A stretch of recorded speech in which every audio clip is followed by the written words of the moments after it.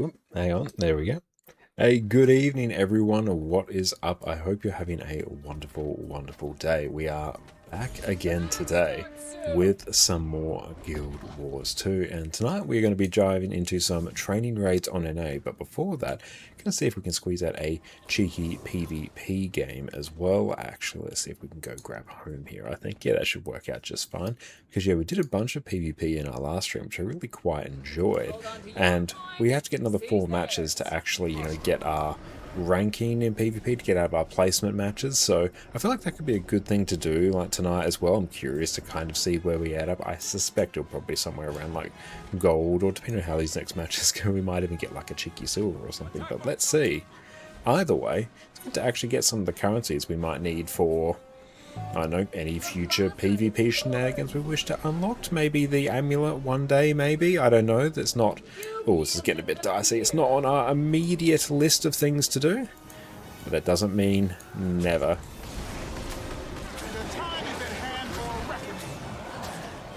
Cool, that one's gone.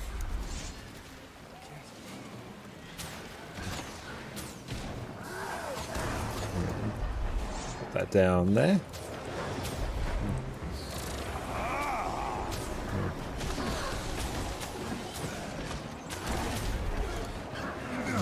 What should we... Gale shot there. Let's focus down the Gale shot.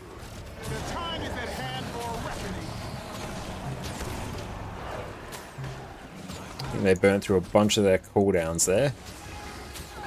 Yep, I definitely think they did. That was a good Citadel bombardment.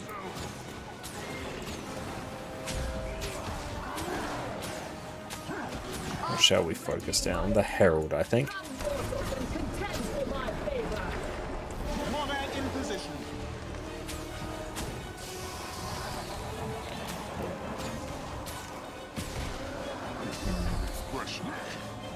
Let's focus on... Let's actually go on staff now, just so we can be a little bit tankier to try and actually grab this node. Cool, there we go.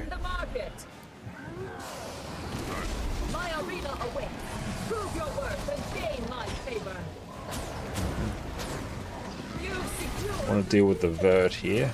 Ooh. Yeah, let's port them away. Get the res if we can. Ooh. Okay, not doing too bad so far. Moralize, how's it going? Welcome in. It's great to see you. Hope you're having a very good day. Okay, so we really do get focused down a bit there. We probably should have kited around a bit more. Okay, so mid's looking a bit dicey. Someone's grabbing far. So might want to play a bit more defensive here.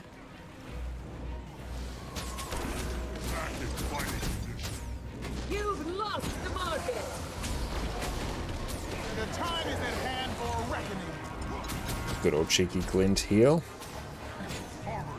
You've secured the beer. Excellent.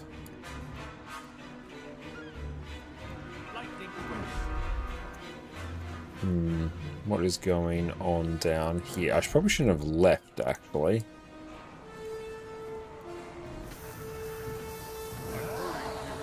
Iron Legion, put your best into it.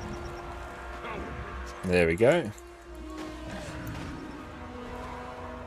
You've taken the market. Bring the thunder. There we go. Very good. Let's stay and just capture this point.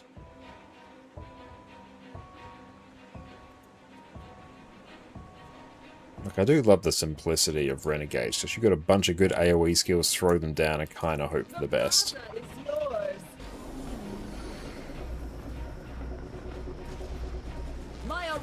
And Gale shot there is the problem.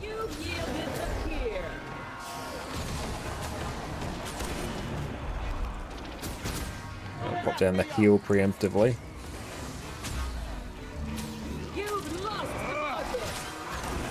There we go. So now we can just start cleaving down the body. Oop. I'm going to try and head out this way.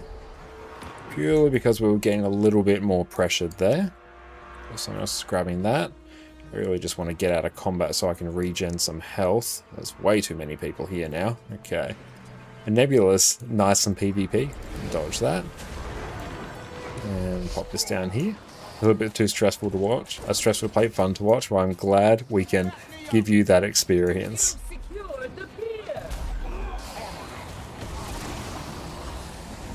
That damn glint heal, it's good, but he can't do it for a while now. There we go. Perfect.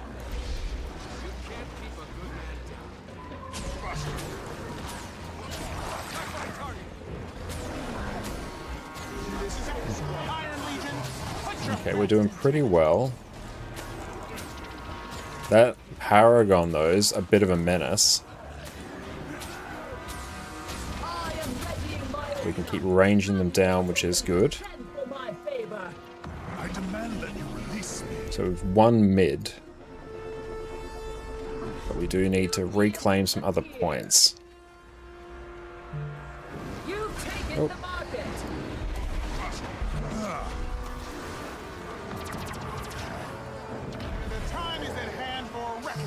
There we go. Prove your worth and gain my favor.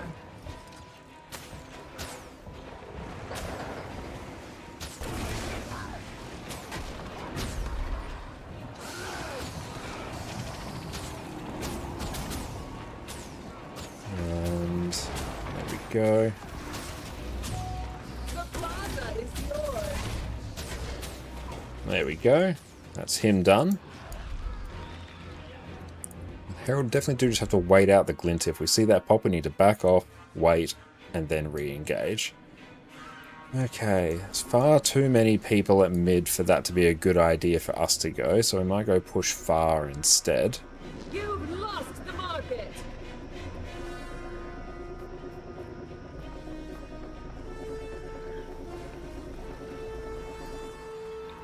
Okay, we got the Paragon.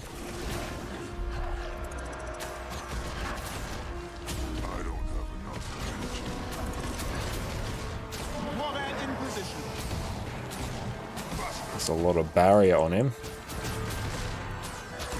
The plaza is Cast down the oppressors. Ooh, that's a lot. Ah, we got the Herald here as well. That's why things got really dicey. You've taken the market. I was going to say, we're doing okay against the Paragon, but yeah, as soon as the Herald came in, Seeing my arena.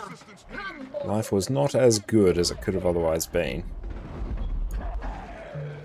Yeah, it's looking quite dicey now.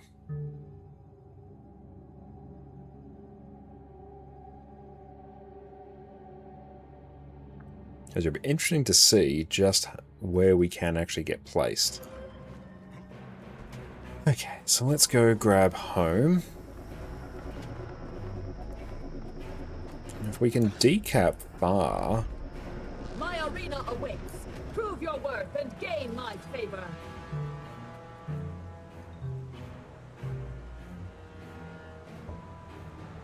Okay, it's a bit of a massacre at far. Yep, friend, you don't really need to come here.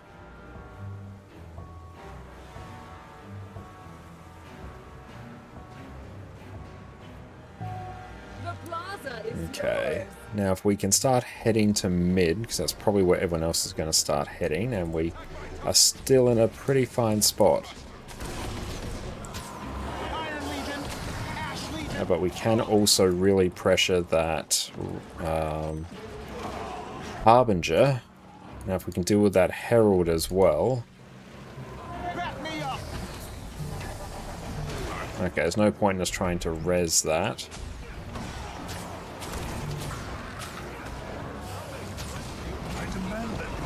Let's get out of dodge there. Ooh, very good. Let's just go in and start cleaving.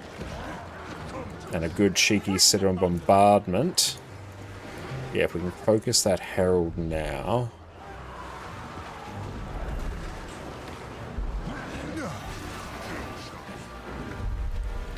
This is our fight. Okay, let's refocus down here. I am want to deal with that Harbinger there. We are Legion.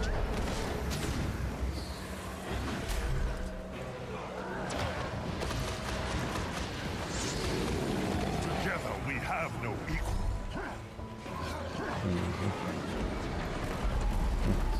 Warband in position. If we can get the res. My arena awaits. Prove your worth and gain my favor. We're up. Good. Legion, put your best into it.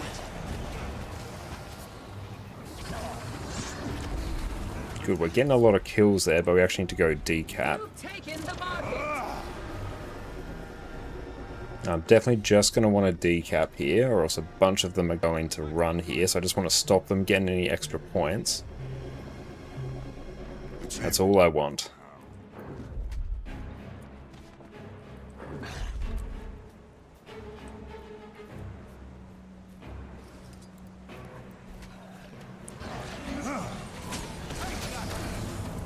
That's some burst right there. Time is at hand for reckoning.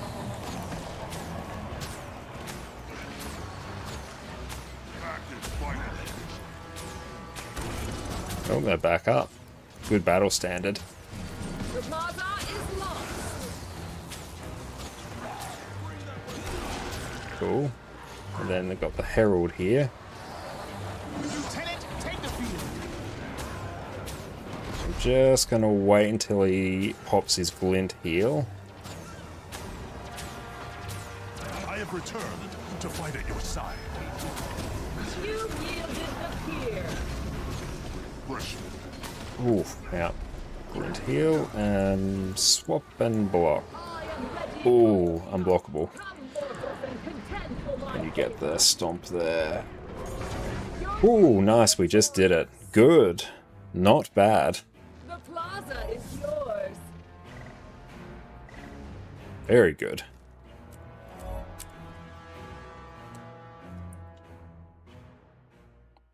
And nice, cool. We want to get at least that one done before we start forming up for raids tonight.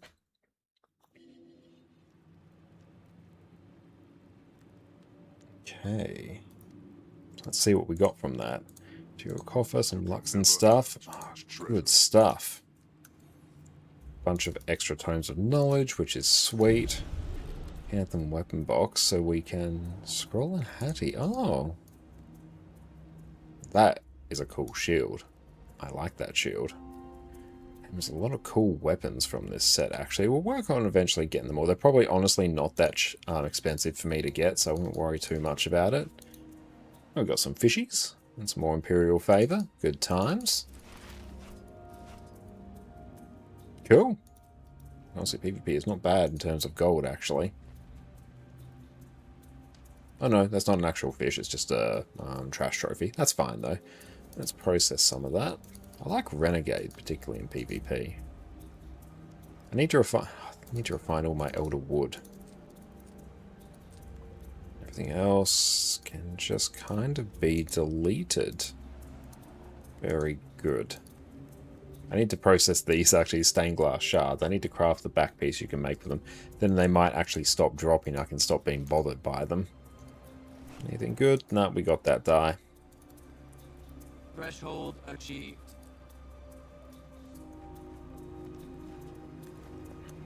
And now if I was to take a look at our league, so if we complete Jasper, 5 gold's not too bad. Once you start getting up to higher chests, the rewards get not too bad at all.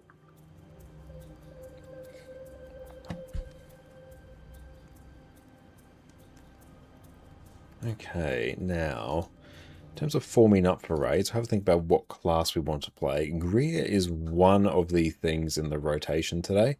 So for that, I'm going to want something... I kind of actually feel like Heal Quickness Conduit is probably the play. Because I can have the fancy bubble, I'm not dependent on keeping it up. Yeah, I think Heal Quickness Conduit is actually the play for this.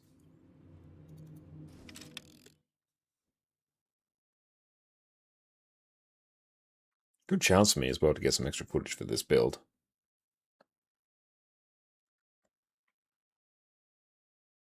And we'll see who is coming for raids tonight. It's basically myself, PD, and Orca. And anyone else who wants to join on NA is more than welcome to as well.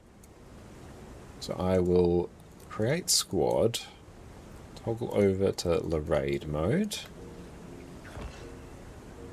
and just sort of contemplate what I'll be doing next.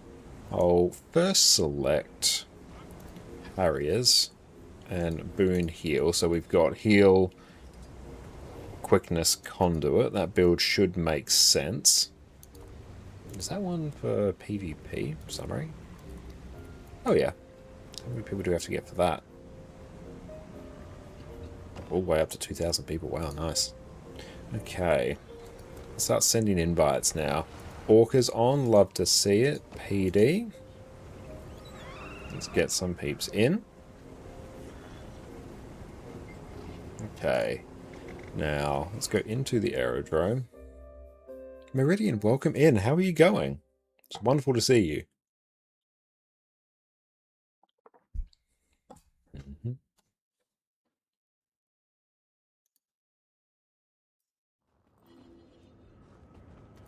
Oh, and how are we on... I need more magnetite.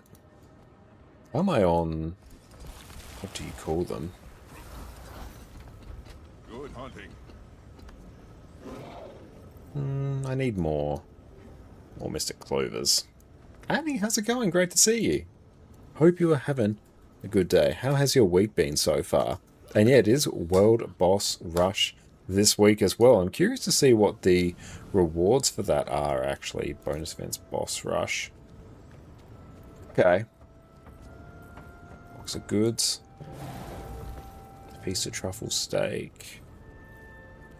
Okay, so you can get a fancy pants ring there. Oh, toughness, concentration, expertise. That is a very strange combination. Interesting. Yes, everyone, make sure you check out Fireball Annie on Twitch. And Boxy, what's up?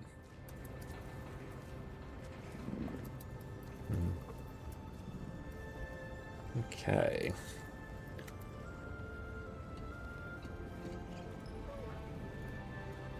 So I think we might try and get Greer done first. I just woke up, so technically still snoring at your screen. Well, thank you for starting your day with us. I appreciate that. Okay. Might start with Greer. Try and get that done. Then the rest will be much easier. Okay, so here I can just rock... I'll probably rock Minstrel's gear, actually.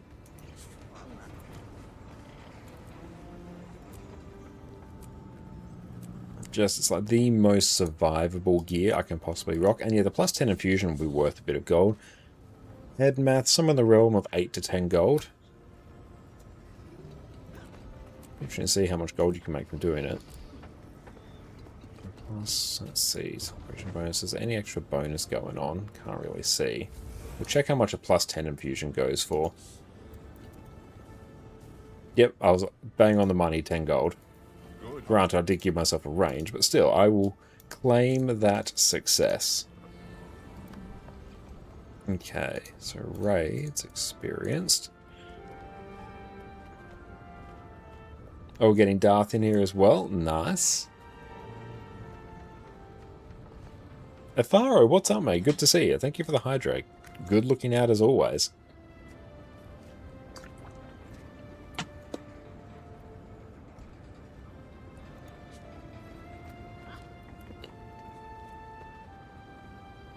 It's going to be a fun run. Hopefully, Greer can definitely be an experience at times. Okay.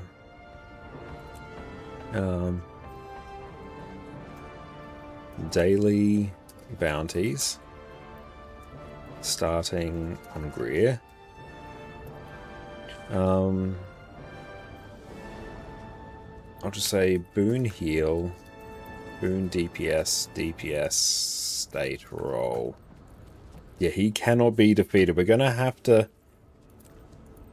upset that claim by Greer.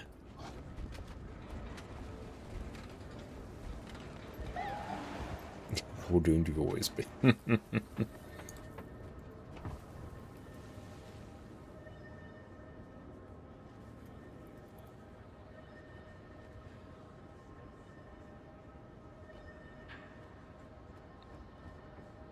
Okay.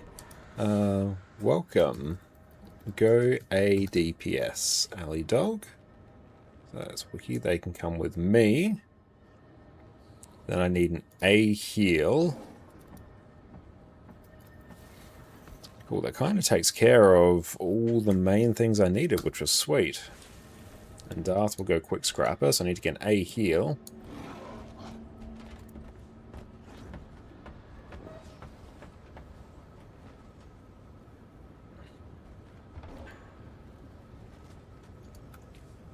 Okay, that started to fill. Okay, let's see. So Mathas is A heal. Perfect.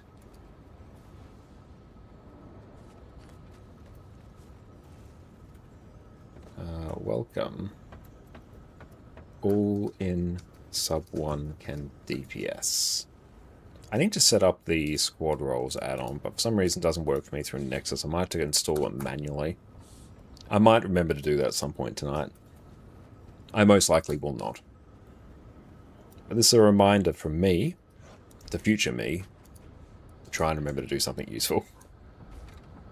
We'll see how we go. Very optimistic. Okay. Got our DPS in. Balraya, give us Greer. So we'll rock Heal Quickness Conduit, because that's going to be pretty damn hype for Greer. Wasn't expecting a hike.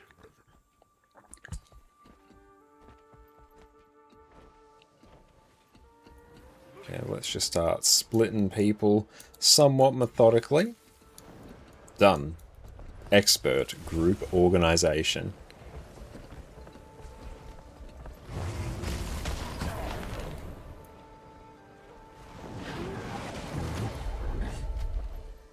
Help! Anyone! Is that? Whoa! The heck you doing? I'll fight back! Glenna. Excellent timing. Okay, so we've got to find Glenna. See, little has changed.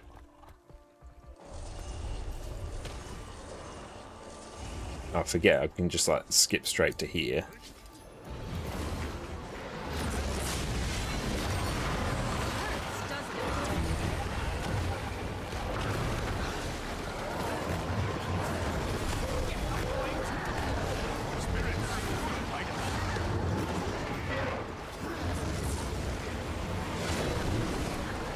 Give people a bunch of stability. Probably shouldn't have snap target on here.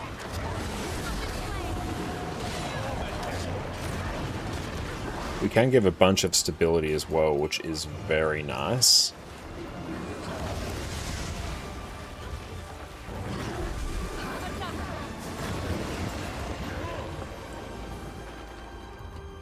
Titan spawn, just a few more. Cool, doesn't look like I have snap target on. Thorin, how's it going, mate? Wonderful to see you.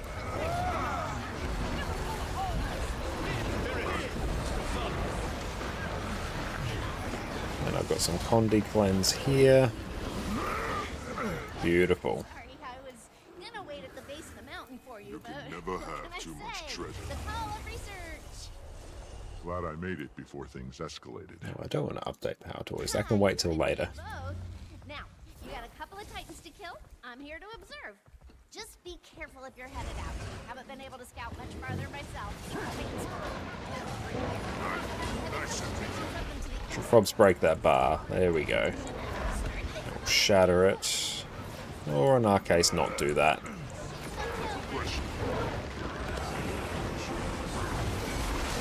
Give some stability.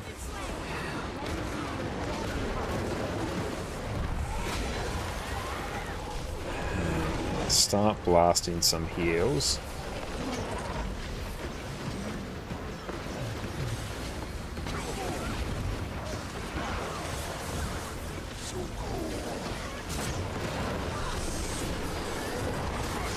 try and keep up quickness as much as we can. Stability that, because why not? Some Condi cleanse.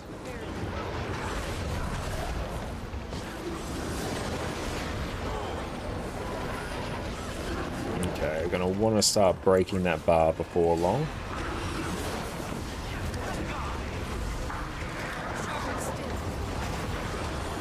And this one is a massive HP sponge.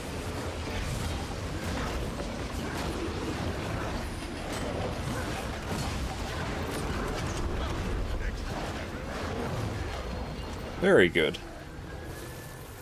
Do I turn on the boon table? Alt Shift T. That one should be... Yeah, there we go. Cool. That's all I had to do. So it's going to be a little bit more fiddly than that. Okay.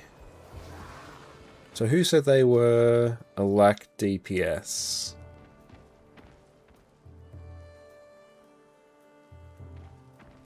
Oh, hang on, let's see. Ellie dog can... Hang on. Ellie dog, can you go a DPS? Mistake on my part.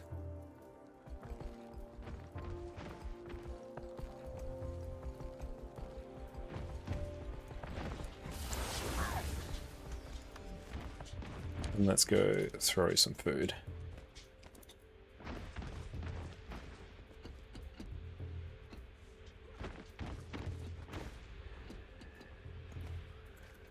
Okay, let's go eat this. And Orca, yeah, they're basically the same.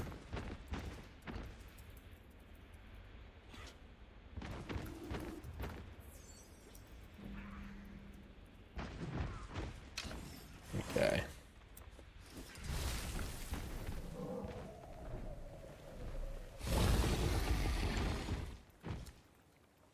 Do you need any masteries to raise? Can you just jump in?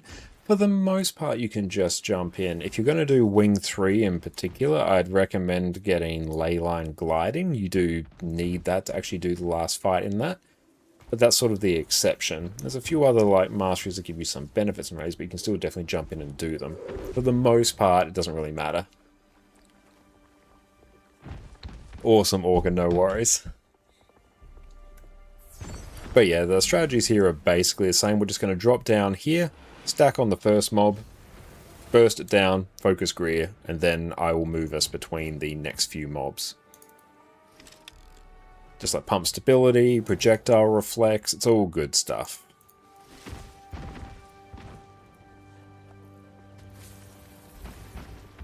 Okay, just getting everyone in. Yeah, no, so there's no alacrity because I wrote Q DPS instead of A DPS. Very sad. Glad our friend was willing to swap.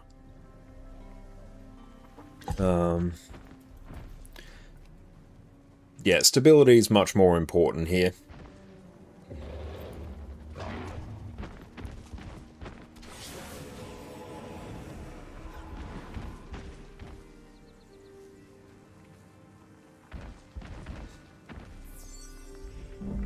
Alka, what's up? Great to see you, mate. So yeah, basically here we're just going to jump on down, stack on a mob, burst it down, then move to the main boss.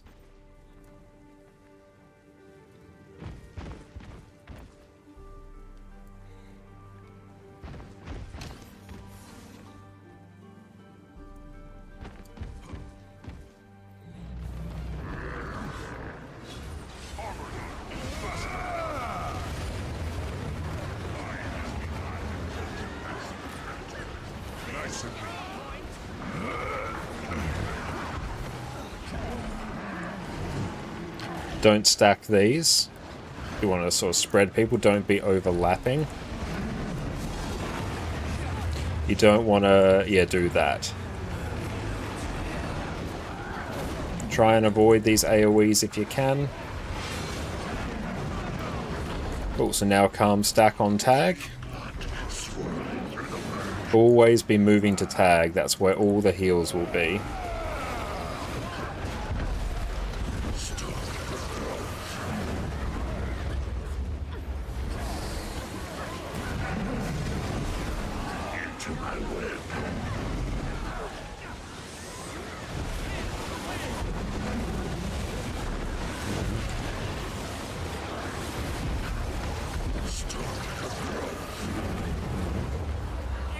There we go. And more stabilities. More stability.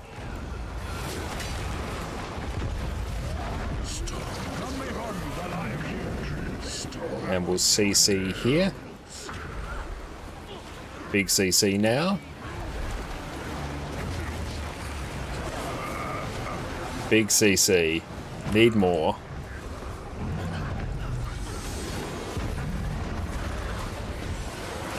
More stability there.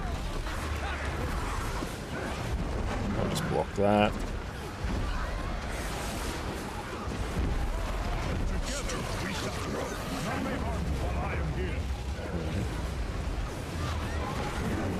We'll shatter that. Good use of reflex. Yep. Let's try and get all the reses here quick. Good job. We're going to go stack on this boss here.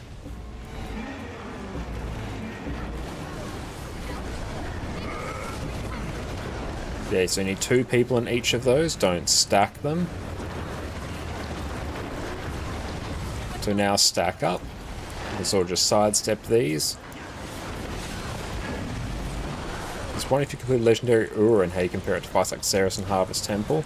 I haven't done Legendary Ura myself. My understanding is that it is harder than Ceres and Harvest Temple. I think Ura is the Legendary CM is the hardest encounter in the game, followed by Ceres, then the Harvest Temple.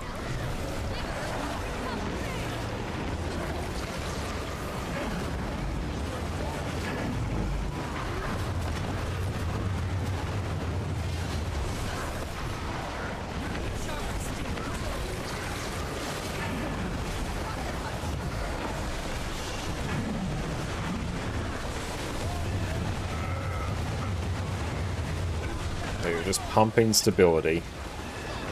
Love how much stability access we have.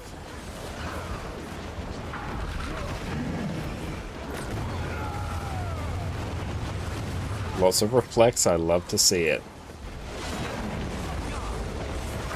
Let's go. Welcome inmate, wonderful to see you. Together we shall gallop.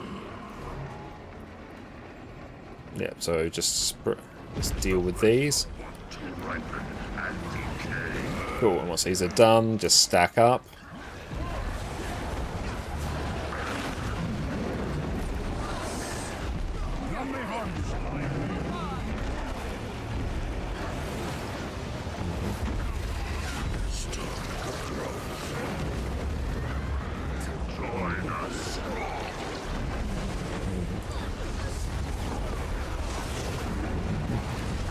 Oh. Get all the reses. All the reses.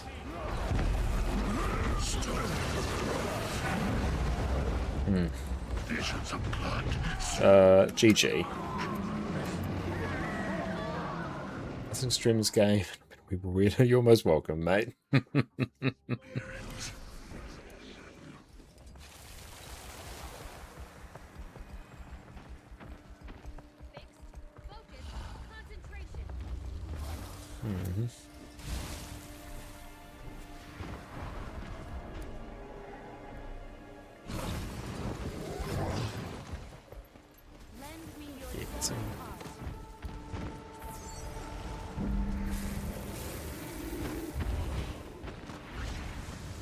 Okay.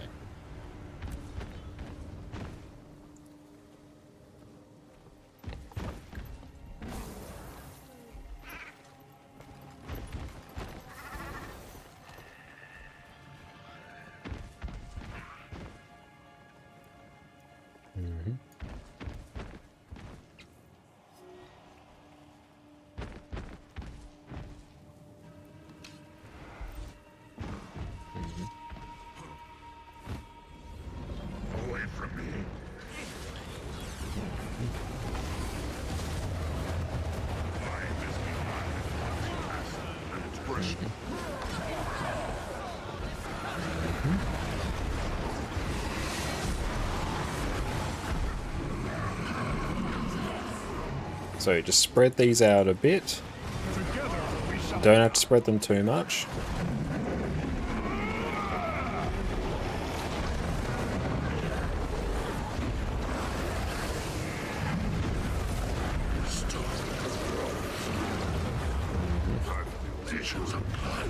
There we go. Much better. Hang on. Got to get you to move out of that.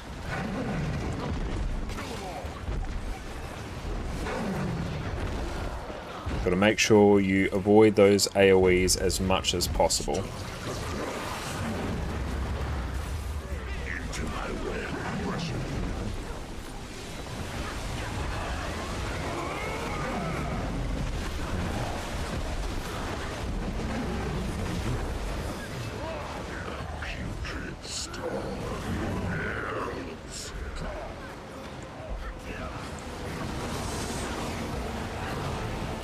Need lots of CC here.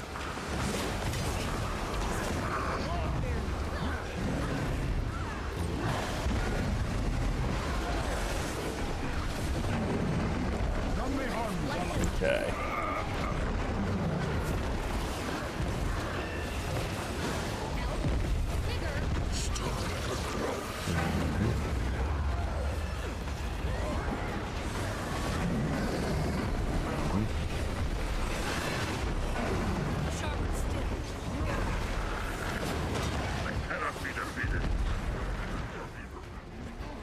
Okay.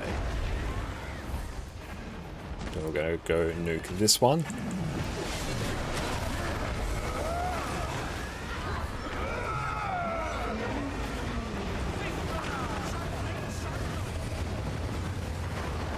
Good use of stability.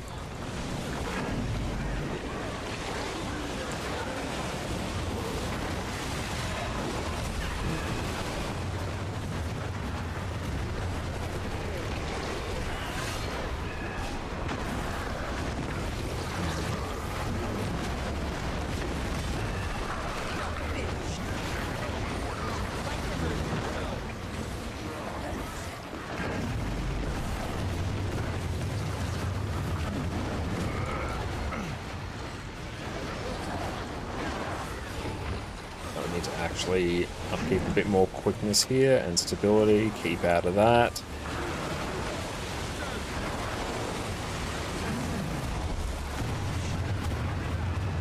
PK, what's up? Wonderful to see you, mate.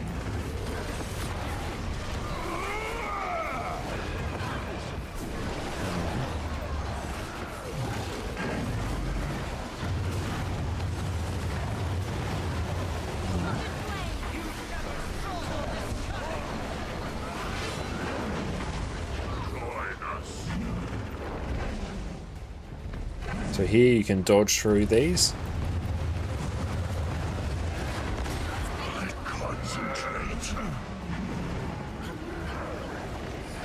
They just spread these out a bit.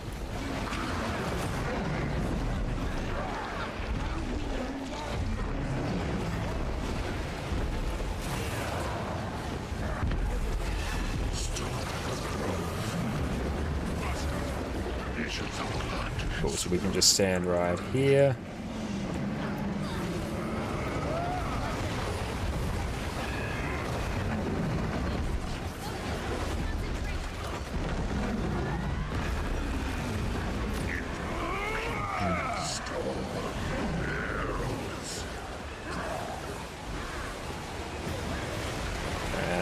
Shatter that, break that bar immediately.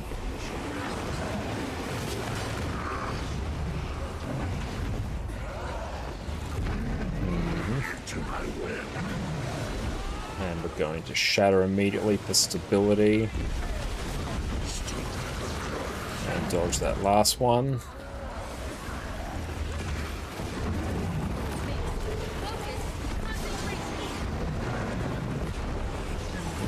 I really like Conduit for this. We'll try and dodge that third slam.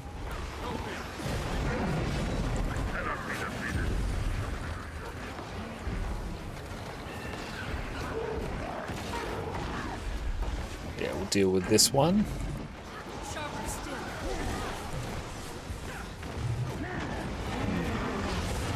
go.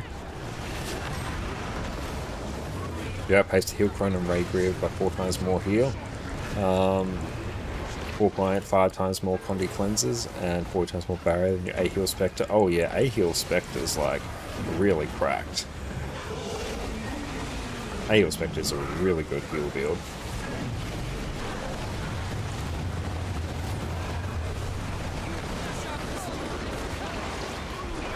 I like that you can pump kind of just permanent stability. I want to try and group these up where we can. Just get the reses.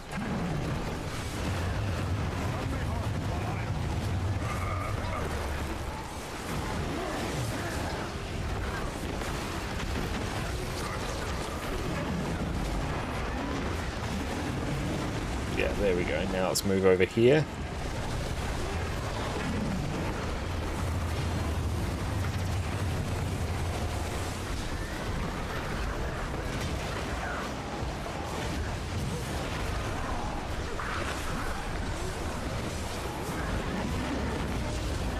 Oh yeah, Heal Spectre's barrier output is like absolutely insane. Concentrate. We must Eliandra, welcome in. Wonderful to see you. embrace entropy. Oh, get all those reses. I shouldn't have stood there. That was me not paying attention. Res everyone.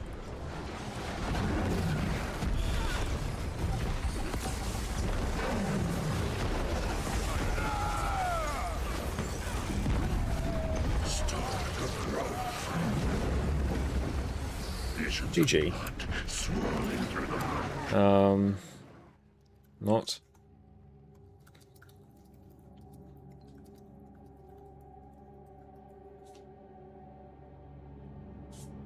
Yeah, as long as we don't stack greens, then we should be fine. I think even DPS is workable, I think, at this level. It should be okay, I think. It used to be on this encounter you could just straight up throw 3 healers at it, but then they added the actual enrage timer to it. Cousin, ConnorConCarne doing? They're doing very, very well. Not as much meat in their diet, though. Yeah, Greer can be so punishing. It really can be, yeah. It's also actually a bit of a strict-ish DPS check, and thank you for the watch streak, Eliandra. I appreciate that. Yeah, it's a fight where DPS is actually relevant.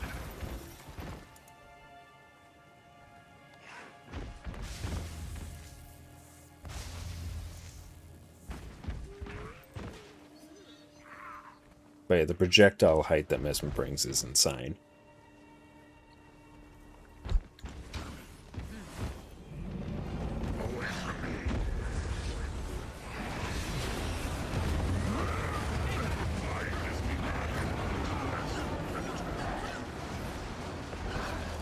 So there, I just shouldn't have actually been there. So try and get out of these AoEs if you can.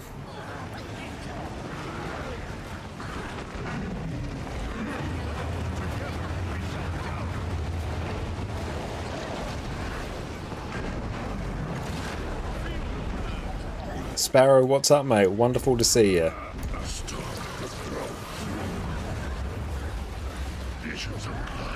There we go. So now we're going to come here. There we go.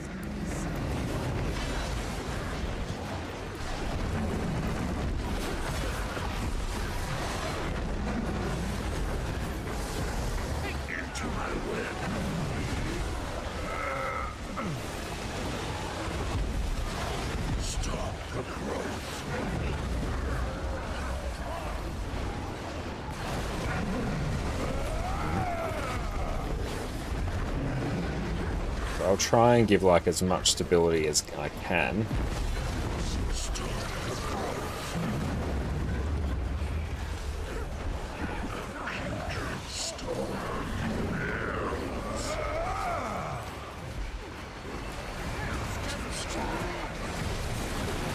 Big CC. Want to CC as quick as possible.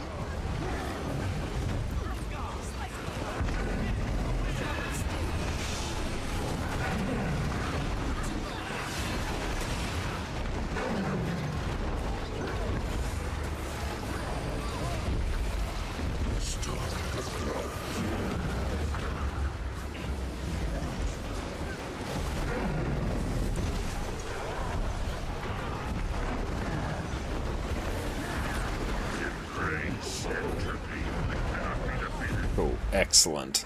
Now we're going to wander out this way. Let's light them up. Up and away.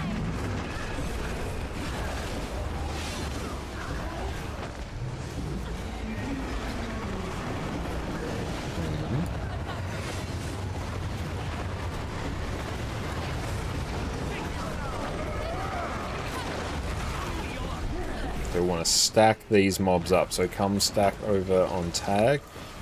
We'll dodge that.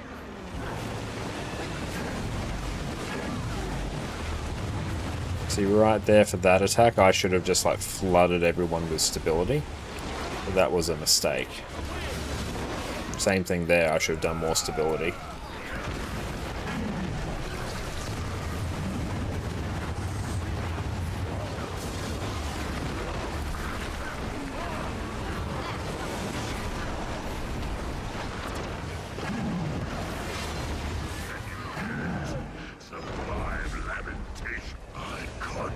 Yeah, you want to dodge through these.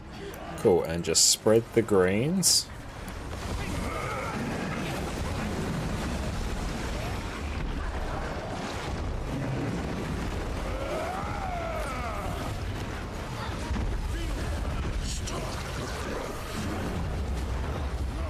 Visions of blood swirling through the branch.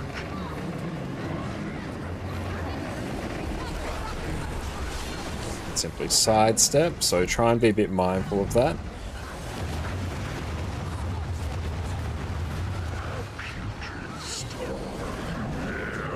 And we will now CC.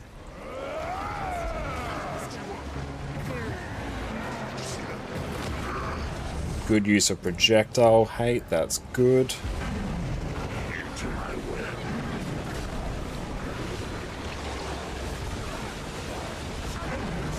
Okay, so I'll try and pump stability now. Excellent projectile hate.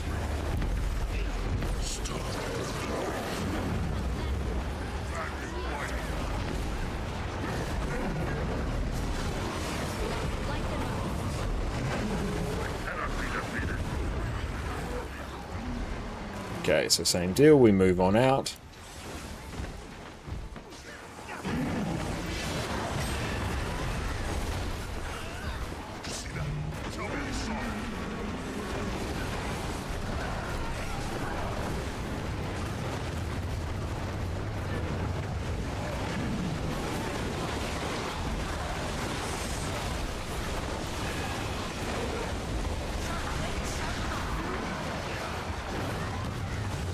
Power res.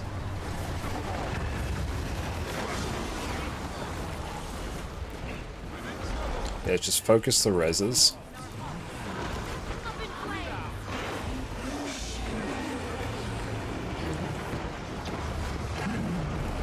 Be careful, get 2 people in each of those.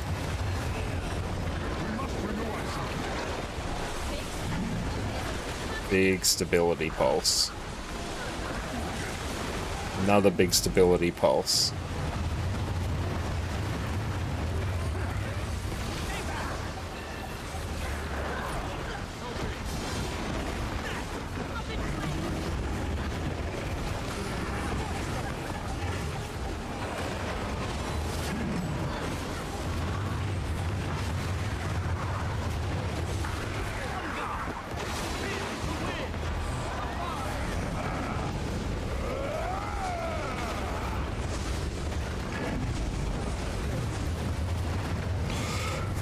That mechanic sucks.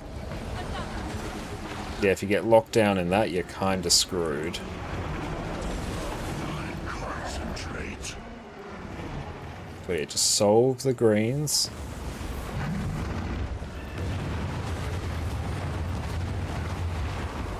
Join us. See that? Tell me you saw it.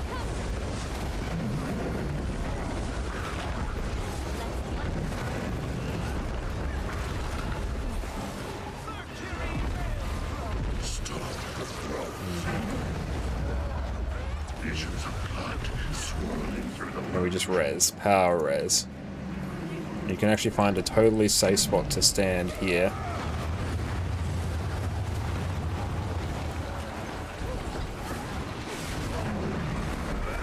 A bit late on the stability there.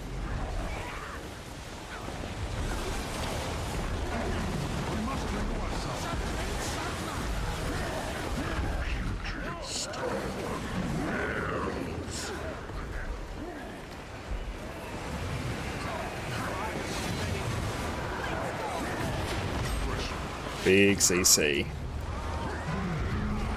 2 minutes, this is still workable.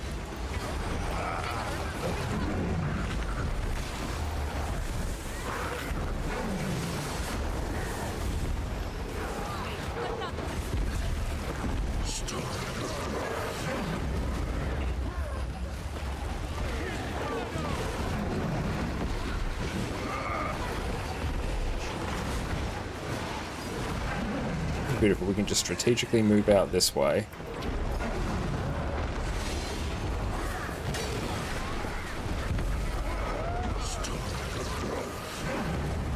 There we go. You want to try and dodge that third slam.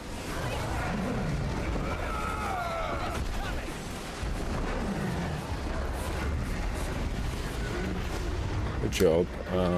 TLX. Not too bad. We got there. That's good, actually.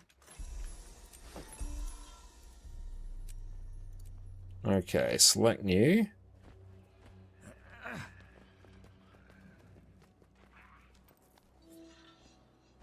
So that one is Mithrite Gambit Twin Lagos.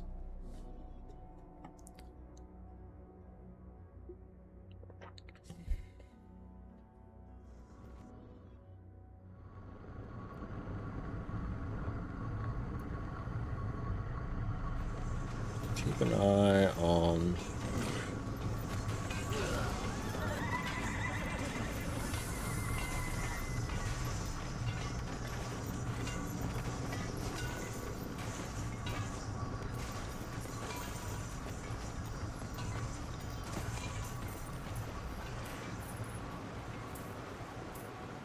Oh, I gotta actually go over this way.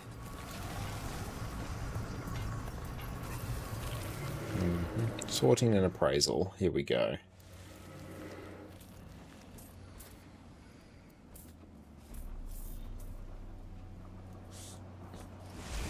Orange Jam, can you recommend any guides on Wing 8? I definitely recommend Muckluck's Get to the Point guides. Those are always very, very good. They're very brief, very succinct guides. Chainsaw, okay.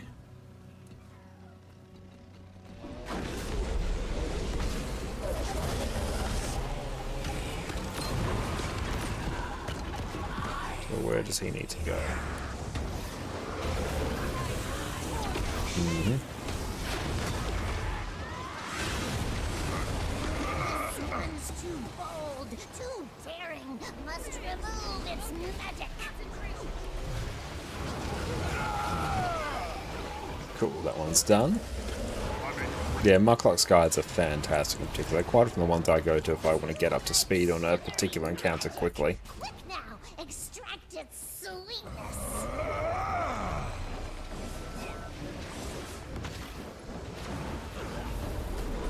Actually, did some irritation in chat box. That's all good. I presume it worked out.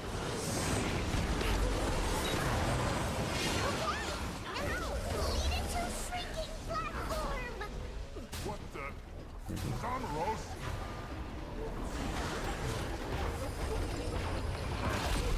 I'll bring it here. Sinking skills aren't going off. I do that all the time.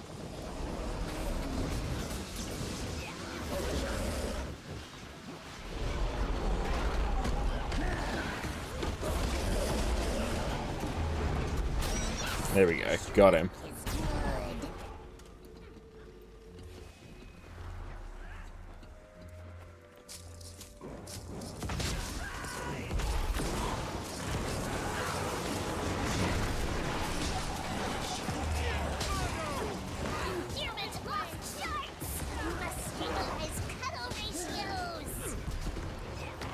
So he's got to come over this way. Excellent time.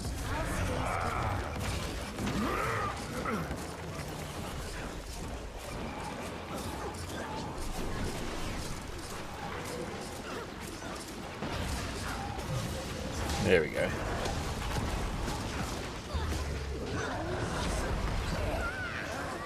And for like different strats used these days, you may want to check out places like maybe snowpros.com in particular. They may have like more up-to-date guides for like recent strategies.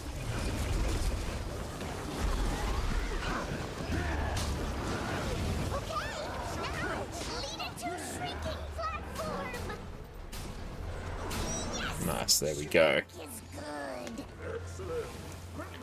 Sub to left, 3 right.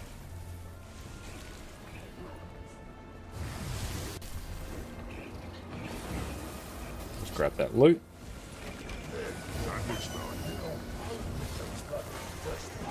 Oh, Dreg Shark, nice. It wasn't little.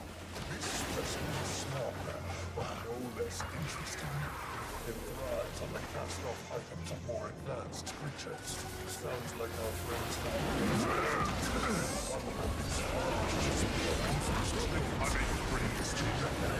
Why are you doing this? Oh, does Snowpros not have a wing aid section? I could have sworn they would have. You don't stand a chance. He's over there.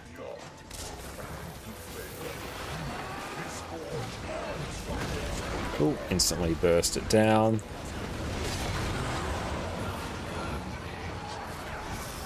Good.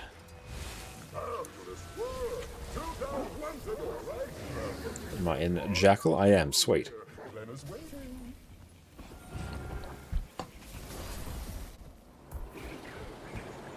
Cool, now we just have to wait for this dialogue to pass. I can use the gobbler here as well. I don't need that actually, I need the exact same thing.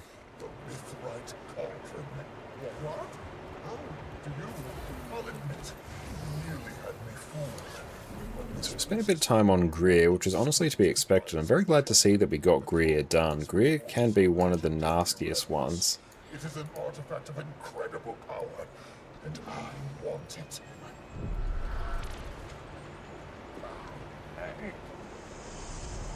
I've new playthings for you.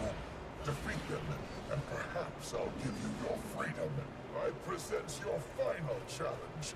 The twin Largos assassins, Nakari and Canute.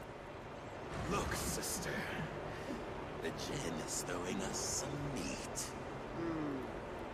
Amusing. Okay, let's get the ready check.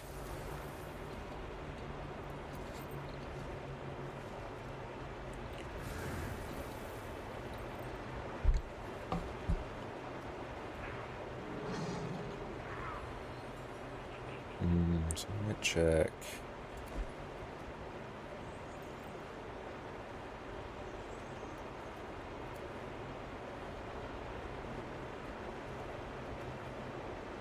Oh, we'll just swap into a range class, which is good. Good shout for this encounter.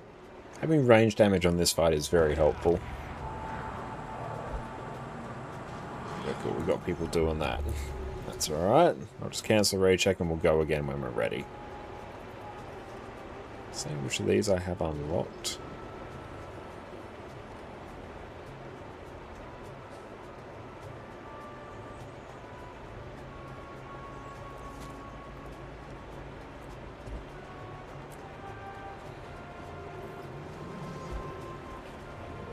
Oh yeah, feel free to check out any of the logs that we post.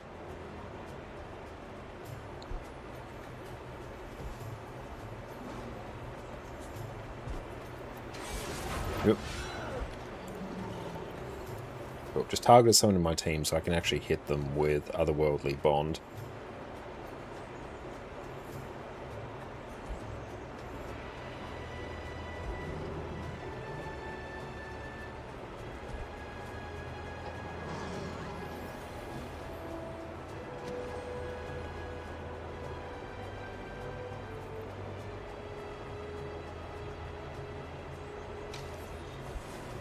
And in we go.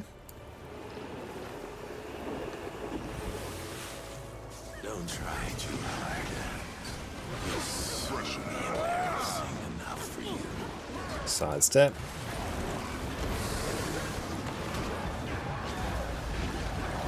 Dodge that.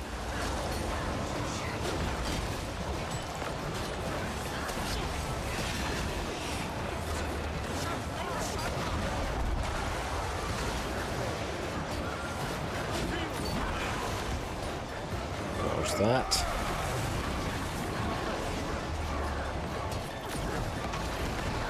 Why do my skills swap around? That's interesting. My skills were not in that order when I left them.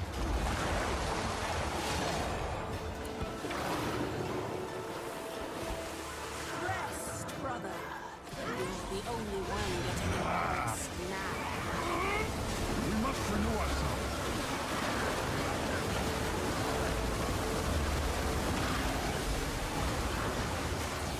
Okay, you gotta try and be a bit careful of that. Jump that shockwave.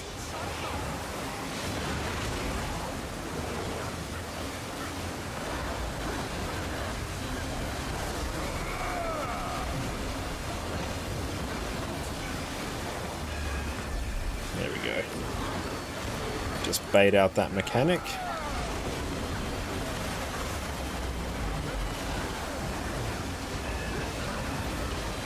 Times up 2, so I go left.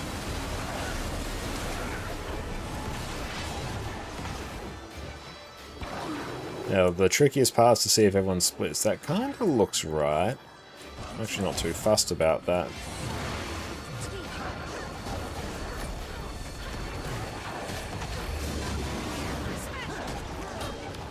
I'm in pretty good shape.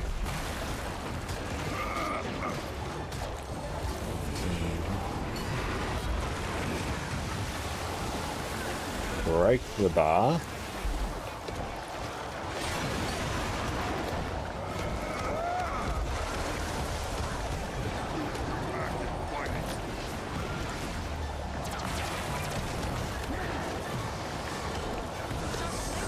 And the strategy you're going to find are going to depend on the sort of the comp you use and the type of team you use as well. Like, are you doing a pug clear or are you doing a speed run? Those will be very different strategies.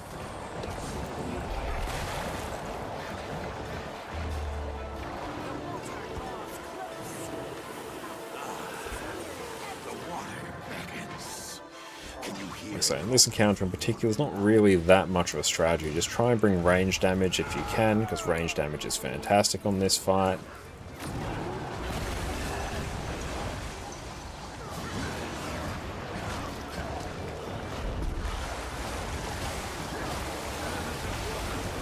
Break the bar. Bring a reasonable amount of CC. Place those AoEs on the edge.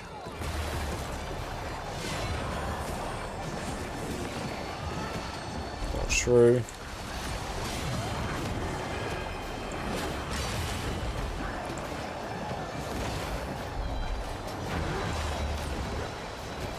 Dodge that.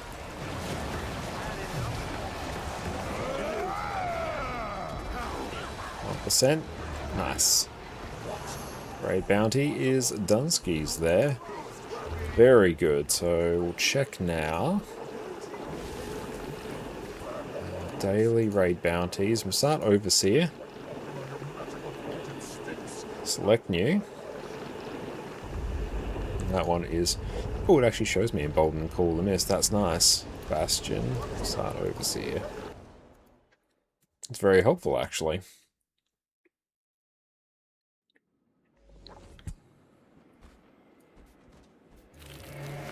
And then we go to Compound Entrance. On the way.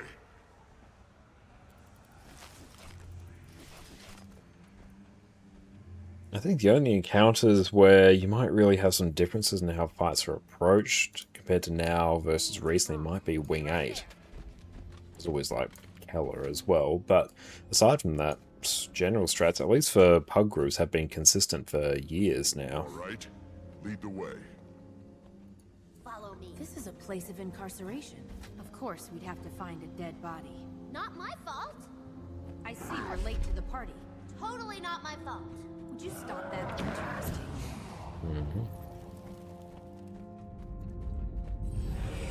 I don't really get swiftness from anything, do I? Not easily.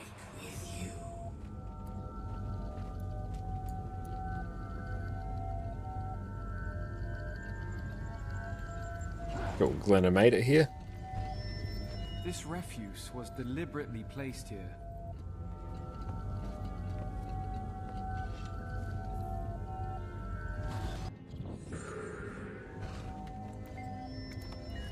Let's go Shovel. dig out something interesting.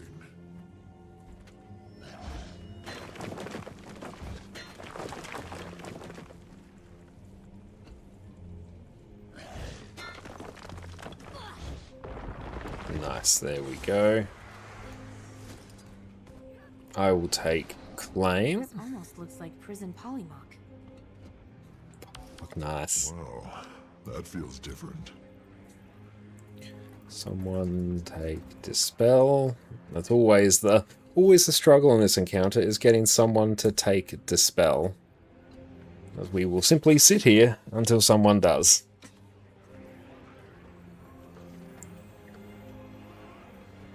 Okay, cool, we got it.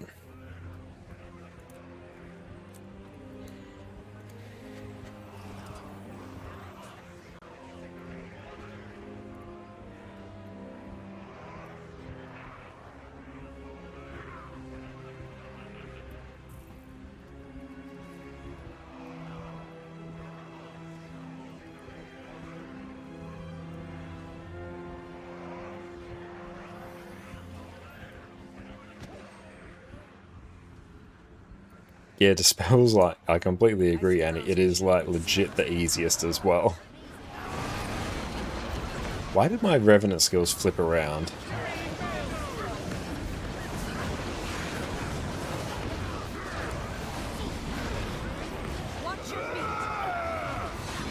So I think everyone secretly wants this just to be a DPS golem fight.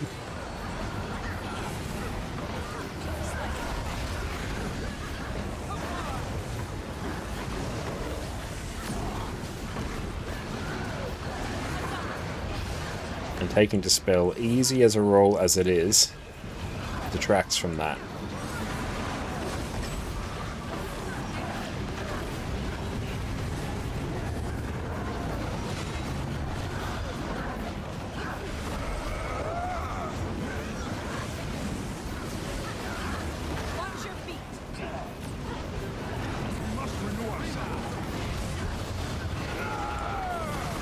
Someone's down.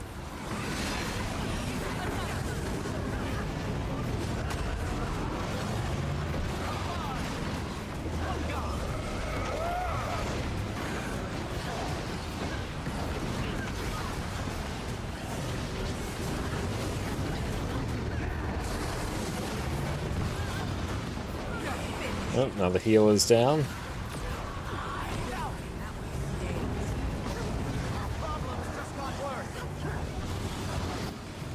Got him.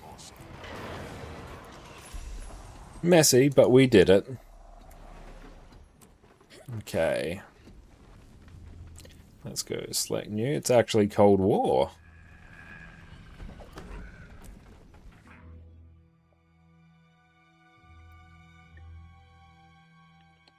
It's been a hot minute since I've willingly done Cold War.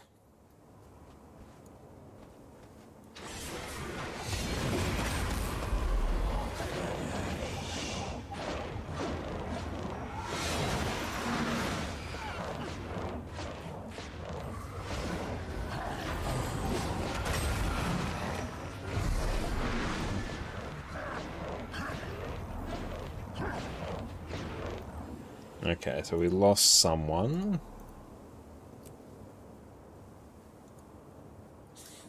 Daily. Cold War. A heal.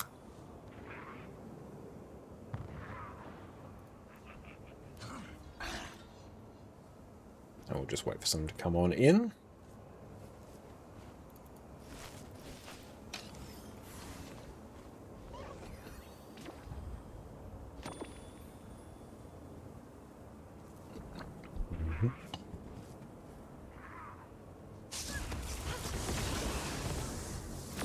Darth is QDPS, I can't really get them to switch. So yeah, we'll just have to wait for someone to join us, but that's okay. Oh, fashion package, what is that? Flower eye patch. Corsage. Oh, that's funny. Okay. Keep an eye for when that fills. See what else is here. Should make sure I do the weekly at some point.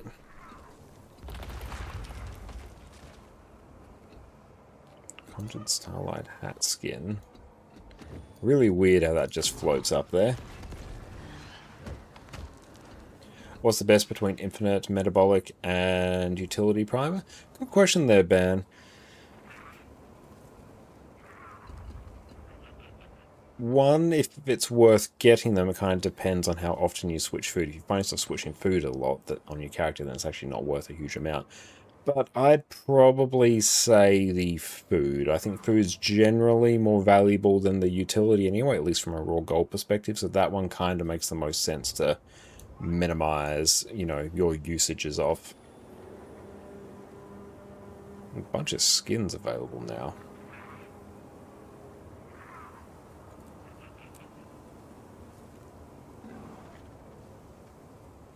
But particularly if you're getting the raid one, it's actually rather expensive to use when you consider how valuable magnetite actually is. And yeah, Meridian, by all means, feel free to announce your event again. That is all good.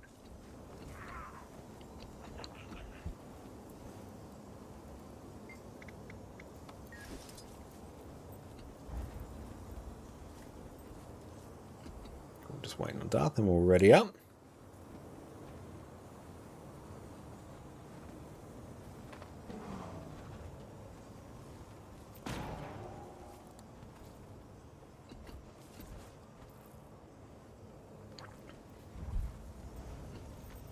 Oh, we've got to talk to her. Yeah. You begin to talk to the actual NPC there. Oh, we'll just run in as soon as we're good. You can just buy one? Fair enough. Nice.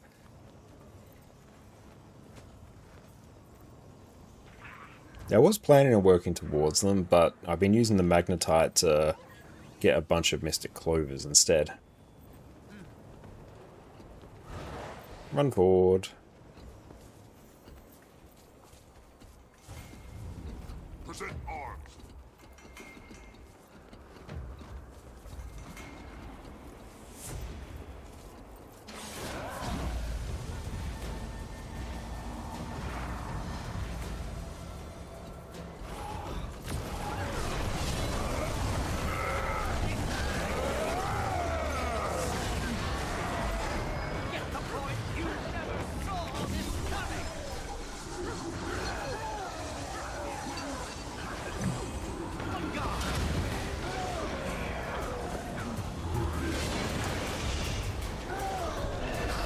So we kind of just chill here in the middle for the meantime. It's a good chance for me to actually practice my ally targeting. We must renew ourselves.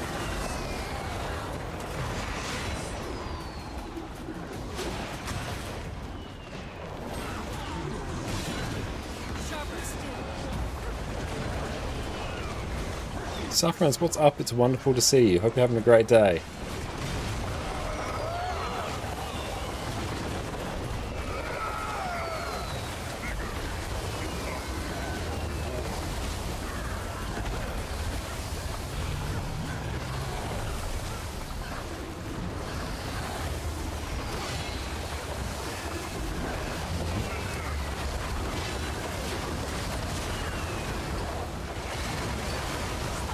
Stability. You're going well? That's excellent. I'm glad to hear that. We're going well today. It's been a reasonable day so far. And yeah, really excited to be back. And some Guild Wars 2 to unwind in the evening. It's always a good day when I get to play some Guild Wars 2.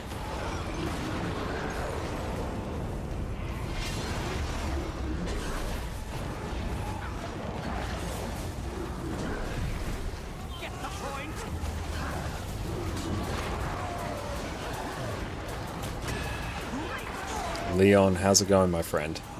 Always good to see you.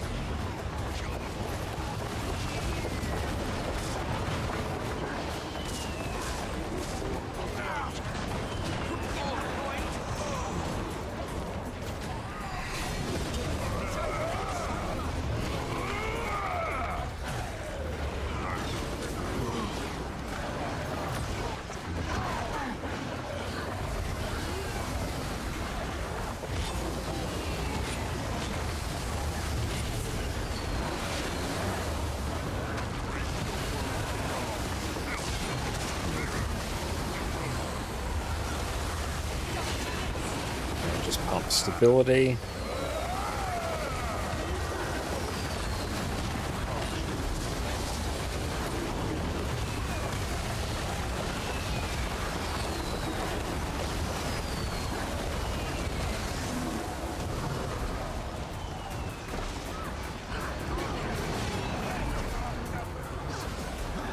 Yeah, try not to stand those bad AoEs. They're actually quite rough.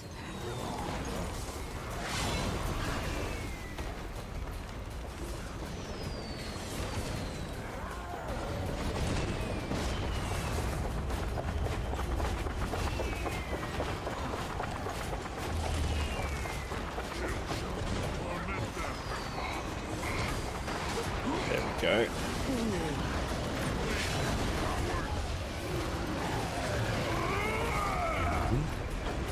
We must renew ourselves. Sharper still.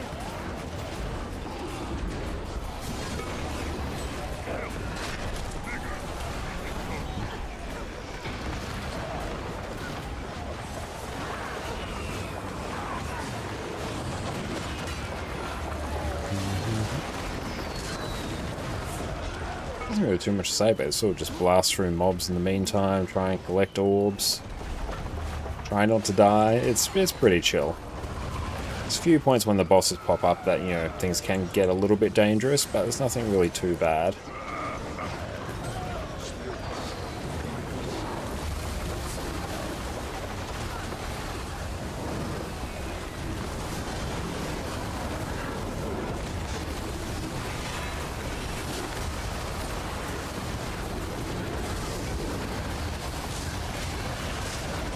That's a big bit of AoE cleave. Love to see it.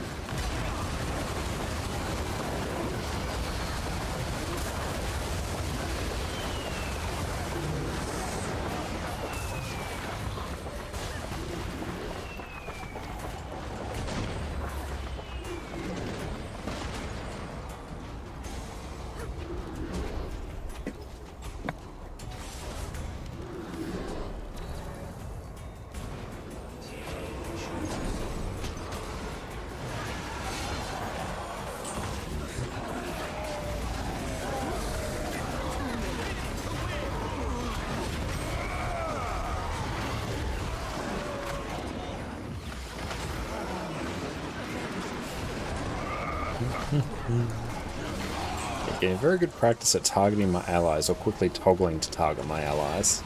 Whenever my otherworldly bond pops up, trying to actually target my marked ally with that is good practice.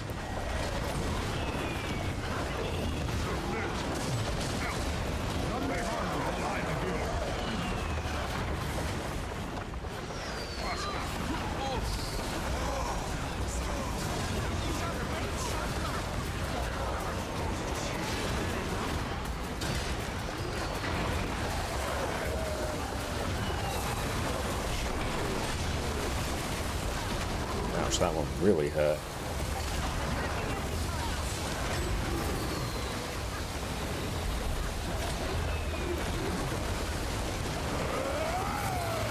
Big push.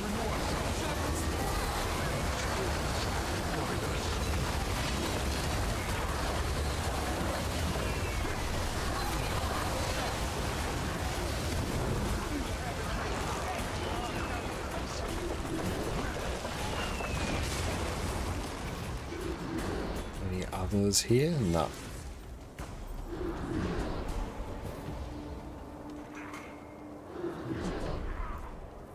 Okay, so might be able to just force. And try and just get a few more kills. So we can at least get 7 to a board chest. There we go. Who knows? Don't know if we'll be able to push it to 8 reward chests. Doing our darndest though.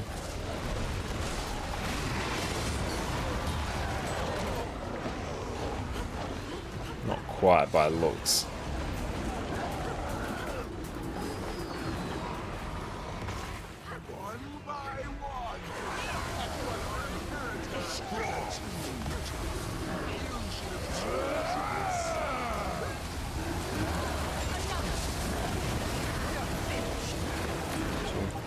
3. There we go.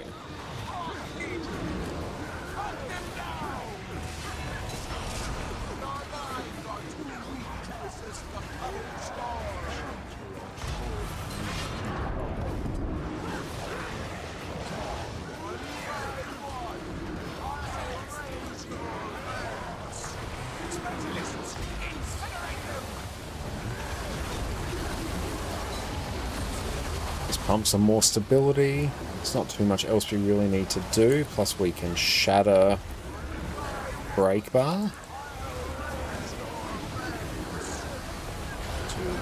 Dodge.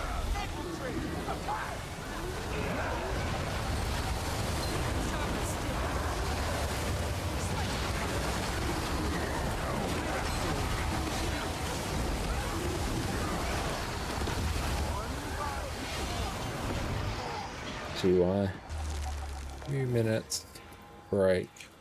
Now let's check here. Select new. Few minutes break, then we'll do wing to the Call of the Miss. Yeah, I think we'll do that. That looks like a good time. That looks valuable.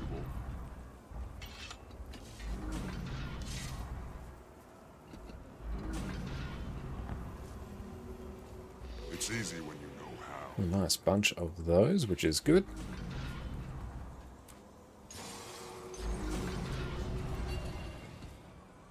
The Cold War actually gives you a fair amount of loot to work with. Select new. Okay, we'll go enter that. Nice. Now we're going to take a few minutes break to go and stretch our legs. We'll see everyone in a minute. Sit tight. I get asked all the time on my streams, Josh, should I play Guild Wars 2? To which I always say yes, and there are so many reasons why you should. So today, we're going to go through the reasons why you should be playing Guild Wars 2. Welcome back everyone. I've been playing Guild Wars 2 for 11 years. I've got multiple accounts and easily 10,000 hours between them. So today, we're going to chat about why I play Guild Wars 2 and why you should do it as well. Number 1, the combat system. The combat system in Guild Wars 2 is easily the main reason I played this game for 11 years. It's fast, fluid, and each class feels unique and has their own rewarding playstyle. So if you ever get bored of one class, you can just swap to another for an entirely different experience. Unlike a lot of other MMOs, which show you dozens of skills at any point, Guild Wars 2 typically only shows you 5 weapon skills and 5 utility skills at a time, with the ability to swap weapons for an entirely new set of skills at the click of a button. This lets you focus more on the actual combat in front of you, rather than having to read the UI or tooltips. Almost everything about the combat system in this game gives you the chance to react to avoid damage or regain control of your character. All classes have access to stun breaks, so you don't have to worry about your character being stun locked from every attack. You'll always have access to dodges and skills with evade frames, so with perfect timing, you can simply avoid damage entirely. This leads to each class in the game being fun by itself and not needing to rely on a healer or tank to take care of them. Movement is insanely important in Guild Wars 2 as well. Positioning your character correctly can let you avoid attacks entirely. High damaging attacks are telegraphed, so you have time to either dodge or sidestep them. You can even use specific skills to move or teleport around the battlefield, so you can be standing exactly where you should be. Not only that, but the build system of the game gives you the flexibility to change how your class plays at any point. Your traits, which give you a whole range of passive and active effects while you're in combat, can be changed at any point while you're not in combat. You even have access to elite specializations which drastically change the playstyle of your class, like turning your stealth-focused, close-range thief into a long-range sniper rifle-wielding Deadeye, or turning your staff-wielding elementalist into a catalyst that crushes enemies with a hammer. All this freedom and customization means that no matter what class you play, there's going to be a playstyle for you. Number 2, buy once, own it forever. So many apps, streaming services, or programs all have a monthly sub fee these days. These systems either force you to keep using them so you don't feel like you're wasting your money, or just hope that you forget to cancel your sub and still get charged each month for the content that you're not using. The Guild Wars 2 though has what is objectively the best monetization model out there.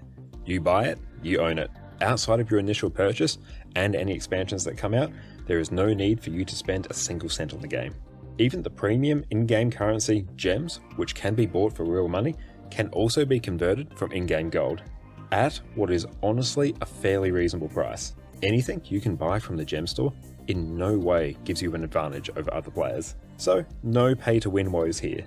Everything in the gem store is either cosmetic or useful in terms of quality of life, like extra character slots, bank expansions, bag slots, and persistent items you can buy from vendors like salvage kits. The fact that this game has one of the fairest monetization models out there is another reason that I've stuck with this game for so long. Number 3, no gear grind. Ascended gear was gradually introduced into the game back in 2012 and 2013, and it has been the best in slot gear ever since. I've taken multiple breaks from the game over the years, and each time I come back, I don't need to worry about needing to grind out the latest and greatest best in slot gear. There are so many different ways to obtain Ascended gear, all across the different game modes, so you can get it by playing the content that you enjoy the most. But this doesn't mean that there aren't any long-term goals to work toward. Most of the long-term goals in the game involve unlocking different weapons and armor skins so you can customize your characters to your heart's content. Or you can unlock quality of life items that make your life just a little bit easier, like permanent gathering tools and salvage kits, account-wide upgrades like extra bank space and material storage, or legendary weapons and armor. Even the long-term goal that is legendary gear still has the same total stats as Ascended gear, so you never have to worry about having a lower power level than someone who has played this game since launch. The only difference is that you can swap the stats on your legendary gear whenever you want and swap out upgrades whenever you please. Combine this with the legendary armory that was released 2 years ago, and any piece of legendary gear you make, you can use it on any of your characters at the same time. With enough pieces of legendary equipment, you will eventually... And we are back. Welcome back, everyone. Okay, so we got to reform here. So let's see. I think Darth is still on Q DPS. So let's go wing to full clear, A heal, DPS, state roll.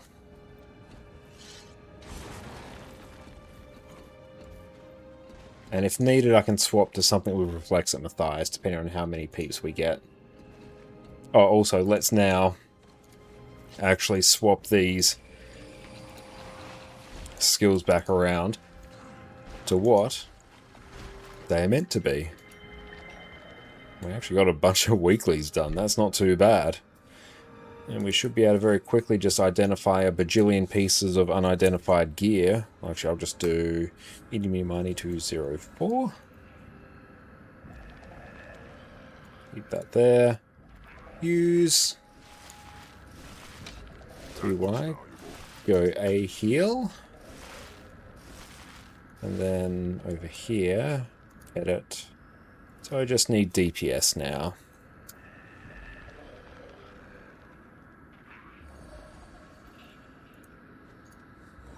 Salvage everything. Excellent. Easy done. Now it's just straight into DPS. Very good times. I'm glad we got all the daily bounties done. That is good form.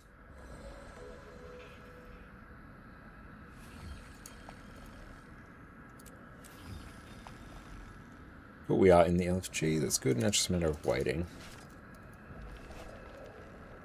Mini Frost Legion Soldier, how much does that go for? Oh, really? Not much. We're just going to add that to account wardrobe.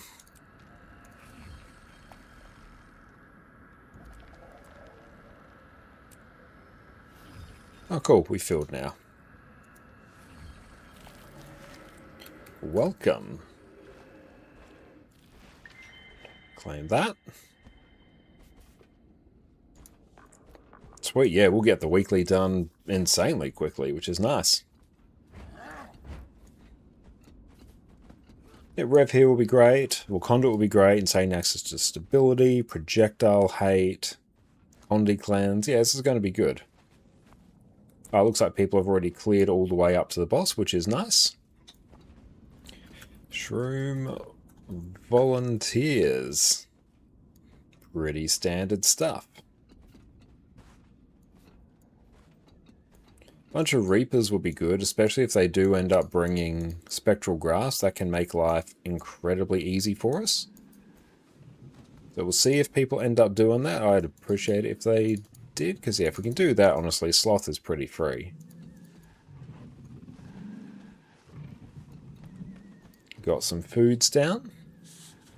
4, need a 3. 3 is probably the most important one, I'd say, outside of 1. Okie dokies, I need a utility. Drag that here.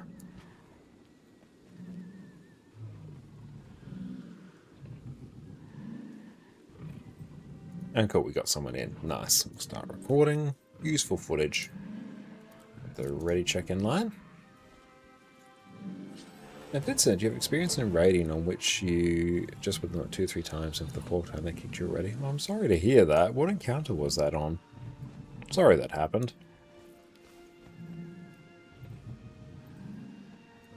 I do like Twilight. It's a very nice sword. Okay, so I might target my... This isn't normal. I think you made it back. Yeah, try not and kill.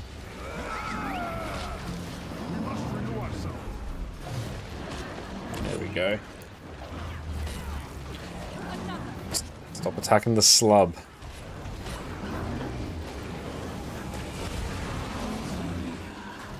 I see you. We got you, fam.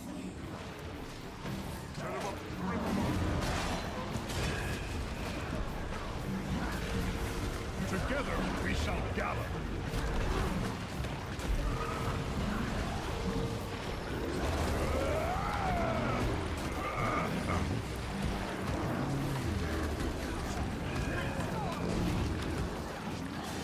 And I will just go pop this over here.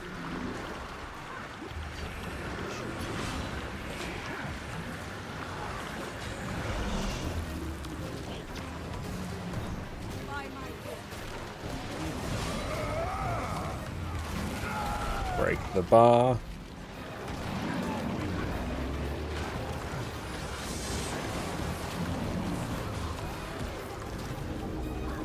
Let's go get our friend up. We must renew ourselves.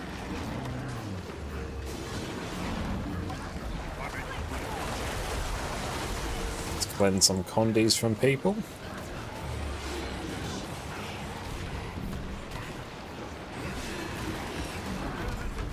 Together we shall gallop.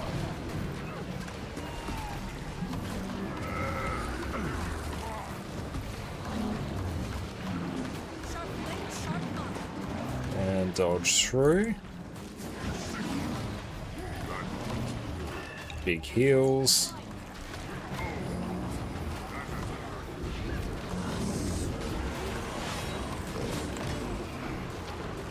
Let's run behind the group to the wall.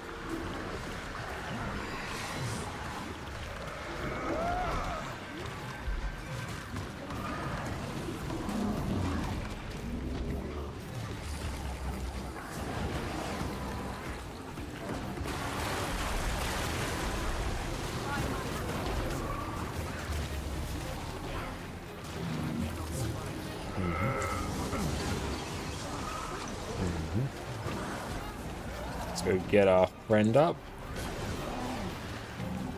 Okay. Most importantly, I'm going to give ourselves stability and resistance so we don't instantly die.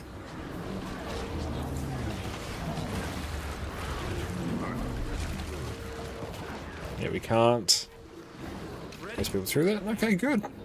Very clean. That looks valuable. Bunch of extra gold. Love to see it.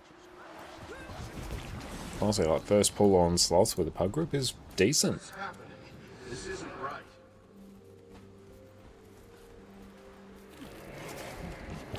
We're getting close. Keep moving.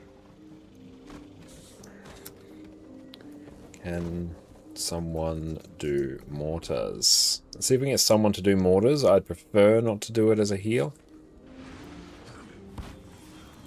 Or is it kind of...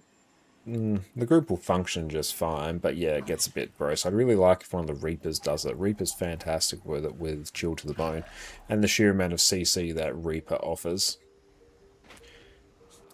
Perfect, one of the Reapers offered. Ah, excellent, that's what we want. Garum, thank you for the follow, mate.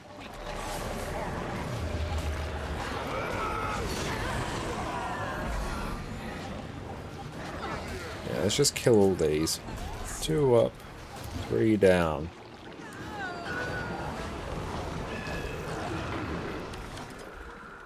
Getting you out of here. Hurry! The forest is full of them. They'll call in Get the reinforcements. ready check. Here they come. 2 up, 3 down. I am up.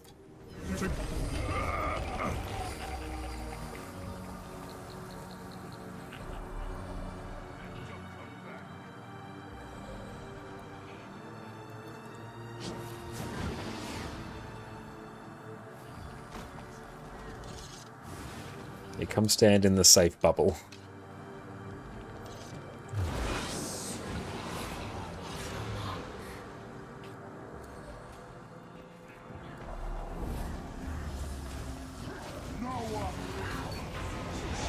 Kill the invaders, and then kill the prisoners. They know too much. Everybody dies. But here, really, if you're up the top, you're just going to grab some of these oil kegs and just bring them down.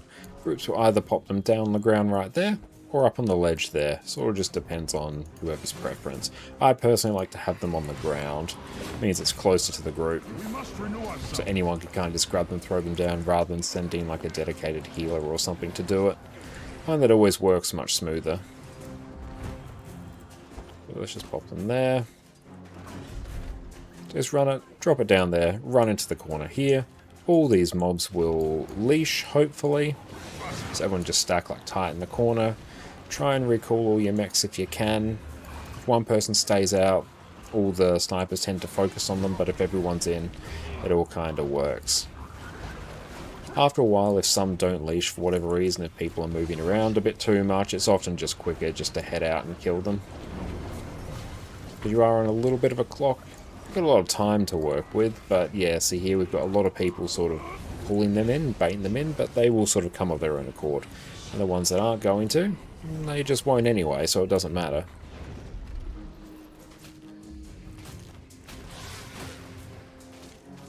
But yeah, now that's done, let's just go get all our oil kegs. We're just going to throw them on the ground. So we've got one up there, we'll just want to bring it down so everyone's sort of congregated here. This is the way I tend to see it done most nowadays. For years, it was always put it up there. Excellent. Yeah, look, it's basically done now. Now we're going to grab some of the beehives and we're going to go just situate them over here. Beehives are for the first boss.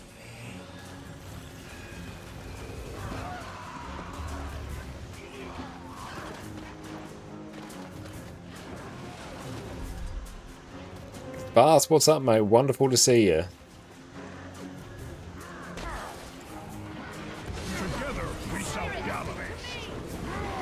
Let's go pick up another beehive, throw it down.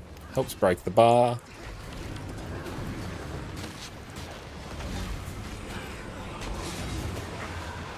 And yep, here we're just gonna kind of DPS the boss down. He doesn't really do too much, especially once the beehives are on him.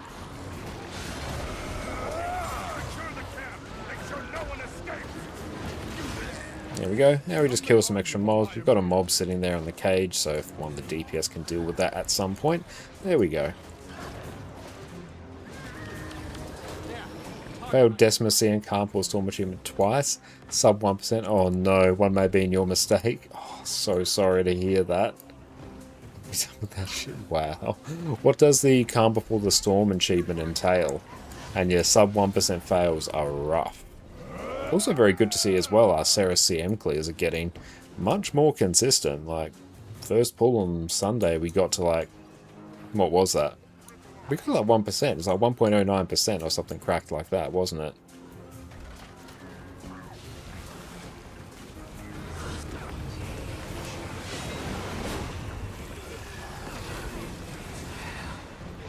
So for this one, once you get to, I don't know, about 5 minutes, 10 seconds on the clock, that's when you're going to want to start going around and opening up the cages so you can summon all of the wargs. So it's starting to approach that, so I'm going to go make tracks now, just because getting up here takes a moment. No single green to go in and no conduit charge by any orange from a player. Wow, so it's basically like perfect execution of the fight.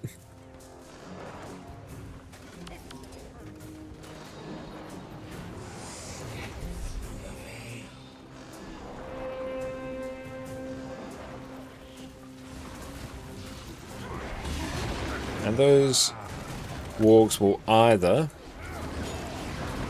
rush to Zane and help DPS him down, or they will go take care of other mobs. Both of these are useful occurrences. And it looks like they're kind of focusing on Zane, so Zane gets absolutely deleted. You always want to generally be between Zane and the wall, that way when he does that attack, it doesn't hit the cage, because a few hits of that on the cage will destroy the cage and mean you have to restart the entire event. Very sad.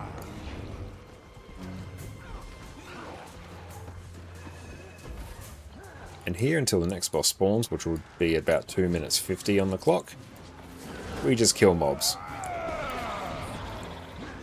Priorities, you want to stop the saboteurs that are stealthed, because if they set up their bomb in front of the gate, the little cage here, then everything wipes.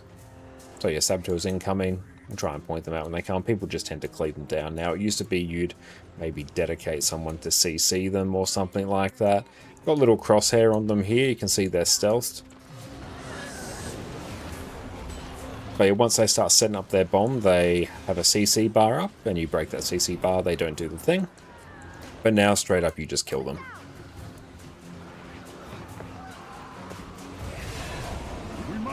Whenever someone's dealing with mortars, they go out and they CC the little turret boys that set up the turrets when they're setting things up. That way they don't set up the mortars, so we don't get giant AoEs covering the entire arena.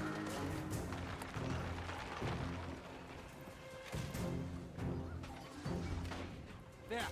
Target identified.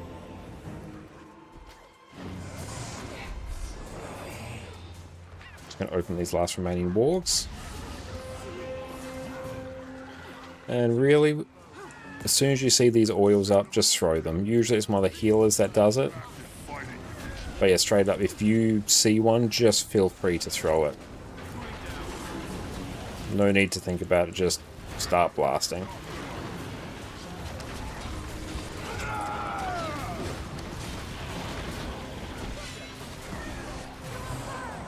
Nice. We got that. 2 firebrand. So I need projectile reflex, and I need them now. So we'll go on to our firebrand for that.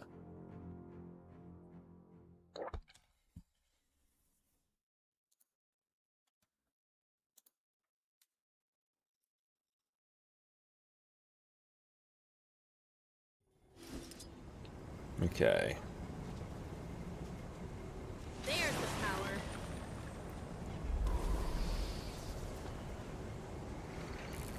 Katana Fritter, welcome in. Great to see you. Hope you're having a good one. We're just blasting through Raid Wing 2 right now. And then I think, depending on how much time we have left, might just do an IBS 5. So here, I'll make sure I take Heal Quick Firebrand.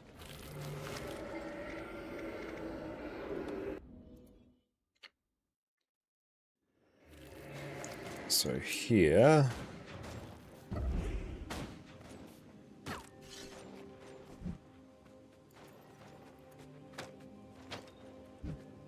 So 2 reflects, I have my Tome 3 skill. That's a reflect, what we need. But my primary one is going to be Wall of Reflection. Then, I don't know, here... Do I have a revive skill? Yeah, Signet of Mercy could be quite cool. CC is actually very handy though, so I might even do Sanctuary. I think that's probably better.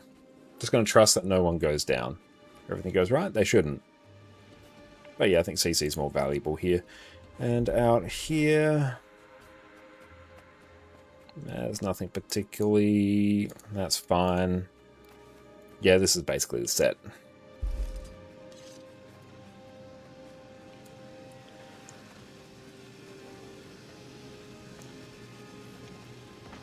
3 bandits left. I am the sign, the bringer of salvation. I need your help. We'll just get everyone here.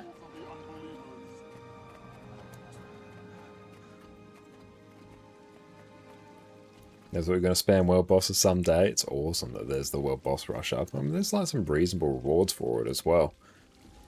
Okay, I'm going to have to throw down... Yeah, like bring as much CC as you comfortably can on your build. You have the option of swapping out some skills for CC. Do it. It really streamlines this entire fight, and the fight can really destabilize quick if people don't bring it. You start losing people too soon. So yeah, if you have CC, bring it.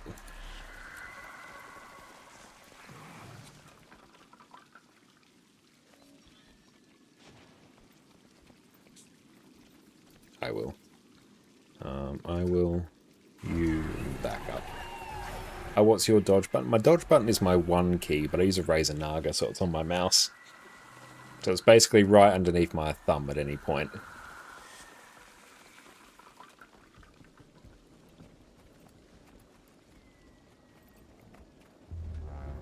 You will obey. Elements, I command you to bend to my will.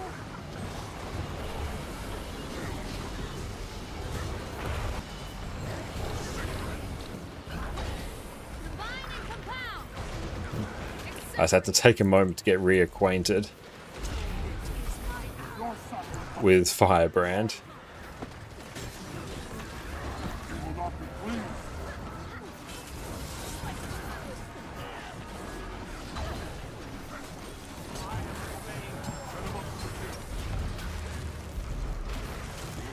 Surges through me. The elements are in my grasp. Powerful combination. It's my bad, I wasn't paying attention.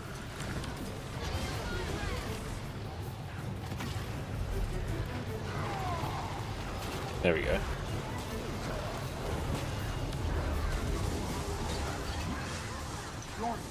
Yep, so CC me.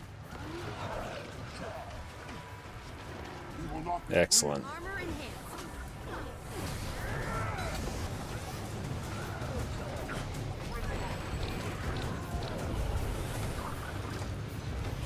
challenged.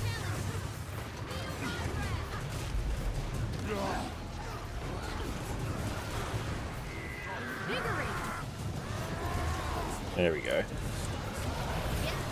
This is a very good fight actually to have snap ground target to current target on. That way your wall of reflection will always go exactly into the center of the boss's hitbox, which means you don't have to worry about any strange placement. Your sacrifice will bring him life. You will not be pleased.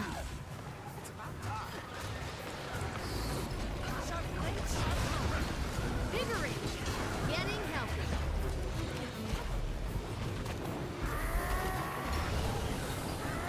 There we go. Flex are on point. Some peeps are going down there. Yet we saw that happening.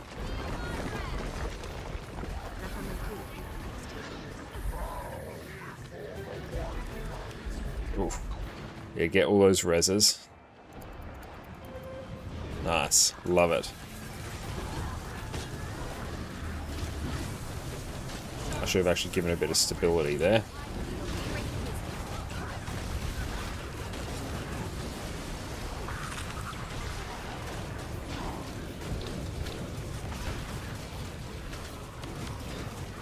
Vigorous.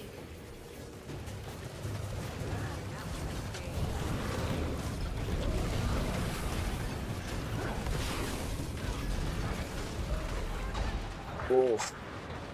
I did not expect that. Need the res.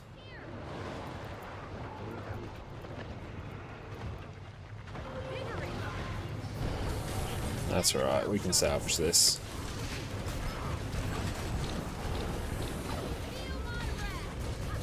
Okay, so I need to... There we go. They're all going down, we're fine.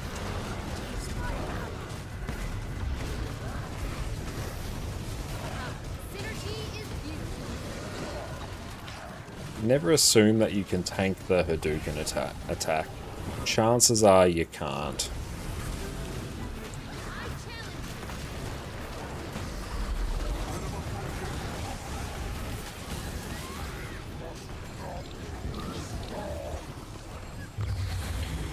Good job.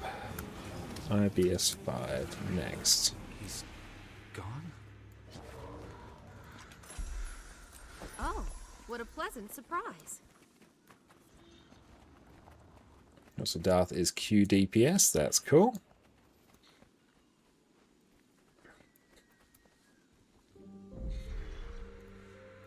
Okay, so let's go select new. Let's go into Bone Skinner. So I'll take a look and see who else is here. I can recognize the Alak DPS from my group, so they are still here.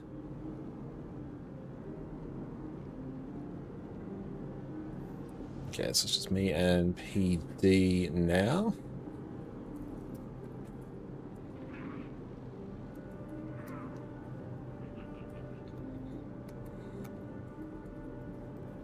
Okay, so now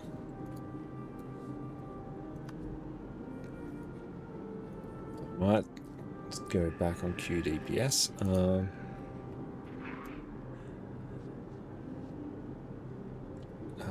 Shall go a heal. Raids. IBS 5. Thank you, Orc, for coming for that. It was great fun. Quite successful tonight, which is good. And so I need an A DPS. Oh, Q DPS. DPS. State roll. Hang on. Get my delineators.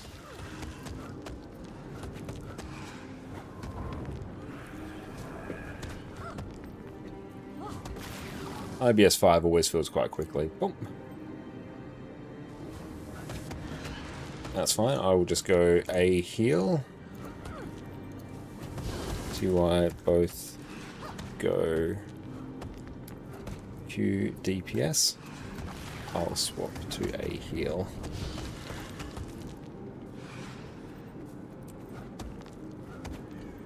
There we go. So I am now Luminary. Build is functionally the same.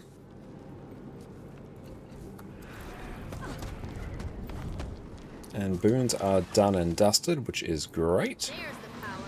I might go... Oh, we'll have some of that. And I will throw down some other food in the meantime, so everyone can have some stuff when they come in. Good hunting.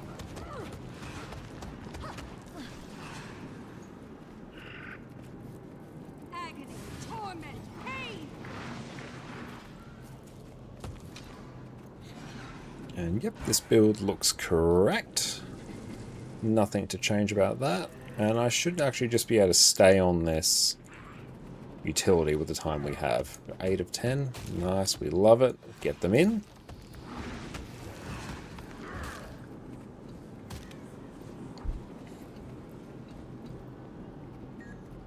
Bone Skinner is free. 2 antiquaries, which is very cool.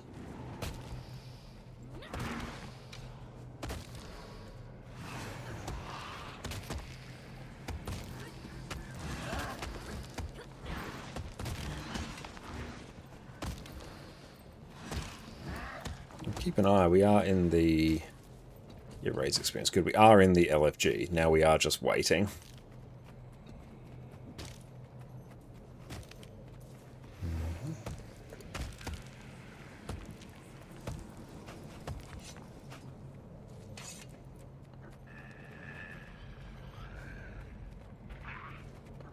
Nice one, 75 gold. Now, actually made a reasonable amount of gold from doing raids tonight. That's good. And spirit shards as well. Getting up there. You need roughly about 270 spirit shards to make the next legendary, I think. I'll check, actually. Orien's Claw. That is what we are doing. Okay, so we'll let that fill, actually. Hang on. I'll remove and advertise again, just to see if there's not anything weird going on. There we go, someone start joining. Aurine's Claw. Use my own mats.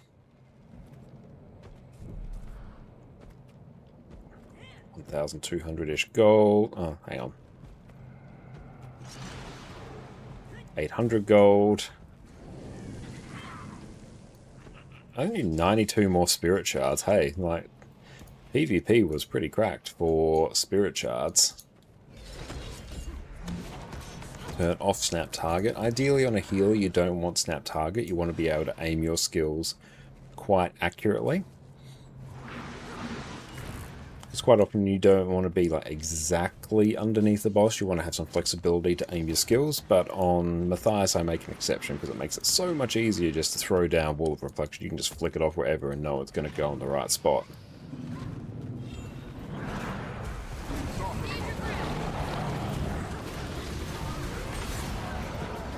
Strategic move there.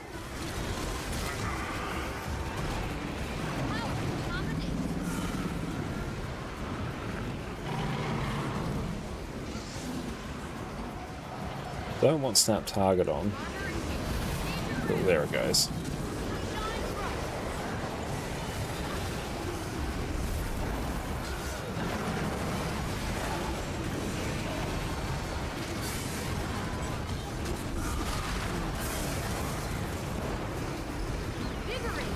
Airborne, welcome in.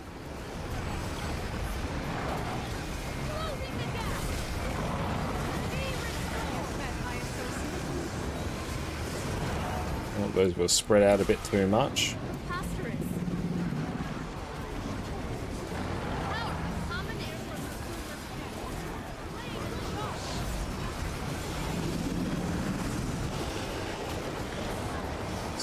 Aegis? No, but we'll give some prot though. Lane. I require more energy. Once again, let's get Whisper done.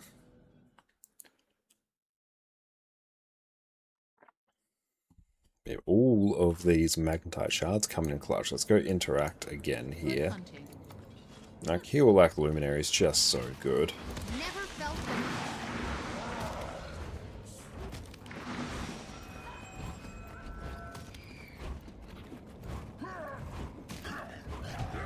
Better eat some more. Show me my gobblers.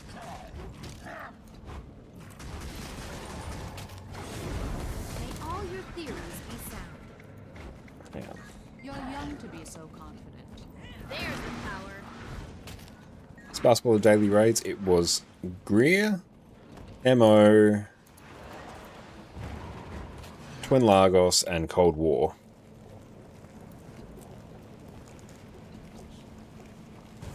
So Greer and Twin Lagos being the spicier ones.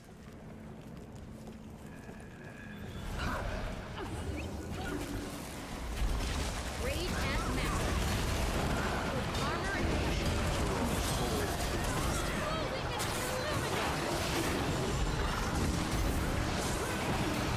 and I'm going well, Airborne. How about yourself?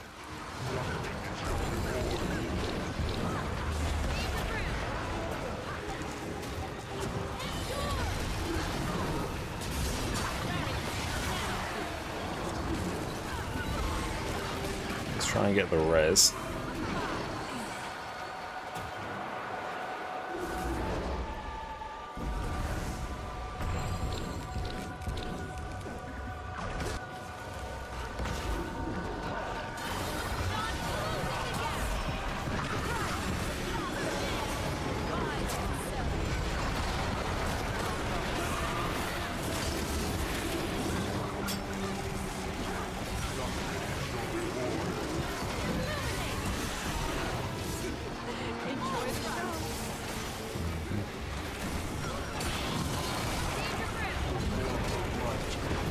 never felt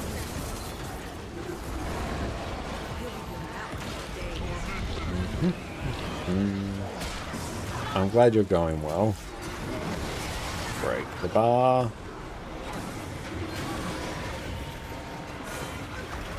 Yeah, honestly, in this section, as long as people don't move with the chains, like if you just have the chain, just stay still. Everything kind of just works out. Interesting to see if we get a flesh worm or something. If we do, it'll be very nice. Also, we'll probably wipe a few people, but it is like objectively the nicer way to do this.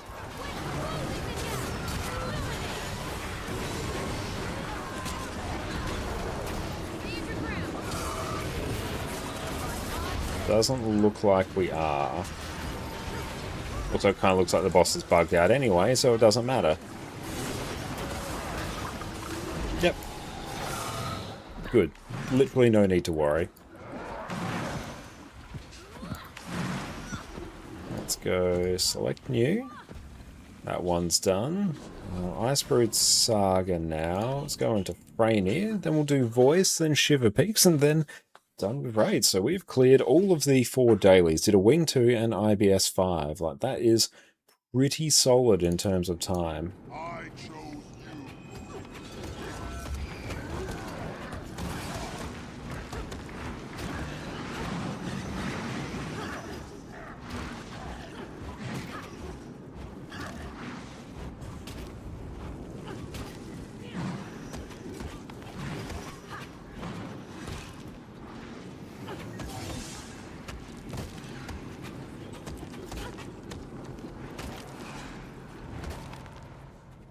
Don't you need to use gliding when Whisper throws you in the air? No, you actually don't. You might just take like a tiny bit of fall damage, but it's not bad by any stretch. Just don't be on like the smallest amount of health.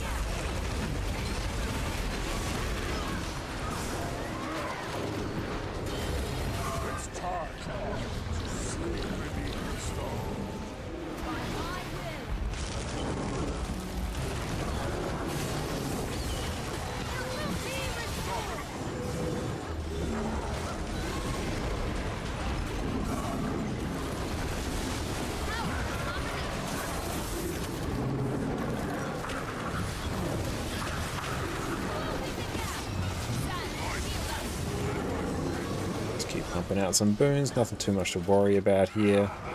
Do some stability right there, because that attack will always knock us back. This fight really does get trivialized with stability. There's a few points there where you might need some heals.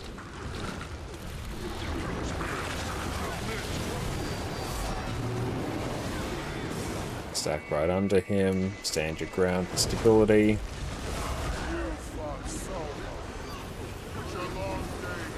Yeah, how would Whisper know how good our glider is? That's true, yeah. As a real downside, you have to flex an aura farm on the boss. What a pleasant surprise. Select new. Shiver Peaks passed.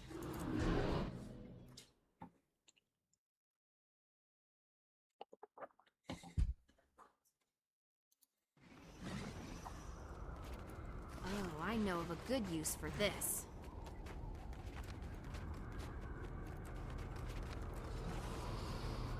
Oh, someone actually talked to Blood Legion Captain.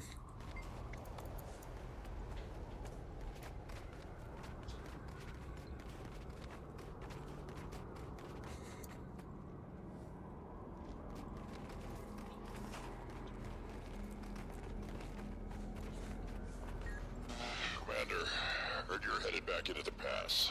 I'll be right there. Give me that. You stay put. Hey! Be careful up there. Comes asking us to do a ready check. Was planning to, but that is no worries. I'll make sure that I do. And we can do stability for this one. Let's just throw down swiftness symbol so we get the zoomies a bit quicker. Stability that, so you don't get knocked back down. Never felt Can also port through it. Dodging's a bit fiddly. Its hitbox is a bit wild sometimes. Does it give super speed? It does. Blocking us from following Vanguard? Makes you wonder if it's intentional and who's pulling the strings. Watch yourself out there, Commander. So do a ready check, and hopefully everyone sort of abides by it.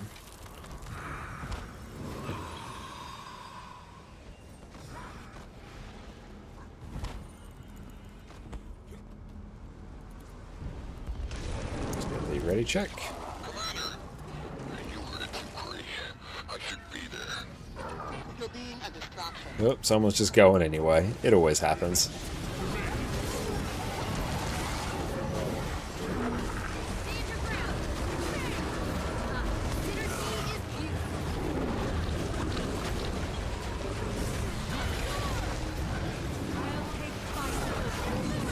This is definitely one, because the encounter like presents no actual risk, so people just disregard the ready check. Happens on almost every run.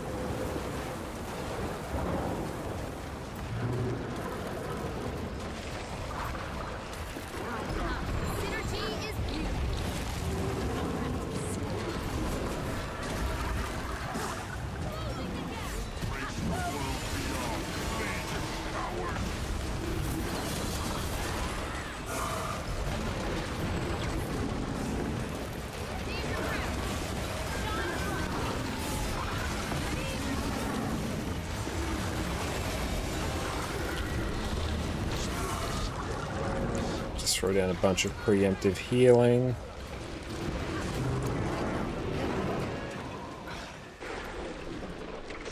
And that will be... But no change in the storm. Rip. One more. Someone's responsible. It wasn't that thing. Head on back. I'll send more scouts later. I thought we already did bears, but turns out I was wrong.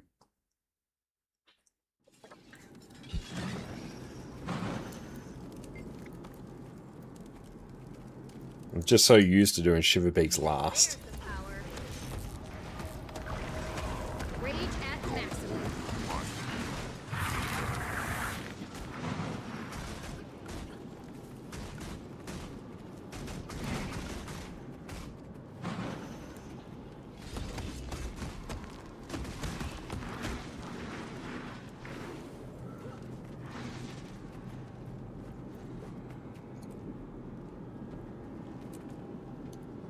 Everyone's in. Let's get the ready check. This one, yeah, just literally ample stability. That's all you need.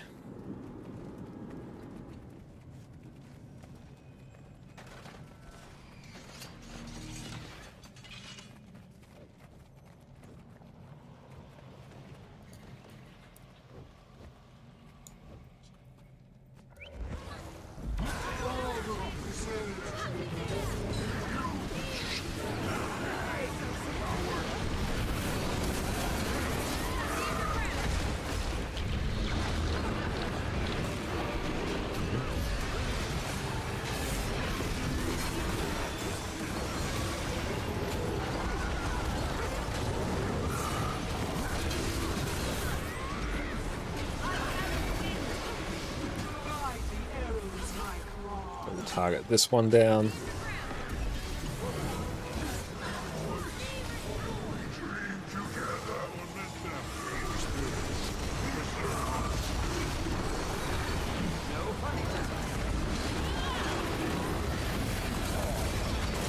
That's right, people just wanted there to be a bit of a healing check. Keeps me on my toes.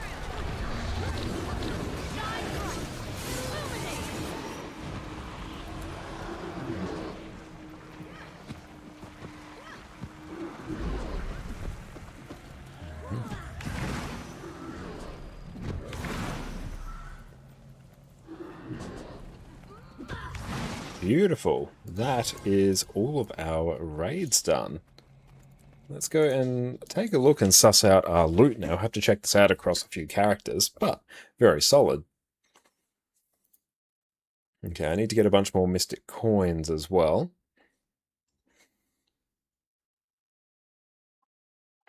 Weekly's almost done, which is nice. Okay. Let's do a few things to generate a bit of extra gold. Completely for free. Grab that. Assume everything there. This is Pause rather it. rare. Now, let's tidy this up. So there shouldn't be anything particularly noteworthy here, so it can just be freely salvaged.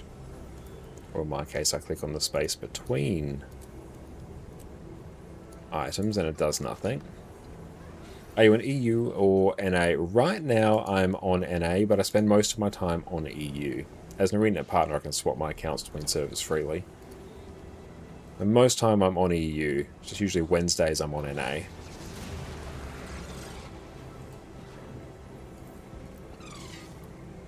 Let's do some of that. Okay. And then grab this.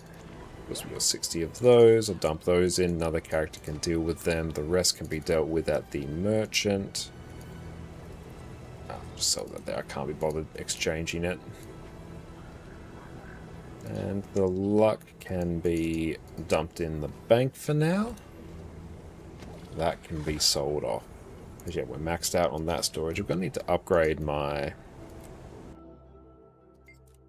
material storage at some point. Like, we're maxing out on quite a few materials.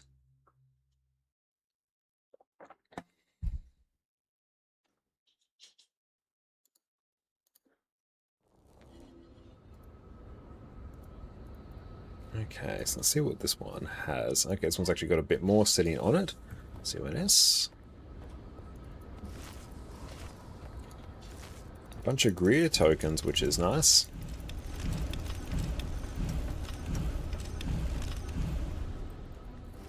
I'll deal with the permanent finisher box at some point. I literally don't know what I want from it. I'll add that to the account wardrobe. We don't actually have that one. So some of these are actually worth a reasonable amount. So for that, I will grab this and then check. So that's a Sigil of Force, so we'll get that out. I think it is literally just that one. It's good to keep those Black Lion kits. That can just be sold.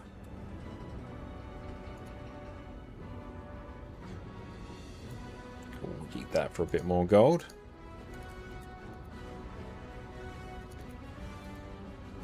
I was manufactured to the highest standards.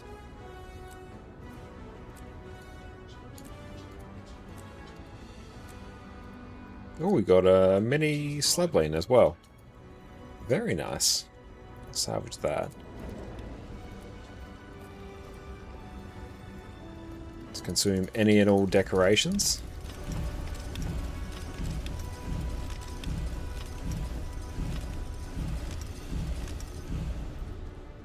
Right, and then Warlord's armor, we'll actually use that.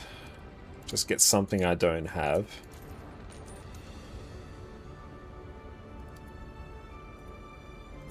I was manufactured. No, it'd be good to gradually get more of those.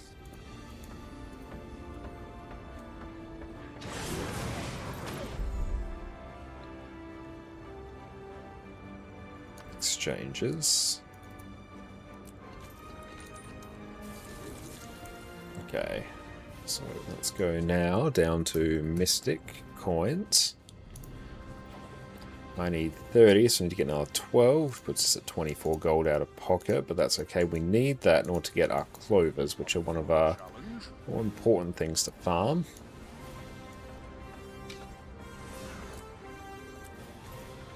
And yeah, let's get all these as well.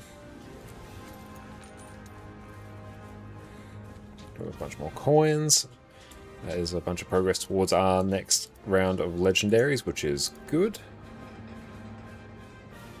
I'll sell those off instantly. They're not really doing too much. And yeah, I really need to refine all the Eldwood planks. What I might do is I might find a character that can do that, which will be this one. I'll do the Griffin Adventure quickly, and then we can park it, refine, then go take a break and go stretch our legs. And then we'll come back and blast out the last of our PvP placement matches.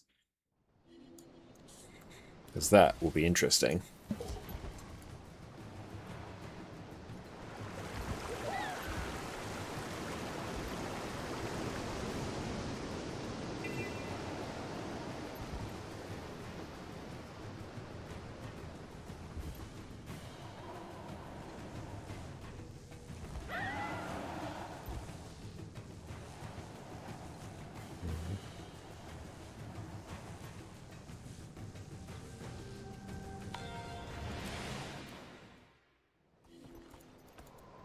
Bunch of extra experience and some free loot. Okay, let's go into here.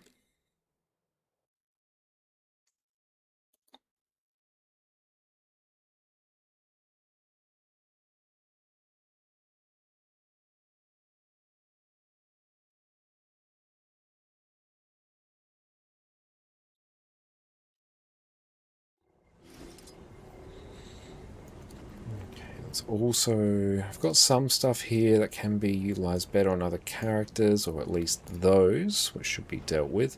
Got maces there. We'll hold on to those for now. So just flange mace. Okay, so these are just regular ascended weapons. I'm not going to get anything by salvaging them. Okay. Now you get a bunch of rando things on you. Okay, let's go to the weaponsmith. Elderwood plank. Cool. We're going to go refine all those, and on that, we're going to take a break and stretch our legs. See everyone real soon. Hello there. Hello there. I see that you're tired of having to switch characters, wishing that you could be blasting through content, farming loot, and dropping infusions. All you want to do is play the game, but worry no more. Today, I bring you the class that can do it all. With a single build, we have the perfect healer for every situation. And when you pair it with our last build, the Power Boon Chronomancer, you end up with something truly special. It's time, my friends, for Heal Chronomancer.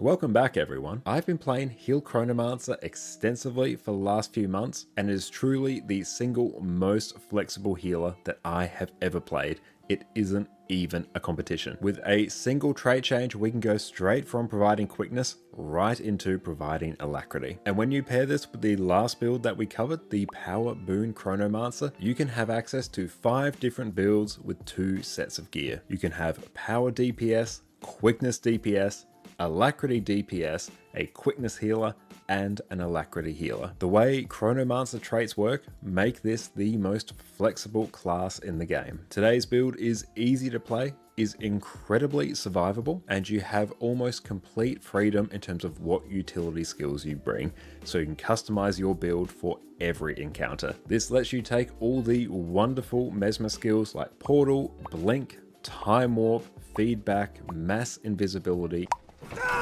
you name it. If you gear this build, this may well be the last healer that you ever need. But that is enough of me gushing, let's dive in. When you become Chronomancer, you get access to Shield as an offhand weapon, which has an amazing block and the absolutely loaded Tides of Time skill. Unlike the Power Boon Chrono in our last guide, Shield is going to be one of your go-to weapons for Heal Chrono. You'll also get access to Wells for some powerful AoE effects. Your shatter skills have also been changed. Mind Rack becomes split second, so now you will shatter your clones twice instead of once. Rewinder will replace Cry of Frustration. You still inflict confusion and damage foes, but now the recharge of this skill is reduced by 3 seconds for each clone that you shatter. This will be one of your most important skills due to the combination of the traits Illusionary Membrane and Chaotic Persistence, which will grant you and your allies Chaos Aura whenever you use this skill. Time Sync will replace Diversion. You now inflict a shorter daze compared to the original Diversion, but you also now apply Slow to enemies as well for some extra soft CC. You also get access to the new and improved Continuum Split Shatter. Continuum Split is one of the most unique skills in all of Guild Wars 2. You'll activate it, save your current position,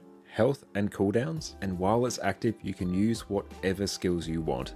It will last longer the more clones that you shatter, and when it runs out, you'll reset to your starting position with all of your health and cooldowns intact. You're then free to cast your skills again straight away. It basically lets you travel back in time and use your skills twice. You've got to come back with me! There are countless ways to use this skill, but we're basically going to use it to extract as much value from this build as possible. In terms of our gear and food, you hideously overcap on boon duration. The Power Boon Chrono build that we covered last time doesn't require any boon duration, and this build functions very similarly. So your exact choices of gear and total boon duration don't really matter in the cosmic scheme of things. However, more boon duration is generally always a good thing. However, the main decision you need to make in terms of your gearing is figuring out whether you want to tank or not. You can take Harrier's gear if you don't want to tank. This will allow you to max out your boon duration very easily. You can take either Minstrel or Giver's gear if you do want to tank and be as survivable as possible. Minstrels is the more survivable option at the trade-off of having lower boon duration compared to Giver's gear. My personal recommendation and what I do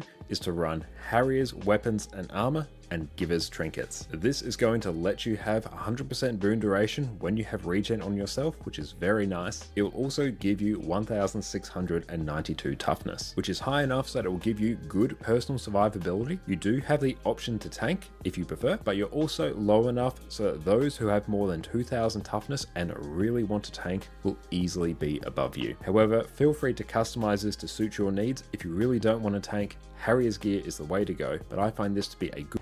And we are back. Welcome back, everyone. Okay, let's go just grab our little daily here. We will also crafted all of our ancient wood, all our elder wood logs, so inventory space is now freed up. Let's also, well, actually no, we'll park this character back where they need to go, and then we're going to go grab our Revenant and then do the weekly jumping puzzle quickly.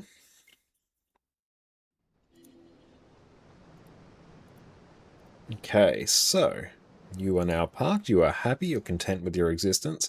So we'll go back here.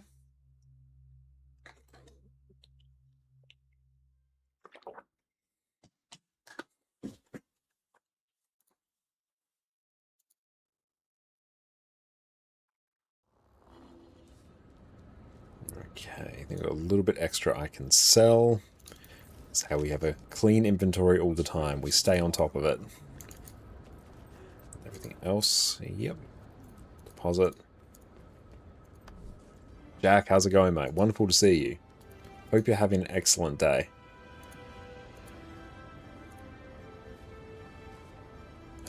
Cool, job done. Let's find the Central Terrier squads. Cobbler's Cove. I think... Oh, hey, it's one of Praxis's. Nice.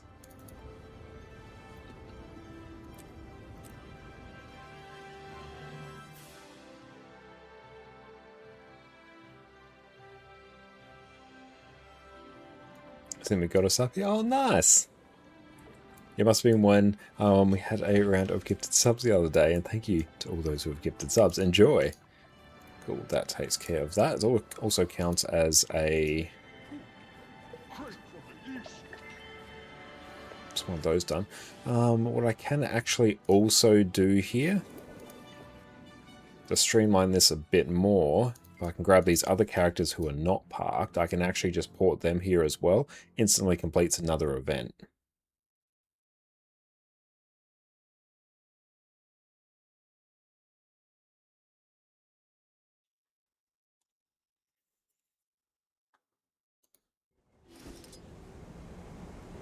What is the World Boss Rush? Great question. I haven't actually looked at the World Boss Rush today. It's Boss Rush. Yeah, I think it's literally just defeat world bosses to get different rewards. So up to tier 10, defeat 30 world bosses. So you just stay on the world boss loop, and yeah, you can get a interesting ring here, the Pact Vigilance Signet. The stats are weird and you're probably not going to use it, but it does have a plus 10 agony infusion in there. Then there's like a bunch of extra loot here, some Guild Heroes banners, avoided coin purses. I gotta say the rewards here do not look amazing, but like especially if you're already doing world bosses anyway, it means you get extra rewards for doing that. So that is good.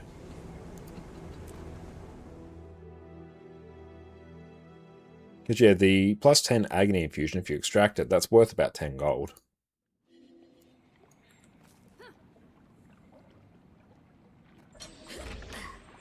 See, that counts as an event.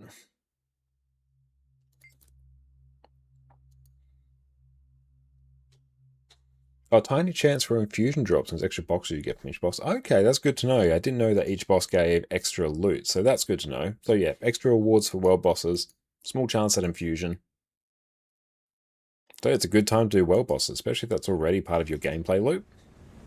Even better.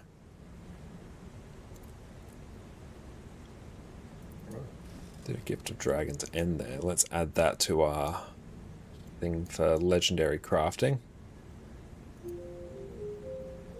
Yeah, extract the agony, recycle, send item. Yeah, you'll probably be doing that.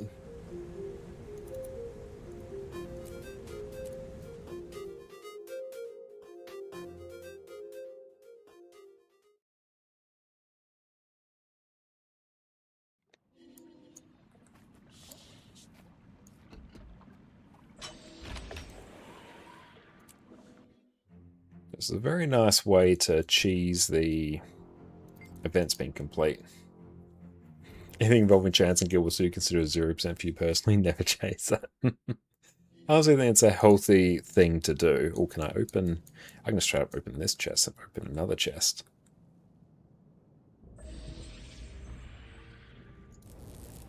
I find it's very helpful to not chase those very rare drops, and if they do happen, great. It means if I ever want to do, or if I'm ever doing, I'm still recharging. I need actual other teleport to friends. If I'm ever doing like a Tangled Depths or an event that has, you know, the primary chance, you know, it's the primary reason you do it is because it drops a infusion. It's because I want to do it. Yeah, some jumping puzzles count as events. And Sparrow, you're chasing them? Nice. A good way to do it as well if it works for you. You catch them too. Nice. Congratulations. Look at this. Yeah, certain jumping puzzles do actually count as events. Ah, hang on. Consolidate. There we go.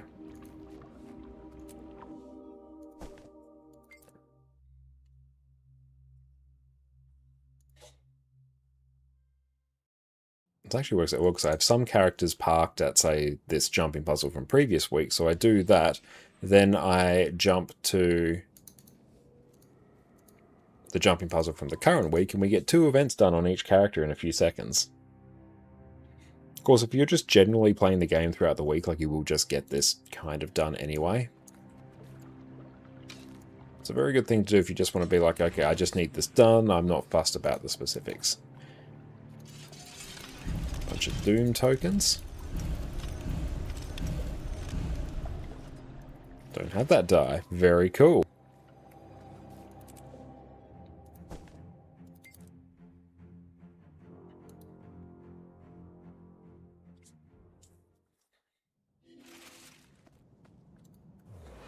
There's this character looking for loot. Not too bad.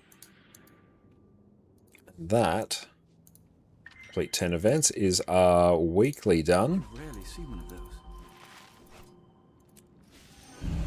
those. Nice. So, what do we want? Like, the weapon chest is good.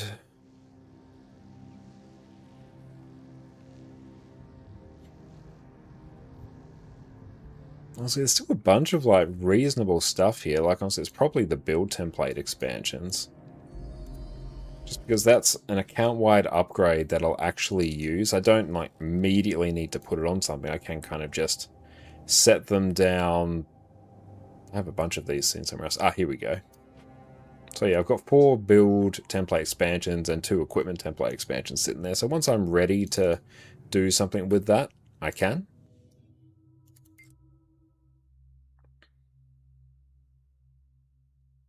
But yeah, let's jump back on Renegade.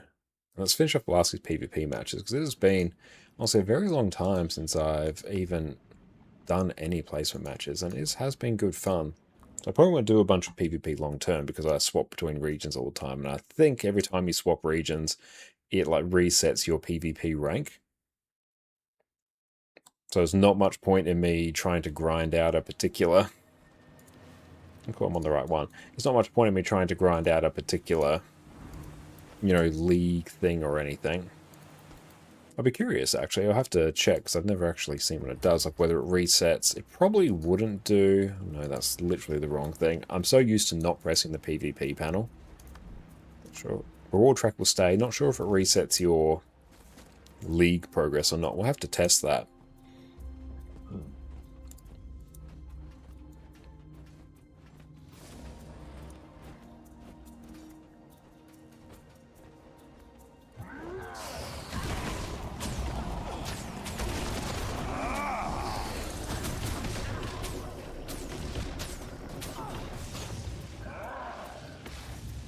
We are getting like better luck with our burst combo as well.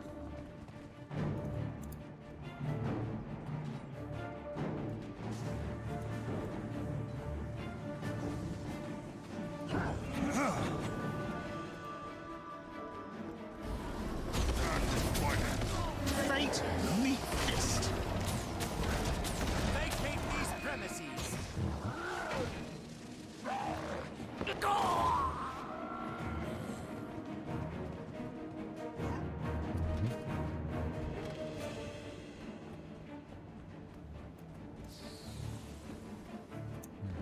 Okay, so here.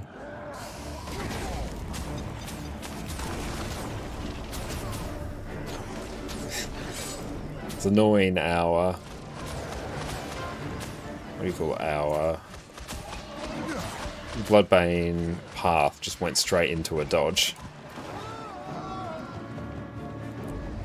That's where a few times have been like getting lesser and lesser, which is good. Eeny, meeny, miny, temple.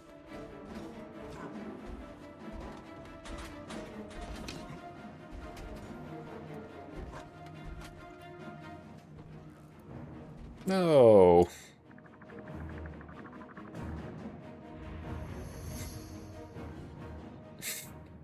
Curious to see what would happen if, you know, those loading panels coincided. What are we up against? Recognize the Gale Shot. I have to be super careful of the Gale Shot. It's a lot of frail stuff on the other team. Deadeye, Scourge, well, Scourge I presume would be some sort of support. Vert, Dragon Hunter, Gale Shot, bunch of DPS, so we're going to have to be careful not to just instantly get nuked from existence. But if I can do that, it should be okay. If I can sort of just twiddle my thumbs at the back of the group, back of the class, crack some jokes, get called out for being the class clown, then throw down my Renegade Spirits, it should all work out just fine.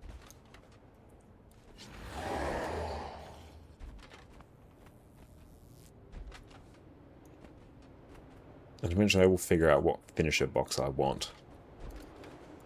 The match starts soon.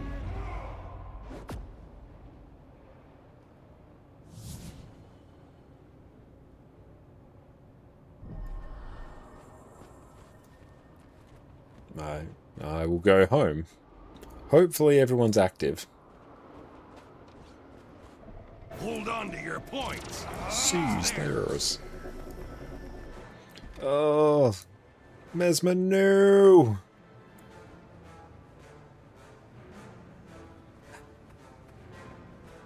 Fine.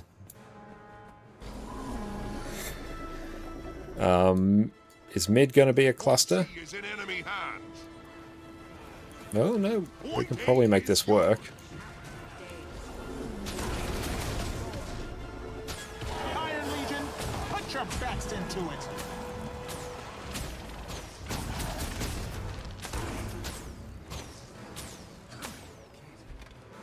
Bleeding might get him. Yeah, there we go.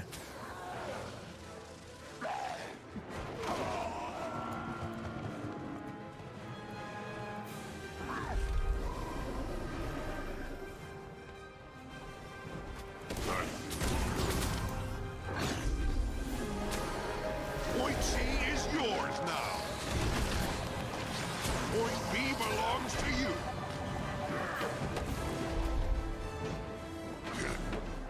Kill them all.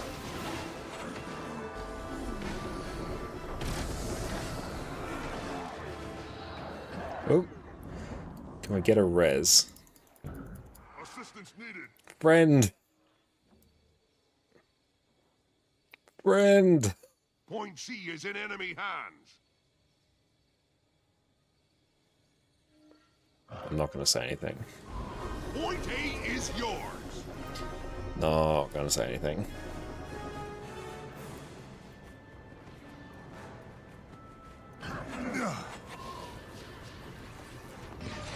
Kill them all. There you go, you can stomp them now. That's your problem.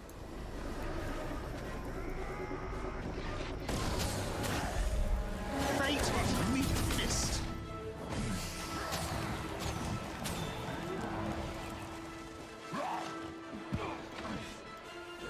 The enemy has taken point B.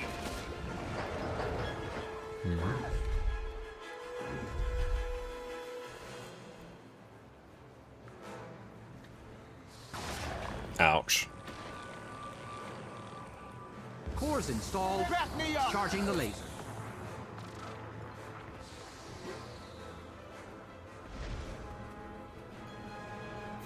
Point B belongs to you.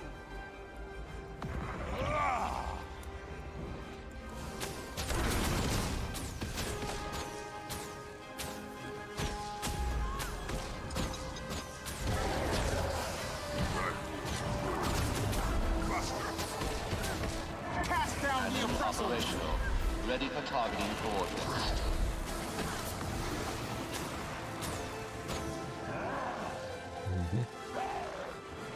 Point C is in enemy hands.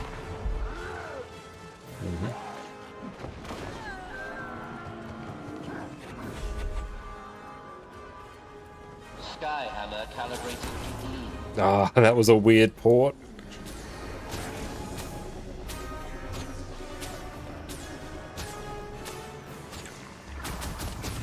Iron Legion, put your best into it.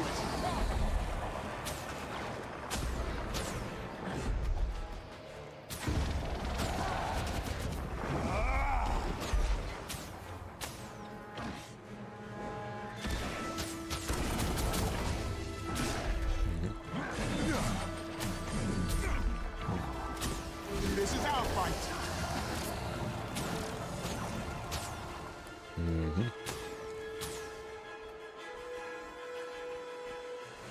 I have returned to fight at your side. Ah, you can stay there.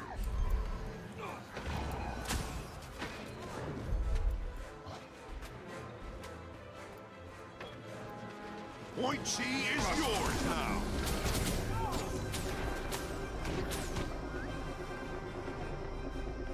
Get you up. Look at us go.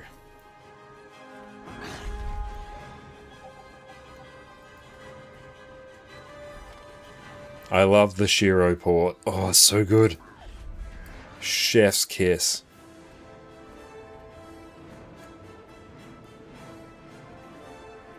Buster. Hello, Vet. I'm coming. Point A is yours. Point C is in enemy hands.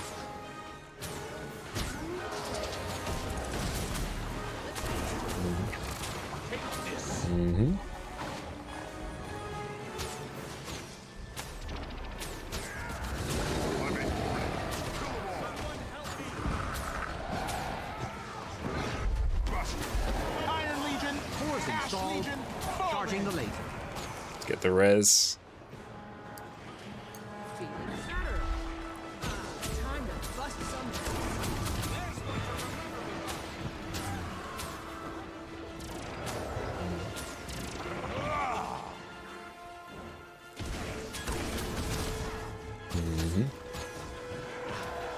Oh, the Shiro port, it basically ignores terrain as well, so you can go up ledges, around corners. Oh, it's good. Ready for targeting coordinates. Especially if you just like port to them when you have a bunch of energy and use impossible odds.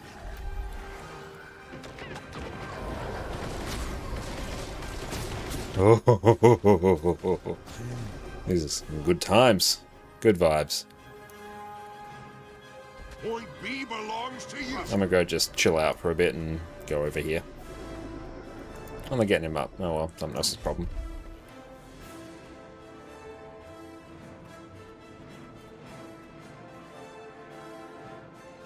Skyhammer calibrated to blue.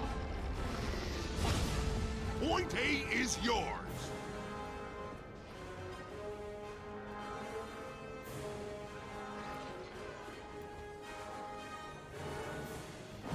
Point C is yours now. Ah! Sometimes it works, sometimes it doesn't. But this, confused. Hang up. Whoop.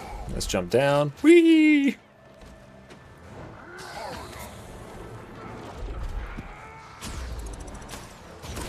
I demand that you release me.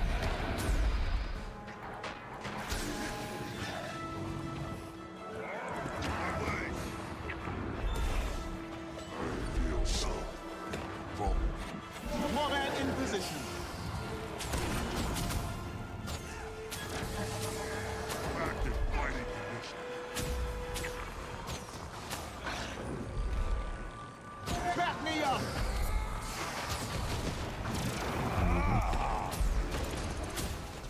Oh, the full damage. The full damage got us.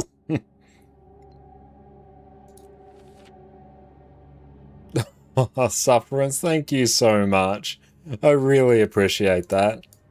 Thank you so much, Sufferance. That's really, really kind of you. I'm gonna do my best to stop looking so poor.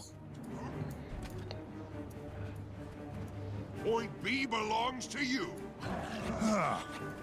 Point C is in enemy hands. Doors installed. Charging the laser. Nice. Your team. Thank you so much. The enemy has point A.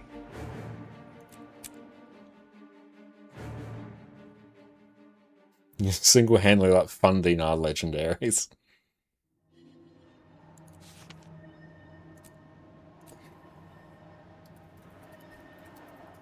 I won't type in like weird caps. I really appreciate that. Like, Renegade is a very good sort of beginner PvP class.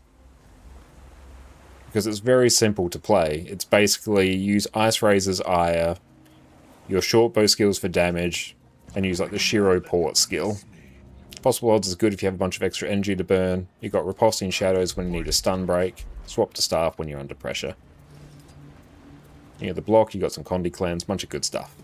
You can never have too much treasure. Spirit Shards, yes! Okay, let's take a look and see what other finishes we can get.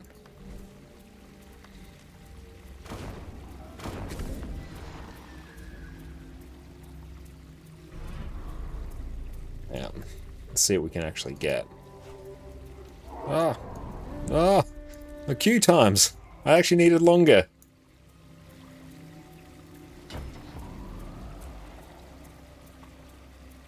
I don't even know. That's pretty funny. Oh, we can get the Chinese World Tournament one. Because we totally participated in that.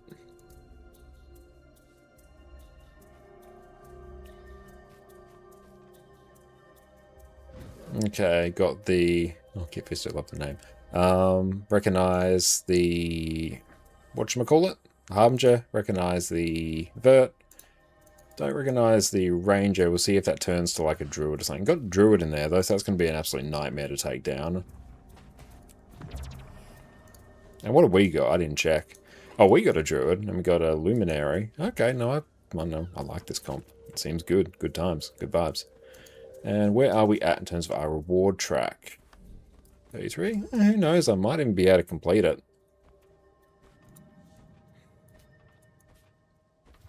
Oh, never noticed that banner there. Is that Ellen Keel? The match starts soon. That's fun.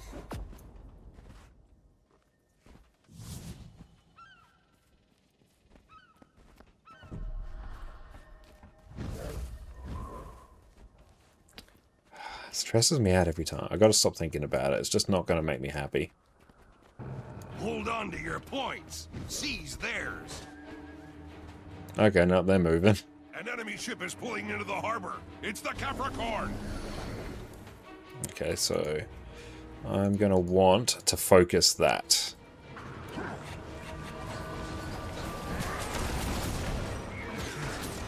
There we go.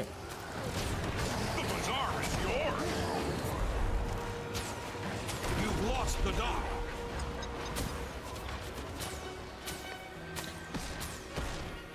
You've taken the archway. Buster. I don't know.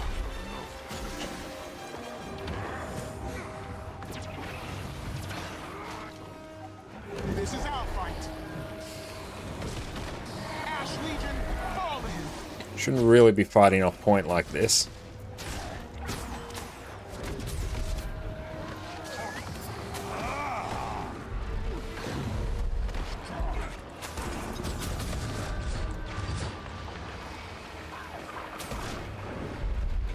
This is our fight.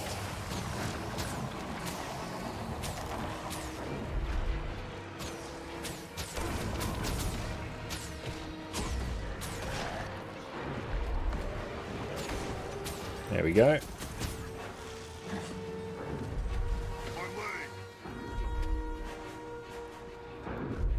Rising, what's up? Great to see you. We must rise and return to the fight. Taken the archway. Iron Legion, put your best into it.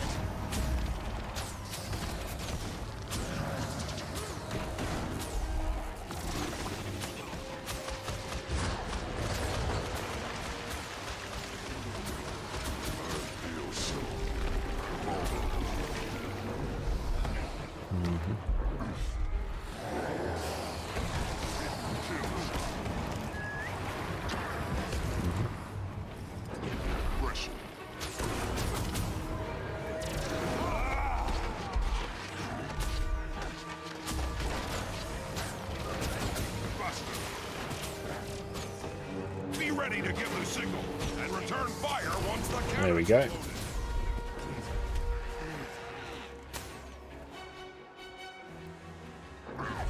Oh, you got the Warclaw plushie skin. You feel like you got everything you need now. I love that. Love that for you.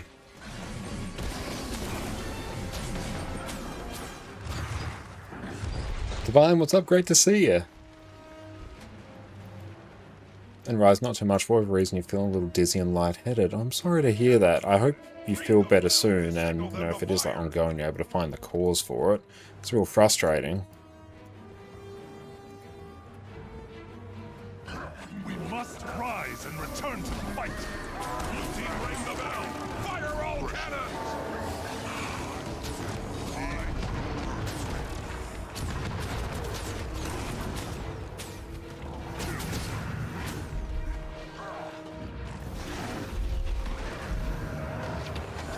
Oh, where did everyone go? Could have sworn I had a friend here. Oh well.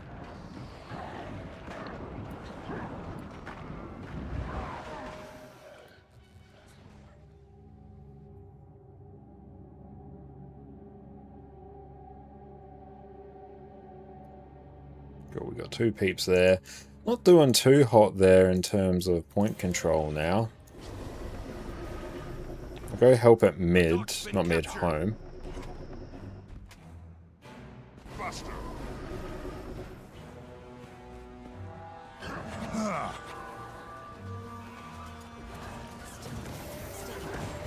Get the res.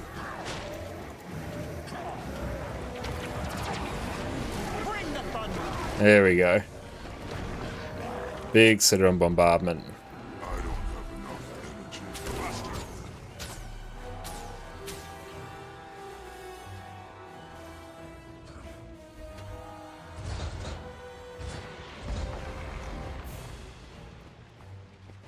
The bazaar is yours.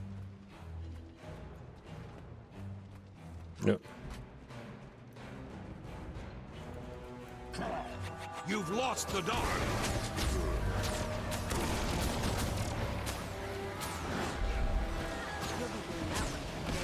Fate, meet fist.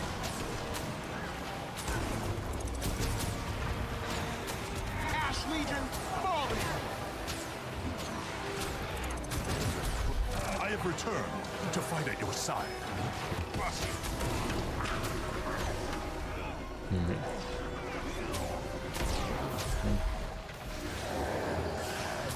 Back me up.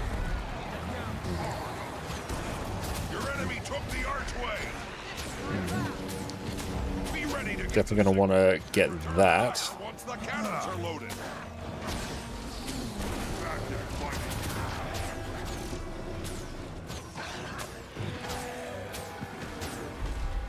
Okay, let's deal with this person here. The dock's been captured.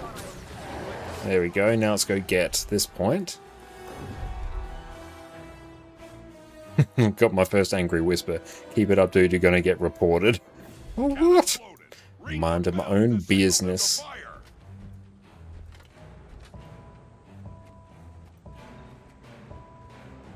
You've taken the archway. And Sparrow, you had this recently for like 2 days. Oh no. Diet, sleep, exercise were all normal and when it went insane. Just rest up was your advice. Well, I'm glad that it went away at least. That's really good to hear. What do we got out here? 2 peeps. You've lost the dog. Yep. Toodles. Iron Legion, put your best into it.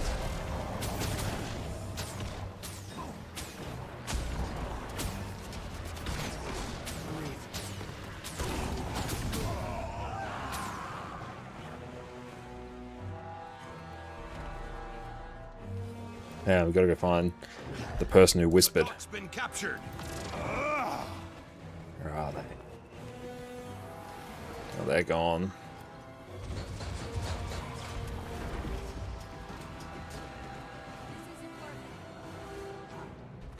Ah, there we go.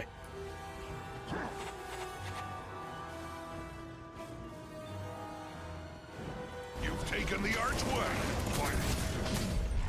The time is at hand for a reckoning. You've lost the dog. Fall in.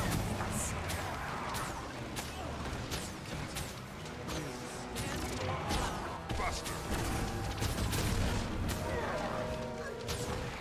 Pressure.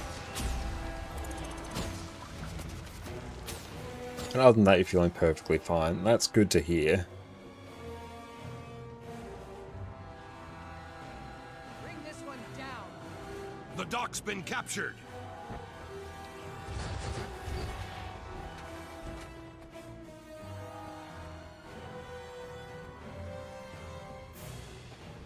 That's your team. Nice. Victorious.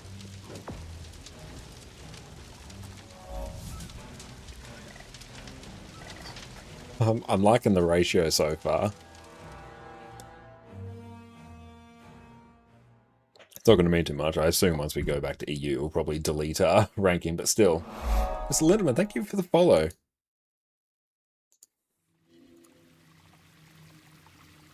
So many rewards. I love it.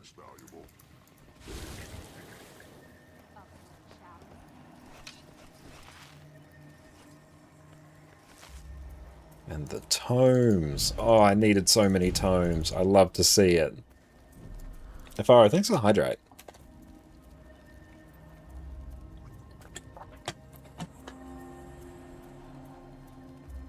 I think I say that to you so much, like Afaro, thanks for the hydrate. I actually run the risk of, you know, whenever I'm out with like Jess's family or something, or if we're over at their house and they offer me a drink, I might just instinctively say like, Afaro, thanks for the hydrate. And they'll look at me weirder than they already do.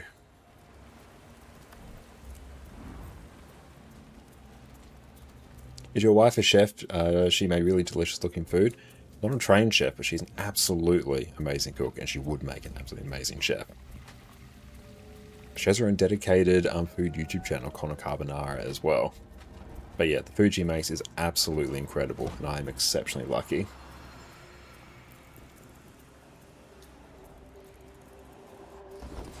Imagine that, thanks for the sub.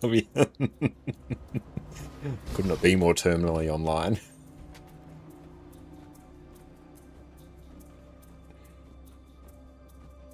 And Olga Bro, your channel got me back into Guild Wars 2 after a 10-year hiatus. Oh, I'm really glad to hear that. And how have you been finding making the return to Guild Wars 2? When you leave the in-laws' house, telling you're going to raid out. I should try that one time. Can see how much of the Twitch lingo they know. I mean, they're like incredibly supportive, and like, you know, they always ask, you know, how things are going with Twitch and stuff like that. You know, they're not part of the, you know, Twitch space at all, so they don't quite understand it. But they always ask how, you know, things are going, how things are going with streaming and stuff like that. So they're always so nice and so supportive about it. Imagine I'd probably just get the horrified look from Jess.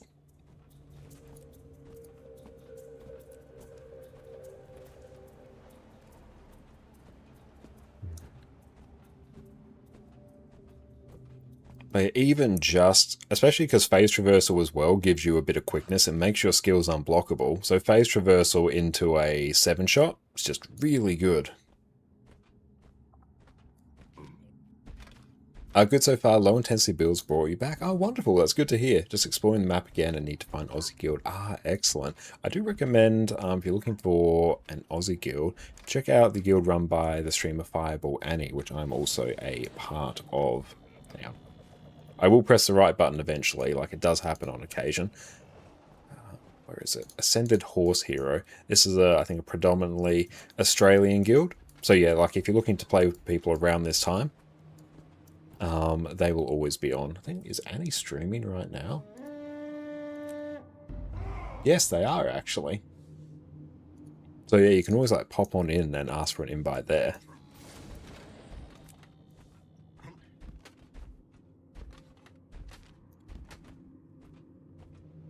There'll be a bunch of Australians playing there.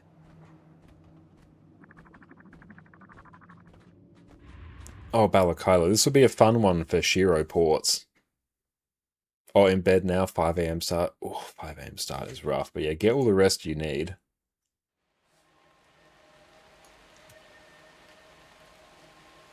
Okay, I don't recognize any names. Okay, new peeps.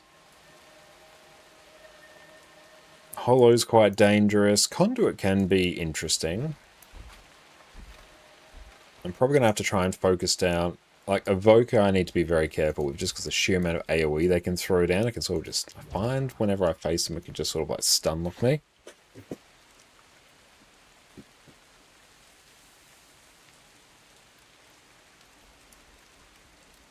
So I need to be a bit careful with that. And I think we should actually complete our reward track again as well, which would be pretty sweet. So we can get like 5 antique summoning stones from that. That would be really nice. But yeah, like I can use the Shiro port, say if someone's sitting up here on the, you know, the scaffolding here, I can just use phase traversal, instantly port up to them, pop impossible odds, and hit them with a 7-shot and a Bloodbane Path, and yeah, that will do an insane amount of damage.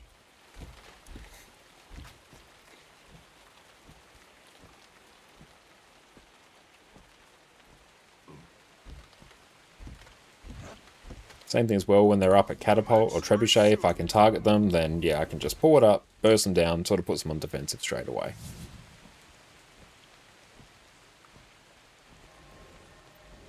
Okay, who's going where?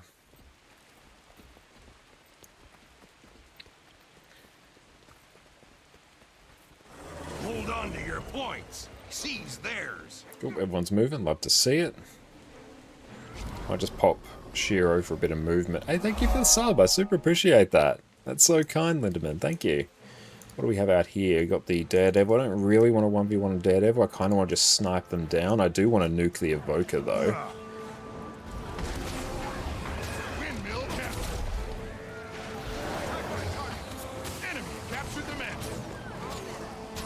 Good to try and practice the specific jump points on here. Clock tower captured. Buster. Oh, yeah, the burst is rough. I can at least keep them out of action for a bit.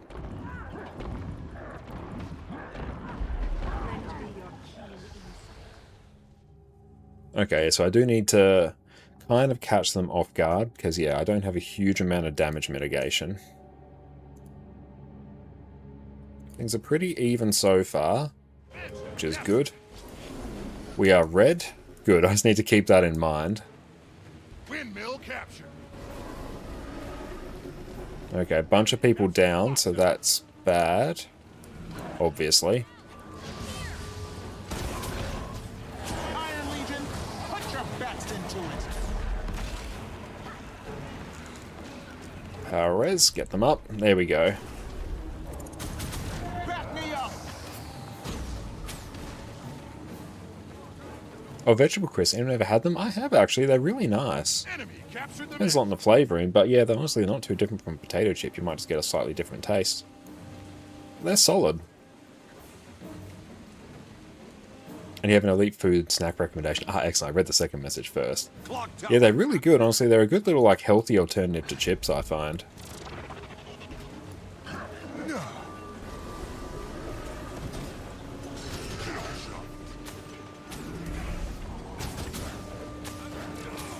The time is at hand for a reckoning.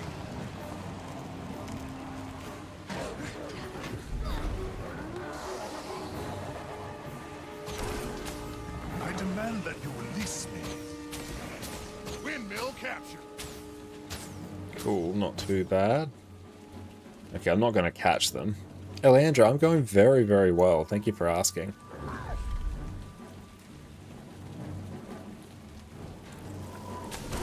Active fighting condition.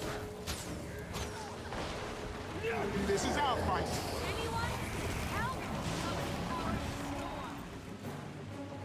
Beautiful. We're doing well on the revives.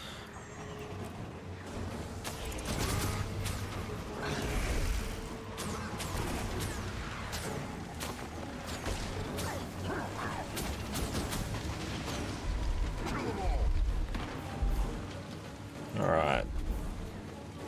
What's going on out here?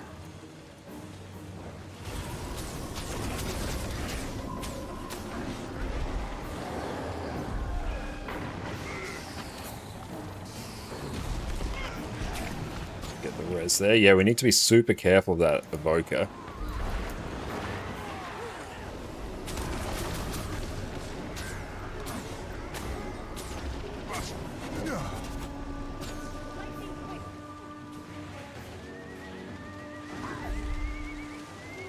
I might be able to get them if I can just pull some energy. Yeah, there we go. Can't do too much about it, but that can at least irritate them a bit. Say no to citizen.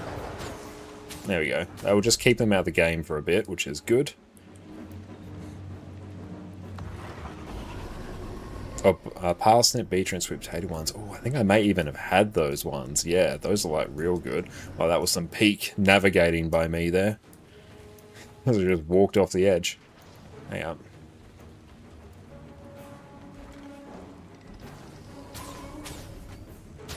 Warman in position.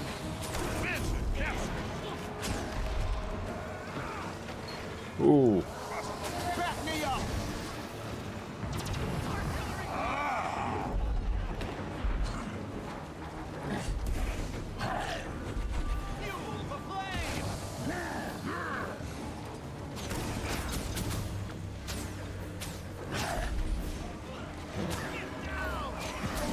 Oof.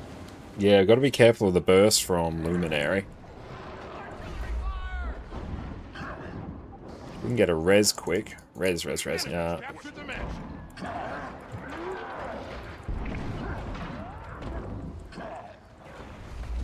Oh, I might be able to. Res quick, friend. Oh, you're a genius. Oh, friend, you're doing so well. I love to see it. Oh, good try. That was solid.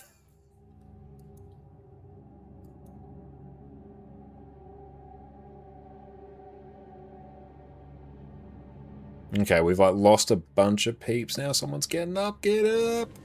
No. Okay. Doing well. I wonder if it's even worth me popping on. Enemy captured the clock tower. It honestly might even not be the worst idea. Purely just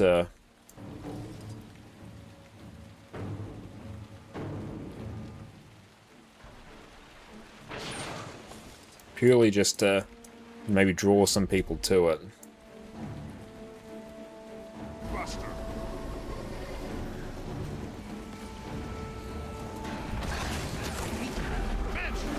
Iron Legion, put your best into it.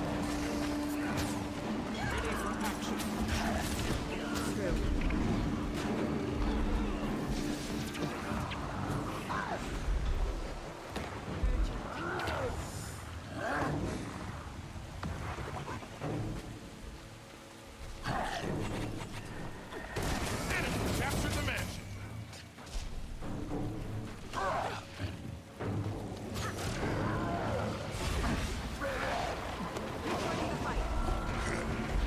Buster. Ouch. Windmill captured. Oh, that was rough. That hurt.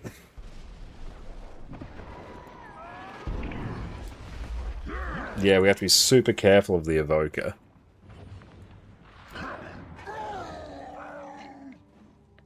Okay. I think we might just sort of play the game of trying to snipe down some weakened people. Because, yeah, I can't really 1v1 the Luminary. And honestly, the Evoker, I can't really either. I don't have an insane amount of stability access.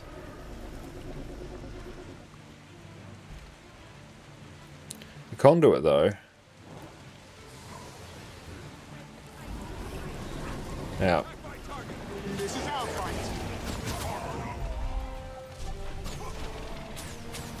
Enemy captured the mansion.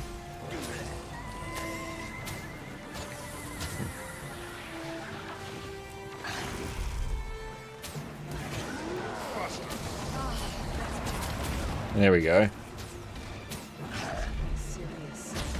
Oh, good interrupt.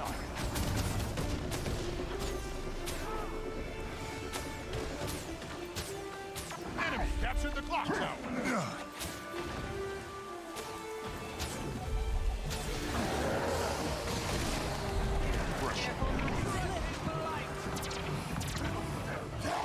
Yeah, just got jumped on by 3.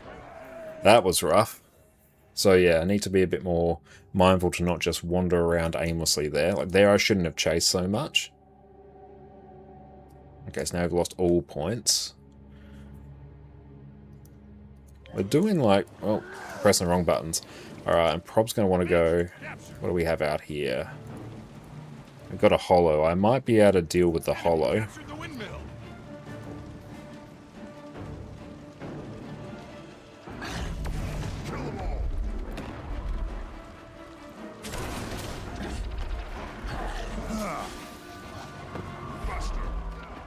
What Ash Legion falling.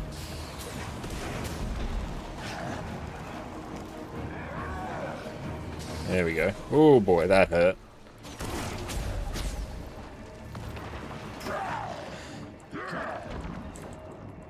There we go. Res. Enemy captured the mansion.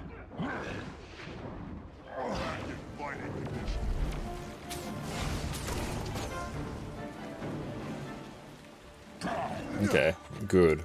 Got both home and mid. Shouldn't have popped Shiro there. It's actually part of my burst as well. Clock tower captured.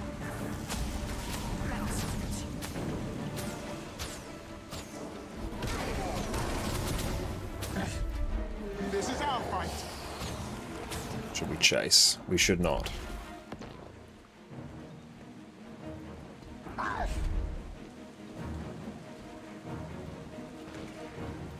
have returned to fight at your side.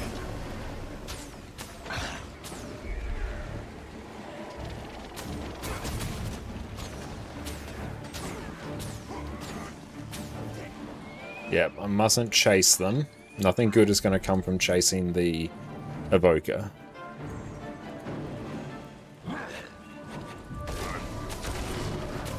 But that brings a bit of value. This does not, though.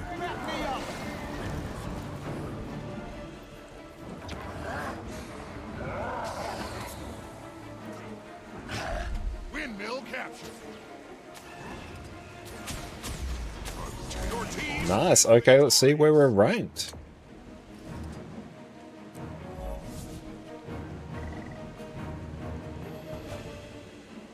Oh, just silver. Meh.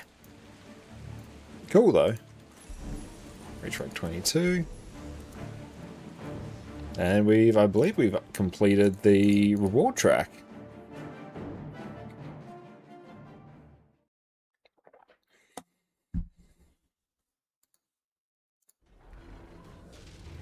Let's take a look. I'll drag to reward coffer. Yeah, there we go. Okay, what's actually worth a skin? I think it's actually the antique summoning stones. So we can get that. Another rank up chest.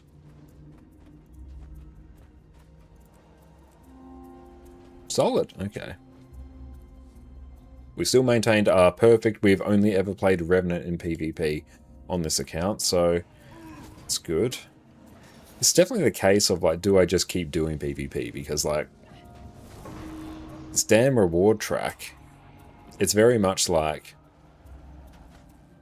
just do one more match, because you're going to get the next reward, that everything about your life is going to be improved. But it's actually a pretty good point to... We'll continue on with other shenanigans. Let's go take a break and stretch our legs, and we'll be back in a minute. Sit tight. Nope, that's the wrong button. Power Virtuoso has risen to be one of the top DPS builds in Guild Wars 2. Here you have a build that can be fully ranged, bring insane levels of burst damage and sustain damage, and you can tweak it to give huge amounts of break bar damage, Conde Cleanse, teleports, squad-wise portals, invisibility, extra quickness, projectile reflex, infinite boon rip, almost any piece of utility you can imagine. So let's get you set up with the last DPS build you will ever need.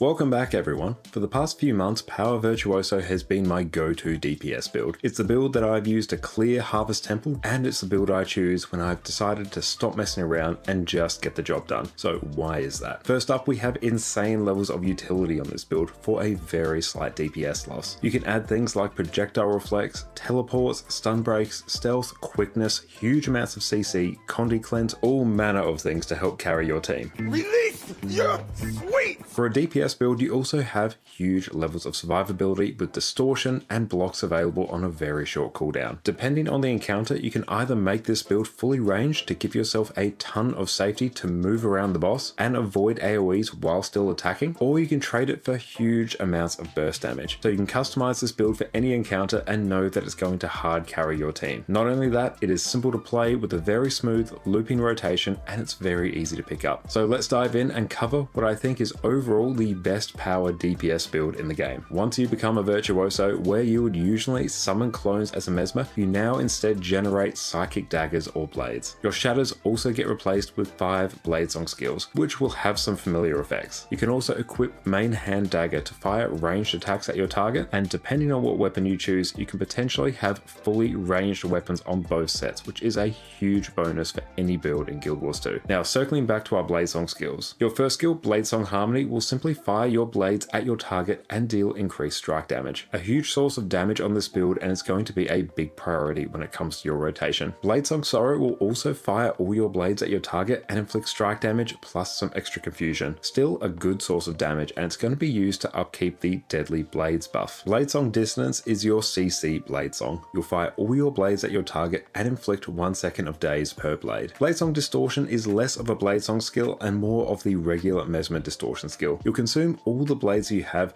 and give yourself distortion for each blade. This is basically a get out of jail free card for so many mechanics in Guild Wars 2, and is one of the things that makes Mesmer in general one of the most flexible and reliable DPS builds. Now, Blade Turn Requiem will simply consume your blades and summon a spinning AoE around you. Think a Beyblade. The more blades you consume, the longer it lasts. It's a source of extra damage, and we're going to be using it to upkeep various buffs in our build. For our gear, we want to hit 60% crit chance because of the trait Quiet Intensity, which makes it so Fury gives us an extra 45% crit chance instead of the standard 25. This means while you have Fury, you'll be critting 100% of the time. Now, we have a few options in terms of gear, and it just really depends on whether you want to use a Sigil of Accuracy or a Sigil of Impact alongside a Sigil of Force. Now, running a Sigil of Accuracy is going to give you some extra critical chance, which means you can run slightly more offensive gear stats. This is going to give you overall the highest damage. Now, however, there are benefits to running a Sigil of Impact instead of Accuracy. One is that it allows you to achieve higher burst damage on enemies at UCC, which is very handy in things like fractals, open world, and certain raid and strike encounters. But also what it allows you to do is to swap out the Sigil of Impact much more freely for things like Sigil of Night,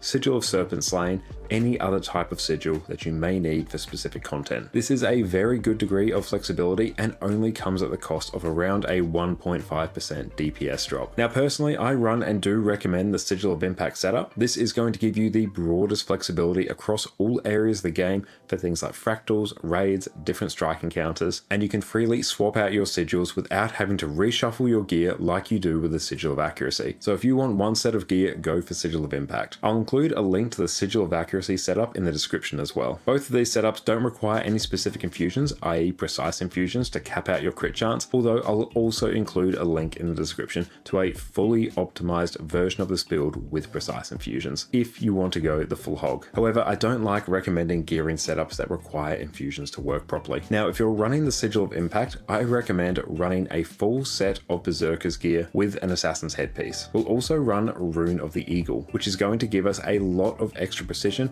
and more easily allow us to reach the critical cap. It also helps that Rune of the Eagle is incredibly cheap compared to things like Rune of the Scholar or Dragon Hunter. So these are actually some pretty big savings. This is going to get you ever so slightly below the 100% 100% crit chance cap to the point where the distinction is meaningless. It's also very easy to gear, simply berserkers in every slot except for one, and it doesn't require a specific mix of berserkers and assassins like some other gear setups do. Now for our weapons, we're going to be running a dagger and a sword in our main set, and either a spear or greatsword in our offhand set. A spear will give you higher overall damage as well as higher burst, whereas the greatsword will give you a fully ranged weapon set for a slight DPS loss, which having a fully ranged build is very handy on a lot of encounters in Guild Wars 2. And for our sigils, we're going to be rocking a sigil of force and a sigil of impact, like I mentioned before. You can check out the description if you want to run the force and accuracy setup, but this is my recommendation. And for our relic, we'll be running a relic of the fireworks. Now we're going to do a quick segue because there are some intricacies to the relic choice here. You can run a relic of the thief for a slight DPS loss, which will allow you to save some of your other skills for utility and CC. Because with the relic of the fireworks, you will have to use your F3 skill to maintain the fireworks buff. And if you are running the spear version of this build, it's going to be much easier to upkeep the relic of the fireworks buff because the 5 skill on spear will also trigger this buff. Whereas if you're running greatsword, it can be a bit trickier to upkeep this buff, in which case the difference between relic of the thief and relic of the fireworks is much closer. In this case, if I'm running greatsword, I'll typically be running relic of the thief because it's easier. You don't have to worry about specific timings of your blade song skills to upkeep the buff. It just makes things easier in general. For our food, we're going to be running whichever variant of power and ferocity food you prefer. Sous vide steaks being the ideal choice, and for our utility, we'll be running superior sharpening stones. Now, spear is the new weapon for Mesmer that released with Janthir Wilds, and it's going to give you a huge amount of burst damage. The cost is that you are no longer fully ranged as you would be with greatsword, but this has a very fun and, dare I say, more fluid rotation than what greatsword has, so I'm personally a huge enjoyer of it. Your auto attack is simply going to deal damage, grant you might, and at the end of the third attack is going to inflict weakness on your target. Mind the Gap is the most important skill on spear. You're going to swing your spear in a circle and you'll deal increased damage to enemies on the outer edge of it. Plus, if you strike with the outer edge, it will always critically hit, and it will also grant you the clarity buff. Now, clarity will cause your spear skills to be empowered, and it will cause each of these spear skills to grant you additional effects. It's going to be very, very important. If you hit Mind the Gap while it's empowered, it will also grant you some might. Not hugely impactful, we're going to want to avoid doing this. Now, Imaginary Inversion will cleanse conditions and evade, while also inflicting some damage. And if you successfully evade an attack, you will heal yourself, and this healing is improved if you have the clarity buff. Now, Phantasmal Lancer is the skill that you're going to want to empower with Mind the Gap. You're going to summon a phantasm that will deal damage and cripple your target. And if your target is already crippled, it will immobilize them instead. If you have the clarity buff from Mind the Gap, you will summon an additional phantasm. This is a huge damage bonus, so we're going to want to make sure we buff our Phantasmal Lancer as much as possible. This is going to form the base of the spear rotation. Mental Collapse will cause you to teleport to your target and damage nearby enemies. It will also refresh your Mind the Gap skill, which is very important for our rotation. Now, if you use this while you have the clarity buff from Mind the Gap, you'll also stun foes. So there are situations where you will want to stun enemies rather than use the buff Phantasm, so just keep that in mind. The main thing we'll be using this for is to recharge our Mind the Gap though. On Dagger, Flying Cutter will fire a blade towards your target, and once you hit them 3 times, you will cause a flurry of damage on them. This attack also pierces, so you can be a bit tricky and target enemies behind your immediate target to be able to hit multiple enemies with it. Blade Call will fire multiple daggers that return to you, and if your target is in range, the returning daggers will lock onto that target. If you hit at least one target, you will stock a blade, effectively generating a clone. Unstable Blade Storm will place down a damaging AoE that will fire blades at nearby enemies. On Sword, Illusionary Riposte will block an attack and create an illusion when you're attacked. You can also activate it again immediately to stun your target. Phantasmal Swordsman will summon an illusion that will strike your foe multiple times, and if it hits, it will generate might for you. This will also generate stacks of Fence's Finesse on you, which is a significant damage buff. Greatsword is an amazing option to take if you want a fully ranged build, and it's also what you'll use if you don't own Janthir Wilds. Now, your auto attack, Spatial Surge, will fire a beam at your foe, and the further away they are, the more damage it will do. It's a 1200 range skill, so a fully ranged weapon is great. Mirror Blade is going to throw a greatsword at your target, which will generate a clone and bounce between enemies and allies. If it hits allies, it will grant them might. Mind Stab is simply a ground targeted damage AoE. It will hit 5 targets and cripple your enemies. A bug with this skill is that it will interrupt a lot of your other skills, not including your healing skill, so keep that in mind. If you press this skill too quickly, it will override other skills. Very sad if this happens to your greatsword Phantasm. Now, Phantasmal Berserker will summon a Greatsword Phantasm, which will whirl through your target and remove boons from them. Now, if you have the trait Bountiful Blades, this will also summon an additional Phantasm, but it will deal less damage. This is more damage overall, however. Illusionary Wave is going to knock back foes with a wave of energy in front of you, which is a good amount of break bar damage, and it will also hit 5 targets. And because of your trait Vicious Expression, it will also remove boons from targets. Very, very handy. Now for our heal skill, we'll always be taking Signet of the Ether. The passive of this will cause you to heal yourself whenever you summon an illusion, but the active skill is the most important thing here. You'll heal yourself and fully recharge all of your Phantasm skills. This is going to be incredibly important to recharge your Spear Phantasm or your Greatsword Phantasm. Now you will be using this as part of your rotation, so it's not necessarily going to be available for healing, but this is hugely important for your damage, so make sure you bring it. Phantasmal Disenchanter is going to summon a Phantasm that removes boons from a target that it hits, and it will deal increased damage against foes without boons. So it's either some boon rip or some extra damage. Very, very good. Rain of Swords is a new Virtuoso skill, and it's going to summon a pulsing AoE that fires loads and loads of blades at your target. It will also apply vulnerability. This is just a damaging AoE at the end of the day. Now, Mantra of Pain is going to be your highest damaging option, where you'll charge up your mantra and then you'll have an instant cast source of damage. Be careful not to use up every single charge of Mantra of Pain unless you're at the very end of a fight or a phase, or else you're going to have to recharge it again, which is very annoying. Now personally, I'm not the biggest fan of running Mantra of Pain, so this is a skill that I'll often swap out. There's a huge variety of skills that we can sub in here. 1000 Cuts is going to open up a portal that is going to fire a line of blades at your target, which will also pierce enemies. Just a nice damage increase. Now, as I mentioned before, we have a lot of different alternative skills.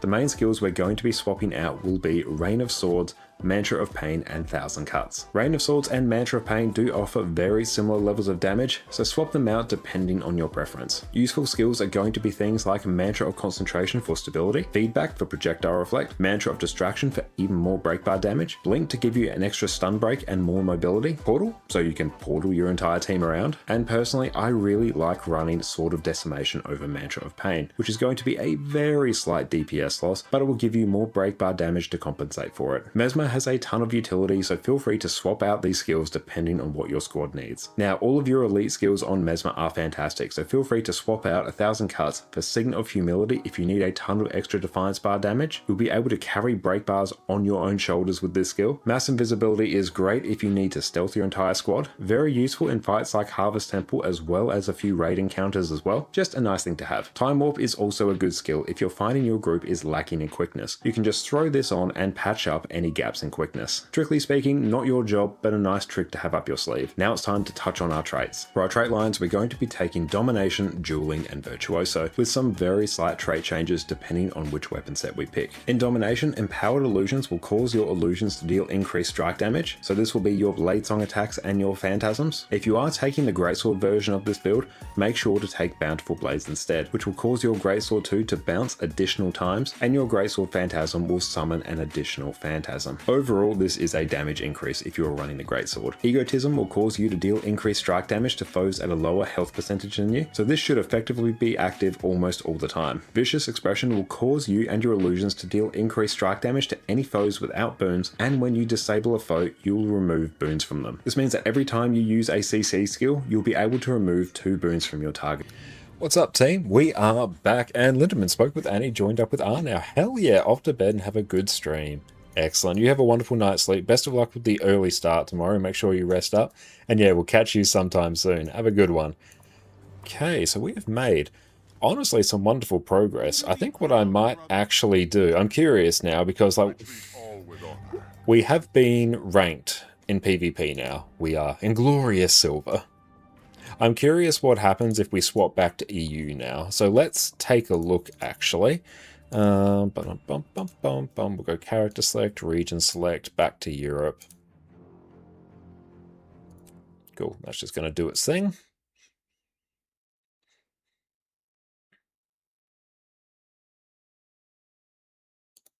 Cool, we'll just load on in. It might take a few minutes or so. Let's see. Oh, I'll actually turn on to the Just Josh page. There we go. Did you see they increased the drop rate of Doomscale? I did see that they did. Is the Ireki already having it? Yeah, I did hear. I haven't seen Ireki have it. I saw someone mention that in chat earlier. Hang on, oh, cool. That actually loaded back instantly. All right, let's get on with let's do a cheeky griffin farm.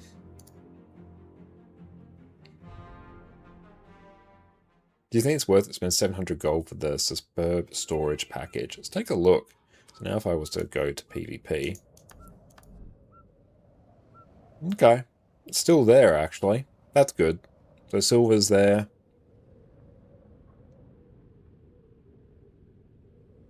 So I start farming Doom CM. I'm glad that there's actually like improved drop rates for it. It was ridiculous with how much people were farming Doom. Superb storage package.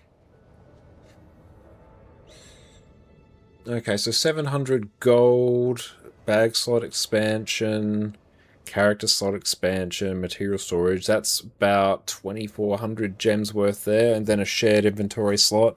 Might just round up and say this is going to be about 3k gems worth. Yeah, that's worth it. That is a good deal. The 20 slot bag is nice, but yeah, this is where all the money is. That's solid. I recommend it. Haruki, how's it going? Wonderful to see you. But yeah, like if you're down for that, I grab it. It is a good deal. All of those things are useful. And especially if you don't have any, you know, material storage expansions, or you don't have that many, that's actually pretty big value. Material storage expansions, just uber quality of life.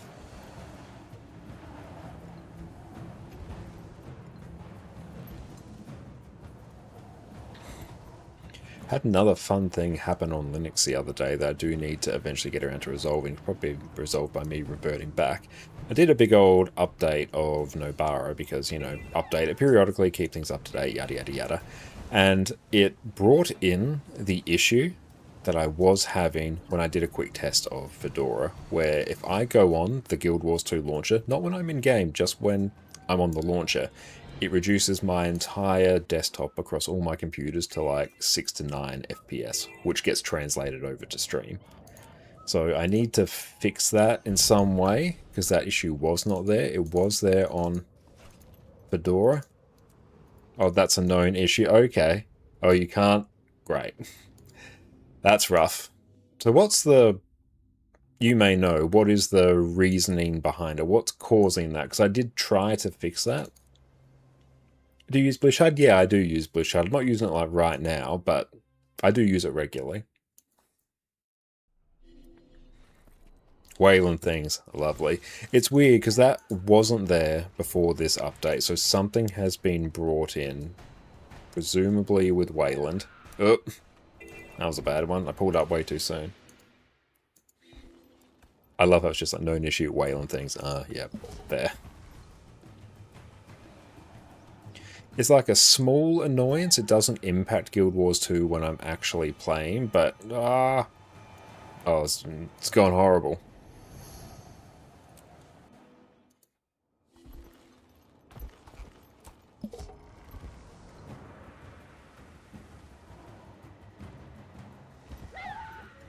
Oh, I'm not living my best life on this one today. So all this talk of Wayland's got me riled up.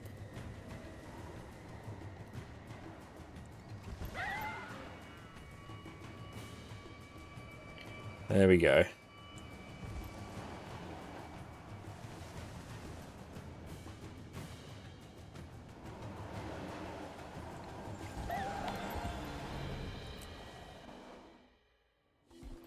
I check if you have the Proton environment variable set in launch options for Wayland, remove it if it's there. Okay, I'll give that a shot. Hang on, I might actually just note that down.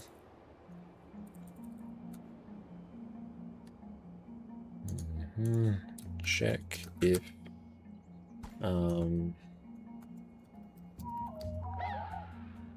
check if Proton N variable is set in launch. Options for Wayland.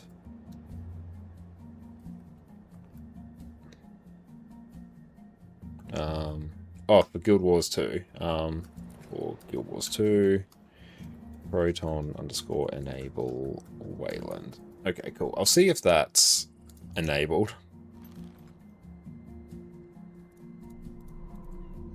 For the event view, how do you close it? It should be probably like Alt-E or Alt-Shift-E or something.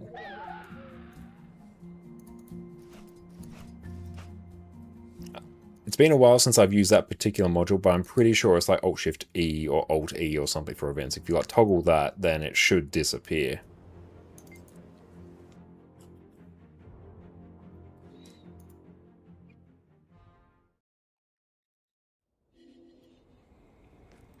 And yeah, like that issue, if I was just playing Guild Wars 2, it would be fine. Because yeah, launcher closes, everything's fine. But because I stream, that will just tank the FPS of the stream.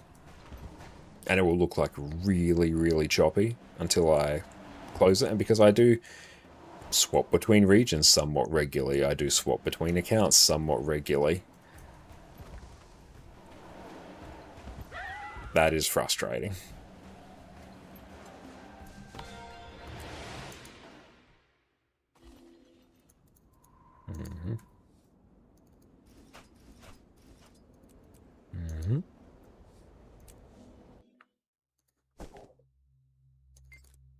I think the wreck just grabbed and it's very satisfying seeing so many materials go into material storage again. Yeah, it's so worth it. Like, I kind of feel like the sweet spot for material storage is 1,000. I'm on 1,500 on this account, and I'm on 2,000 on my NA account. Like, more is always better, and you always appreciate it. It's always a good purchase, but I feel like getting up to 1,000 is like a real sort of sweet spot where you could almost be content just leaving it there. The jump from 200 to or 250 to 500 is significant as well. I'm not even sure if I'll get gold on this. Also, don't mind your short answers, though you're in a raid. That's all good. Did I technically get gold? That's 35 seconds exactly. Did I do it? Does that... Yeah. Could not be any more perfect.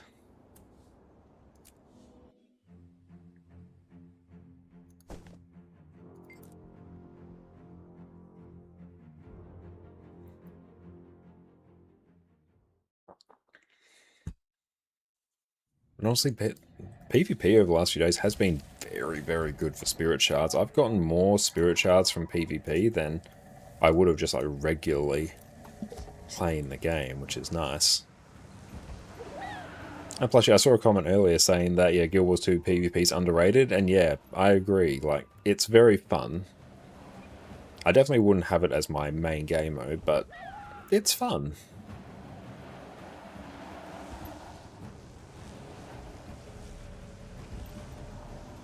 It's a slow one. Perfect.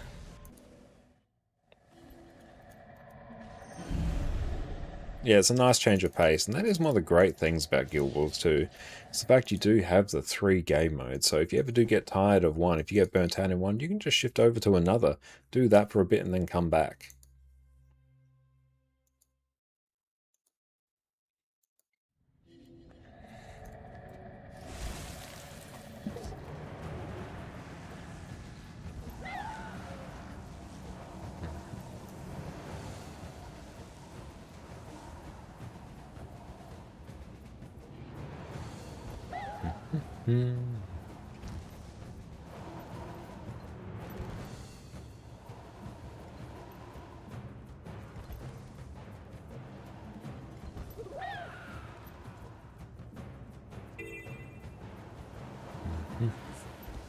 And up. Aww. Very sad. Right at the end as well.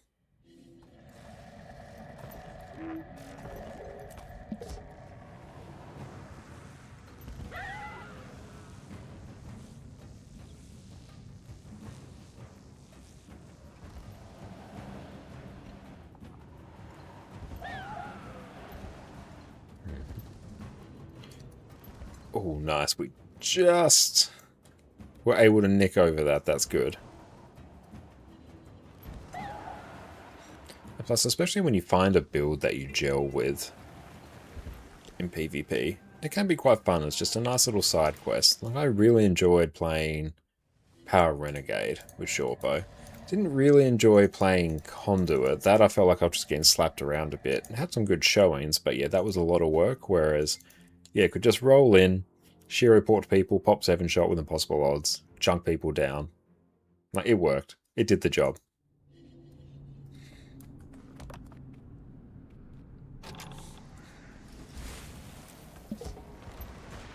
So it might be nice to somewhat occasionally duck in there, maybe with some different builds. We have so many different characters. I feel like getting a support in there could be quite good.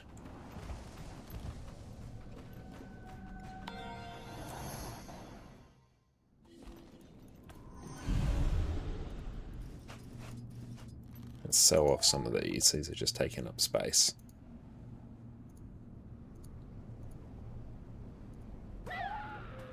Givers, candy cane. Why do I have those? Clearly I did. I must have done like Heal Troubadour on... Yeah, that one's a Troubadour, so I must have done Heal Troubadour at some point. It's actually amazing how many different classes there are in Guild Wars 2 now.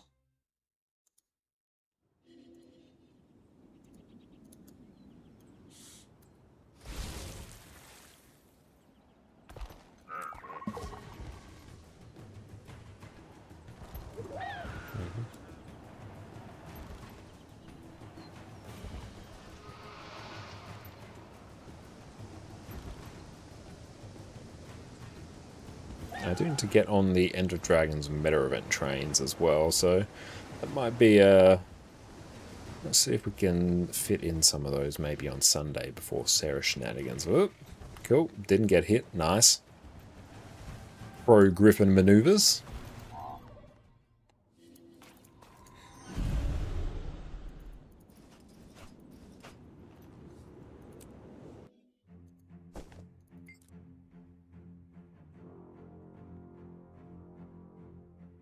Oh yeah, the time's off in the virtual machine. I need to set that. I'm glad I was able to fix the time discrepancy between Linux and Windows as well, because that was super annoying.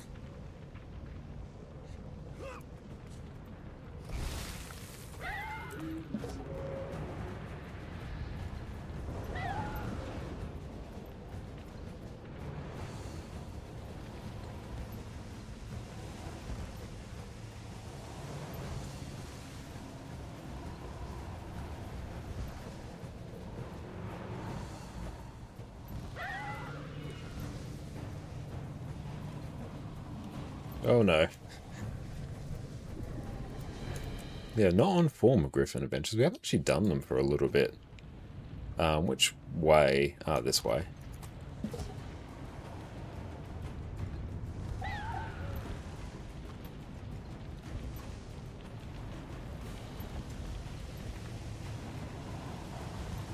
Get a bit of height, not too much, just a smidge.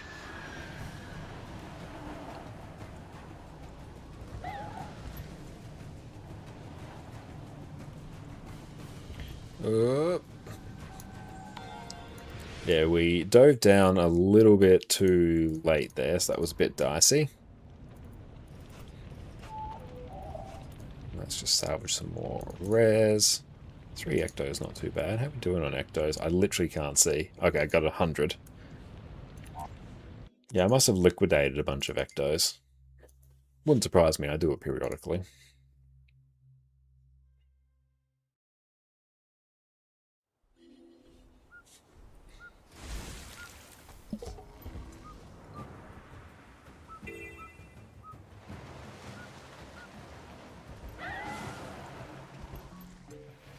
And yeah, really need to get on the fractal train as well, because that's going to be great for clovers. Honestly, the combination of regular raiding and fractals is like... I'll give you ample mystic clovers.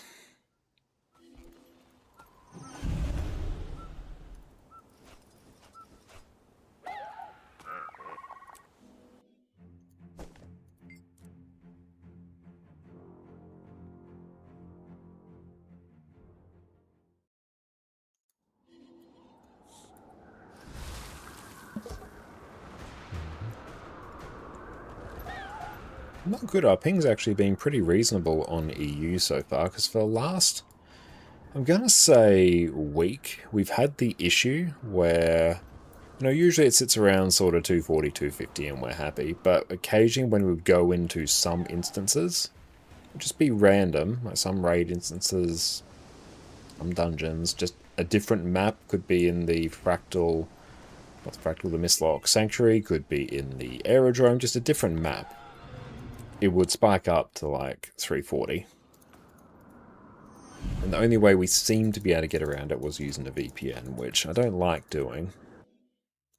Then it usually means I have to like re-verify like Guild Wars 2 and say, oh yeah, no, this is me, it's fine, but I'd, yeah, rather not do that.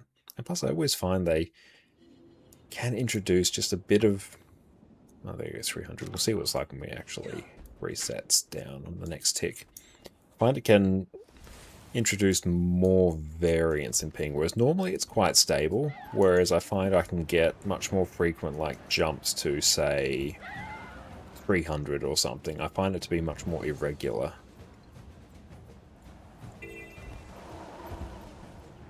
And it could also be just a bit of like confirmation bias and me actively looking for that and interpreting any jitter as being caused by the VPN, but it's just sort of what it feels like.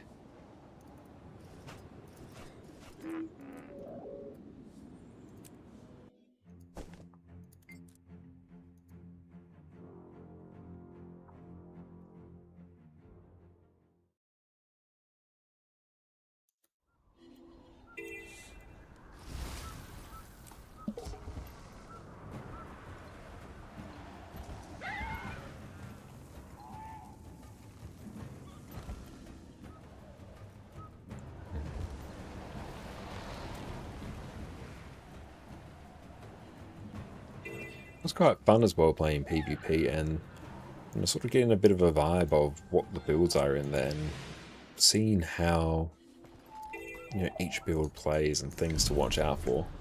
That was a nice change of pace and it was good fun. And Carson, welcome in. What's the most fun activity in Guild Wars 2, do you think? It's a very subjective question, but a very good one. It's going to depend entirely on the individual. My personal favourite is raiding. Raiding is my favourite content in Guild Wars 2, just endgame PvE in general. That's the kind of stuff that really makes me excited to play Guild Wars 2, and the feeling of like playing a build, learning it, gradually mastering it, and being able to pull off like very good DPS results or doing, you know, useful support in raids and having that feeling of, you know, competence and mastery, that in and of itself I find is really fun. And for me, that comes from doing endgame PvE. But for other people, it could be world versus world. For other people, it could be open world PvP. Entirely just depends. My personal preference is raids. Endgame PvE, raids, fractals. That's my jam.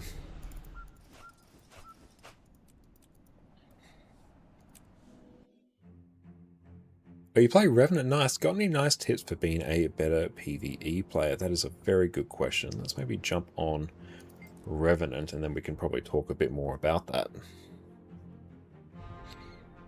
So what kind of Revenant builds have you been playing recently?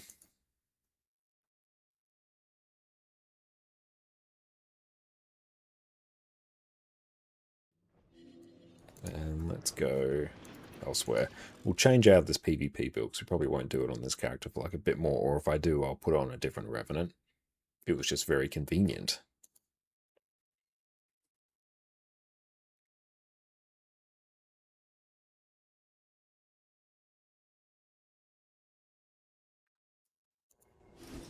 Okay.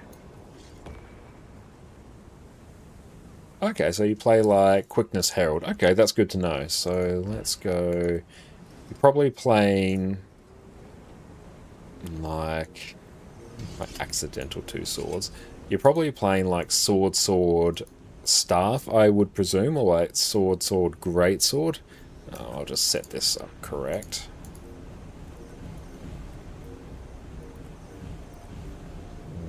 Yeah, just throw it in.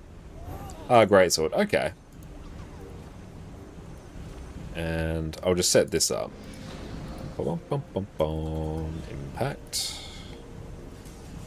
That's done, and I should have a great sword floating here. Oh, dang it. Overwrote the wrong thing.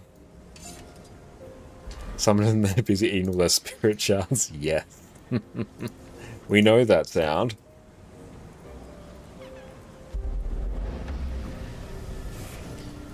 Gotta do this now. That's alright. Berserkers.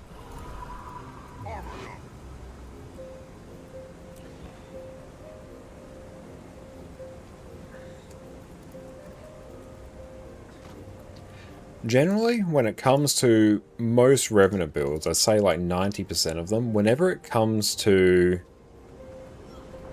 I'll actually just go into open world because I can sort of like just show things. When it comes to swapping weapons and swapping legends, in most Revenant builds you'll always find that they are linked. So you will swap weapons basically instantly after you swap legends. You might use like one skill before you swap. Do you switch often? Yeah, like you will swap often, particularly if you're running sword, and greatsword, you will want to swap very often. Oh, hang on, I need to... I literally don't have the right build. That's correct. Build power conduit. Let's overwrite that with power quick herald. Okay, there we go. Let's try and just hit these. Yeah, Glint and Shiro? Yes. Okay. I might just hide arc DPS. It's just going to obscure things. But basically, you will want to swap weapons whenever you swap legends, because the way Revenant works, well, the reason you'd run two offensive weapons is so you can like burn all your good skills in one legend, and then at the same time when you swap legend you refill your energy. You're also swapping weapons to refresh your cooldowns. It's kind of how they all work, how to use your glint specials. So if I want to use quickness, the first things I'll do, well basically if I'm starting a fight, even if I'm not, I'm just running around, I will just run around with my three sort of middle utilities up here. My might, my swiftness, my fury, because it's going to give me swiftness. I'm going to move around easily. That's going to be nice. And then as soon as I activate anything else, which will normally be my facet of nature, I start pulsing quickness. So just running around with this baseline here means you are just one button away from instantly popping quickness. And then when you're ready to sort of do a bit of burst, you'll use your facet of strength and facet of elements. So this will give you some extra damage for 10 seconds after you use it. Burst of strength, 10% extra damage, 5% condition damage, and elemental blast is just a damaging AoE. There, I ran out of energy. Just wait.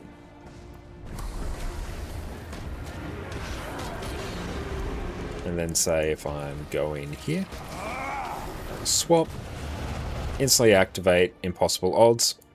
Whenever you play Revenant, you'll almost always, like 99% of the time, you will swap legend first and then swap weapons. And the reason you actually do that, particularly on condition damage builds, is that you'll often run weapon swapping sigils. And what you can do, they will also actually proc on legend swap. So what happens is you first proc them on your current weapon set using legend swap, and then you swap weapons, and then you proc the sigils on your other weapon set. So you actually get to double proc those sigils.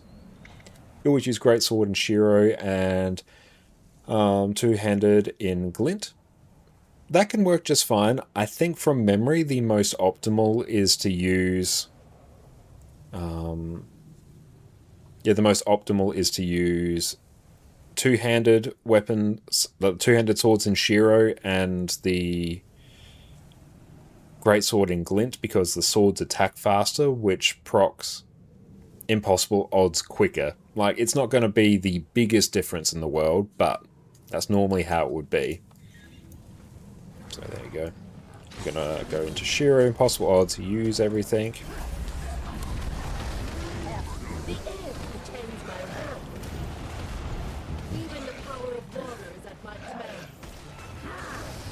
And here I might just stay here a bit longer and then burst my elite. And there we go, it's gone. But then I'd swap back to Shiro and then go to sword. Yeah, so it's reversed is ideal. I sometimes might swap them between. And Scorpio, prefer using regen swiftness when idle and activating the elite when starting combat. That's a good way to do it as well. There's a lot of different ways to actually proc quickness. I actually did a Reddit post about this maybe like 2 years ago or something. I think there was something like 31 different combinations of your skills here that will actually generate quickness. So using these first four, your heal, might, swiftness, and fury will do it. Doing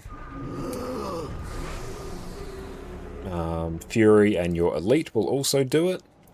Doing facet of nature and your elite will also pulse quickness. Whenever you have arrow pointing to the left, you generate quickness. So there's a lot of different combinations that can do that.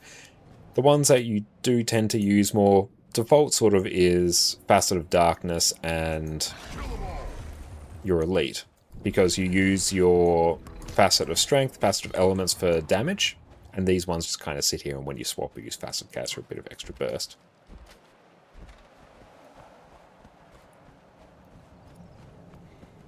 But yeah, so there's lots of different combinations. Like say if we did Scorp's version, we did regen, swiftness, and then we like proc this, and then we can knock it down, then maybe do a facet of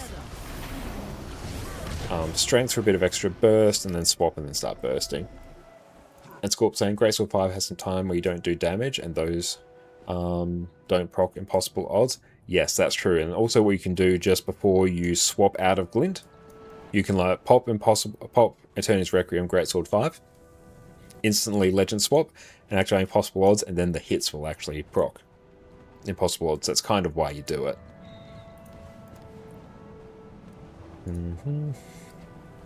But my personal favorite is doing this.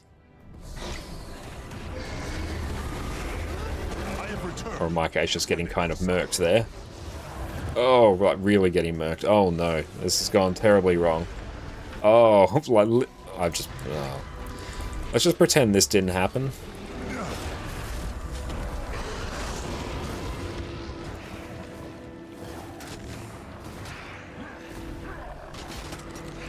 I'm gonna find something else to do that on.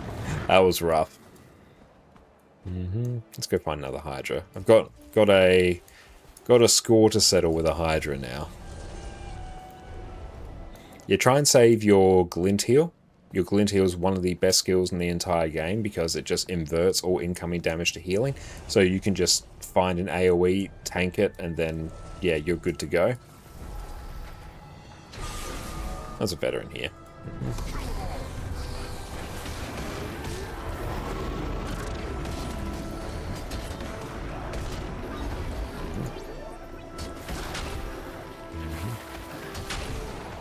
Then say if we...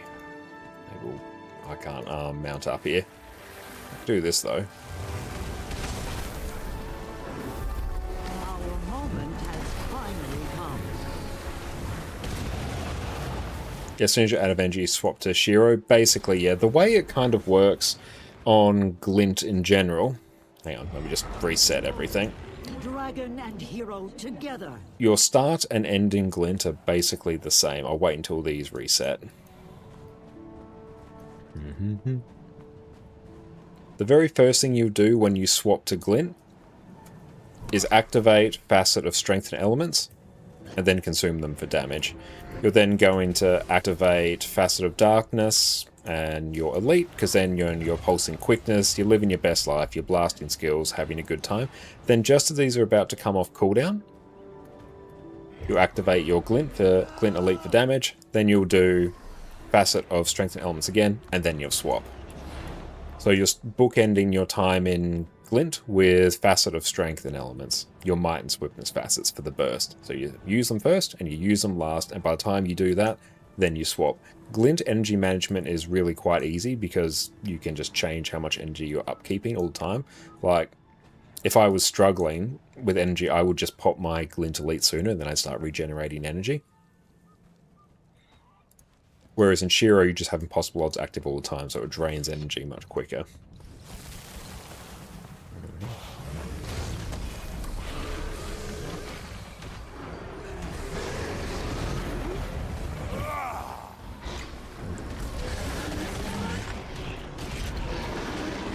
And then I'm really just going to sit here, auto-attacking Shiro until Sword 2 is up, Glint's up, swap back. Then I'm sort of just waiting here. Normally, if you have Alacrity, this is up much quicker. And then, yeah, I'm pulsing Quickness again. If you have Alacrity, they'll basically be up instantly. And whenever you're in Glint, like, just double tap Facet of Nature. It'll just extend boons. How long should possible odds be on? All the time. As soon as you get into Shiro, you pop it on. And using sword 2, 4, and 5, and then a second sword 2, will line up so that you will run out of energy. You'll have impossible odds active. Hang on, so if I go... Boom. I didn't actually hit anything with it there, I think, but still. So there we go, like we're just about out of energy, and then you'd swap back. Yeah, until you run out of energy and swap to Glint. Yeah, Shiro, it's basically, as soon as you're out of energy, swap to Glint. Happy days.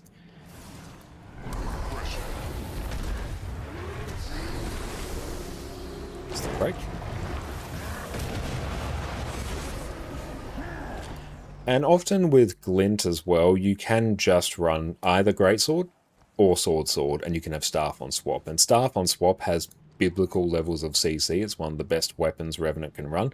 It also simplifies your build massively as well, because you're not having to swap weapons. You just literally use your good skills off cooldown. So say if I just want to camp Sword, which is normally the one that I do.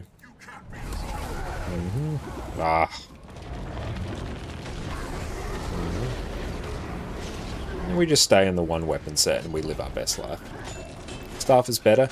Greatsword and Sword is more damage, because you have another offensive weapon to play with, but Staff will offer a bunch more CC, and the thing about Herald in group content, it's not bought for damage, it's bought for its boons, so people aren't really judging you on the damage you do, but they will maybe get a little bit miffed if the Herald isn't doing a lot of CC, particularly if you have the option to do it. So I find it's better in group content,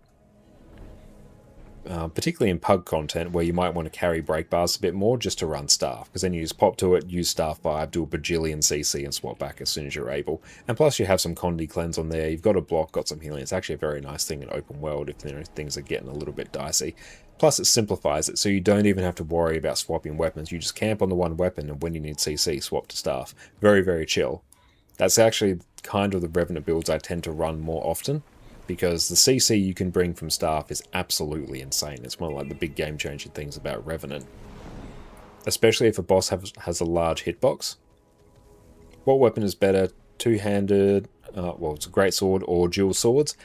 It depends. For regular single target damage, it's usually dual swords.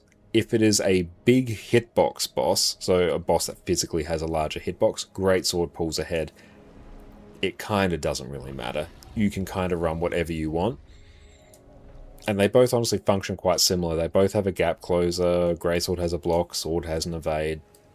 Sword will typically be higher damage, but if you want to run greatsword, you could run greatsword. You want to run swords, you can run swords. It doesn't really matter. And particularly if you're just running the sword, or you're just running like the single weapon camping version, you're already sacrificing a bit of damage. So optimizing for damage from there doesn't really make that much sense, I find.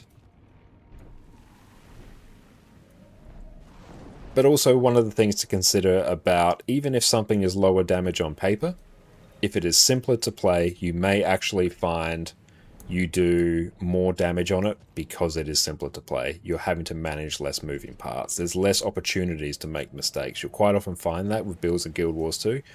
Builds that have lower damage on paper, you might get better results from in actual content. Stats and Staffs, always Berserker stats? Yeah, just throw Berserker stats, Force and Impact on there. If you wanted to be a bit spicy, you could throw Force and Severance on there. Severance will give you a bunch of extra...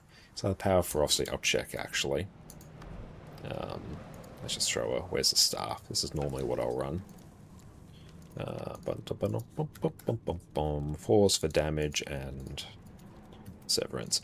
Yeah, so you gain extra precision and ferocity, like 200 and your 250 precision and ferocity for 4 seconds. So that can be particularly a decent damage increase, because going to Staff is going to be a DPS drop. So you're gonna, if you're on Staff, you're going to CC an enemy, so that will make up for some of the DPS loss a bit. And then you want to get off it as soon as possible. Also, Parasigil and Staff for Severe. Yeah, that's a great one as well. Yeah, you can run Paralyzation Sigil, which makes your stun duration more, so you do even more break bar damage. Like staff, if you're just using it for damage, it's basically just auto attacking and using the 2. It's not good damage, it's a healing and support weapon. But basically what you do on staff is you press 5. And that is one of the best CC skills in the game. Because Surge of the Miss, this is actually 9 separate hits. And each one of them is doing 150 Defiance Bar damage. So what, I think that's like 1300 Defiance Bar damage on a single skill. But yeah, the trick is, yeah, that's a good point there that Scorp's mentioning. You might want to move a little bit back from the boss, like take literally 2 or 3 steps back and then press it, because you move forward as you press it. Since the end of it has more hits than the start. Yeah, that's a good point. That's a CC? Yeah, it is. It's a knockback.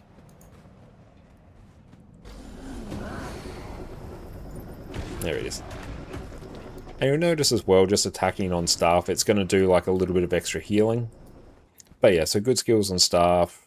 Mender's Rebuke here is just a bit of extra healing and damage. Warding Rift is a nice block skill. And Renewing Wave is heal and Conti Cleanse. It's also a blast finisher. So depending on the legend you're running... Oh, hang on, is this a sleep fire field at all?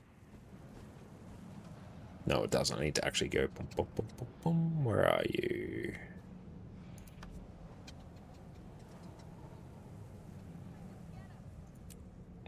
Hang on, just... Parallax Renegade. You can actually use... This is a fire field. You can actually use Staff 4 to blast a bit of extra might. Can be useful in some cases. But yeah, the main reason you're bringing Staff is for Surge of the Miss, your fire skill. That is why you bring it. That is entirely why you bring it. So really, you'll swap to Staff, use 5, you might do 2 for a bit of extra damage, and then just sit there and auto attack until you're ready to swap back. And that's basically how you'll play it.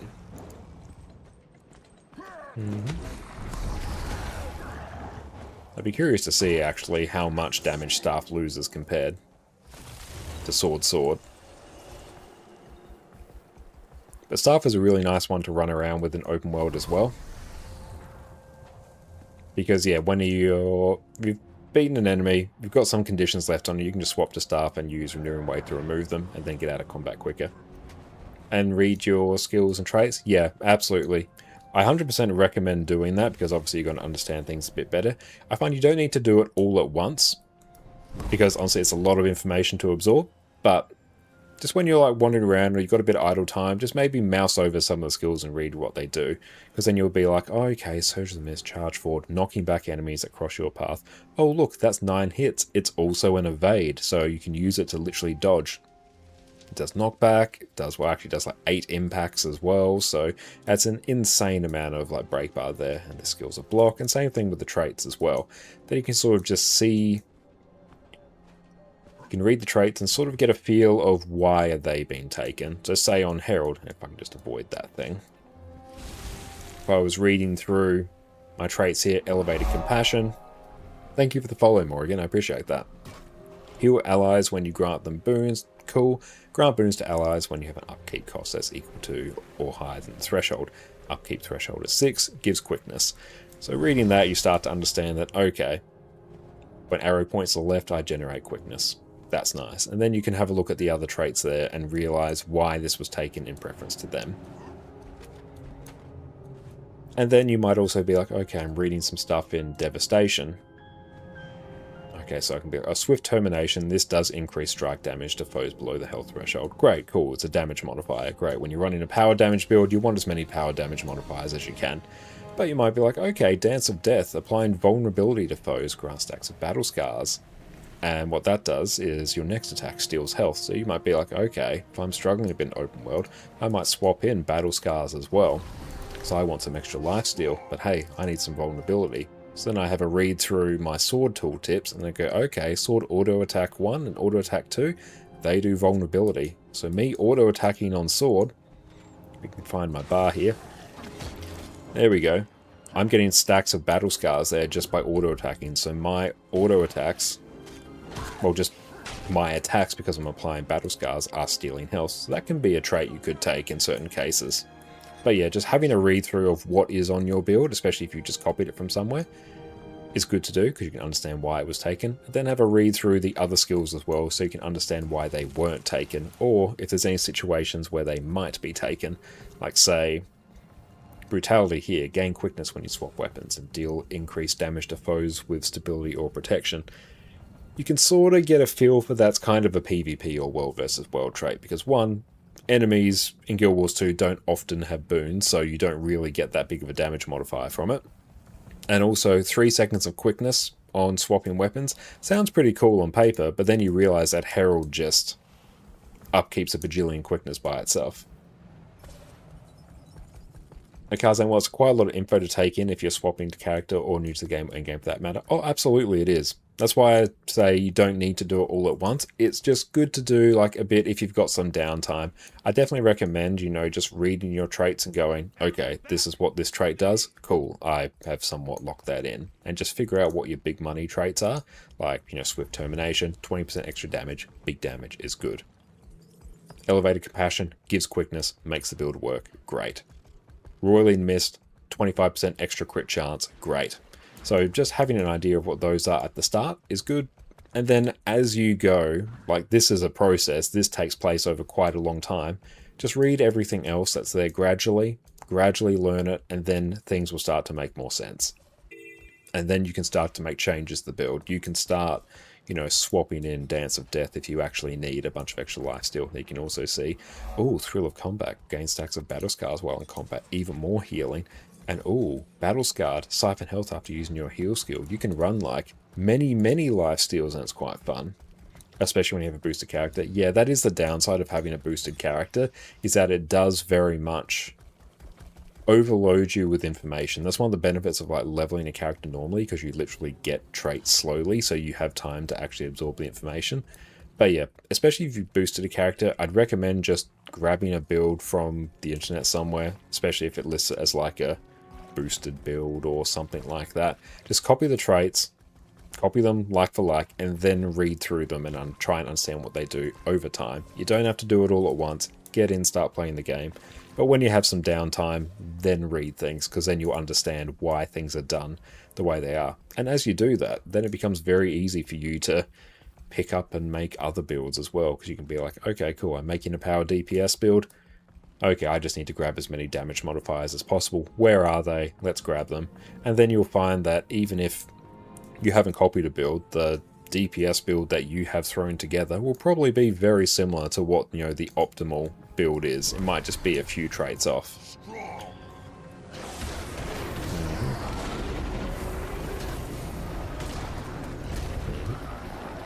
And yeah, that's basically how it goes whenever you're learning any build, because whenever I'm picking up a build first, I will just copy a build from the start and go, yep, cool, this is the build, this is it's set up correctly, and then I'll start to figure out how it works, what makes it tick, what little tricks can you do.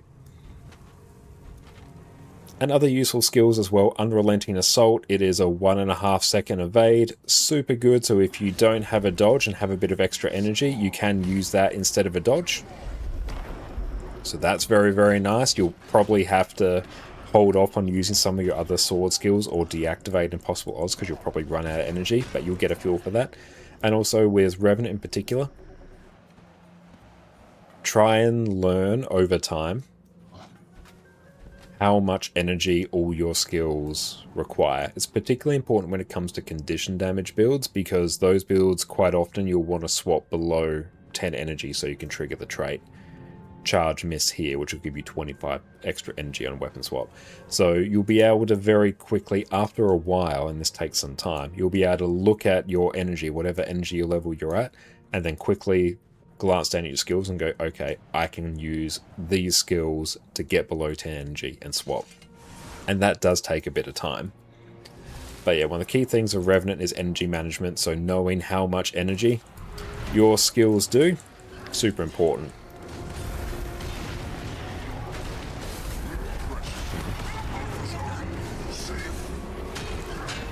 And welcome in, Astro. See, even right there, I saw, okay, there's a bunch of mobs there. They might go for a knockdown early. I'm just going to pop Unrelenting Assault on them, just so I can bounce around them and dodge for like 1.5 seconds. and then I'll go and start actually doing my damage, and because of that we were just able to nuke everything there without any issues. How are you doing? I'm doing well, thank you for asking. We're just about to head on out actually, because you have gone a little bit over time, so we'll take a look and see who else is online. Let's maybe take a look now.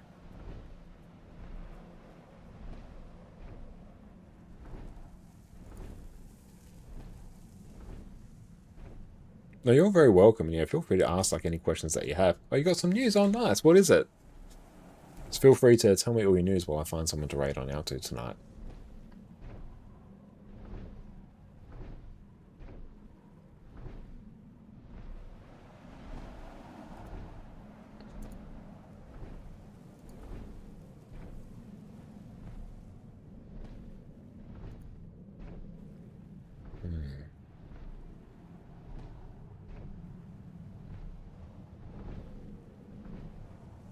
Is there good rewards for the boss event? I think they're fine rewards. I haven't partaken in the boss event. The scheduled, or like the tier rewards, I find aren't particularly amazing, but apparently there's extra chests that have a small chance of infusion drop. So now's a really good time to get in on it.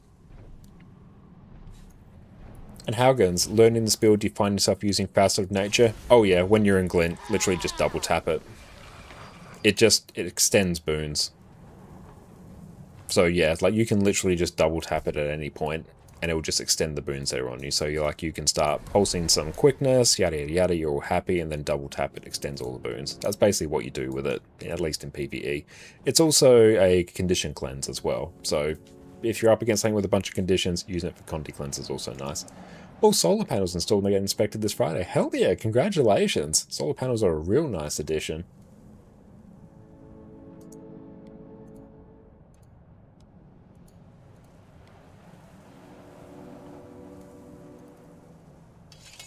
Ah, hang on, that did weird stuff, hang on. Snowcrow's a bit confusing about it. Yeah, that's understandable. They'll probably specify like the time in your rotation where you want to do it, but really it doesn't matter. It's just there to extend boons. It's not really there for damage or anything. So just sort of use it whenever's convenient when you're in Dragon's Dance in Glint, just to extend boons, that's it. Make sure you have boons, like don't use it when you don't have boons, because then it's not going to extend anything. And you'll be really sad.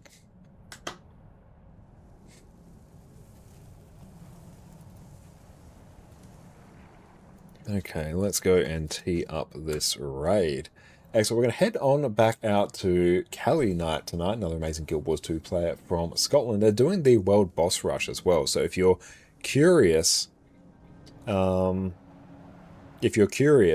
the World Boss Rush, you can go check them out. And Scorpio, you'll find yourself using it less and less each day. That's the thing about Herald, isn't it? Because it overcaps on quickness so easily, even in Berserker's gear, you don't actually really need to use it to keep up boons. It's just a nice thing to have. It's really, I find, good for if you're in a group. It like extends all the boons that are already in your group, including alacrity as well. So it's actually a nice little way to help your group's alacrity uptime, even though you don't provide it. But yeah, like, it's not required.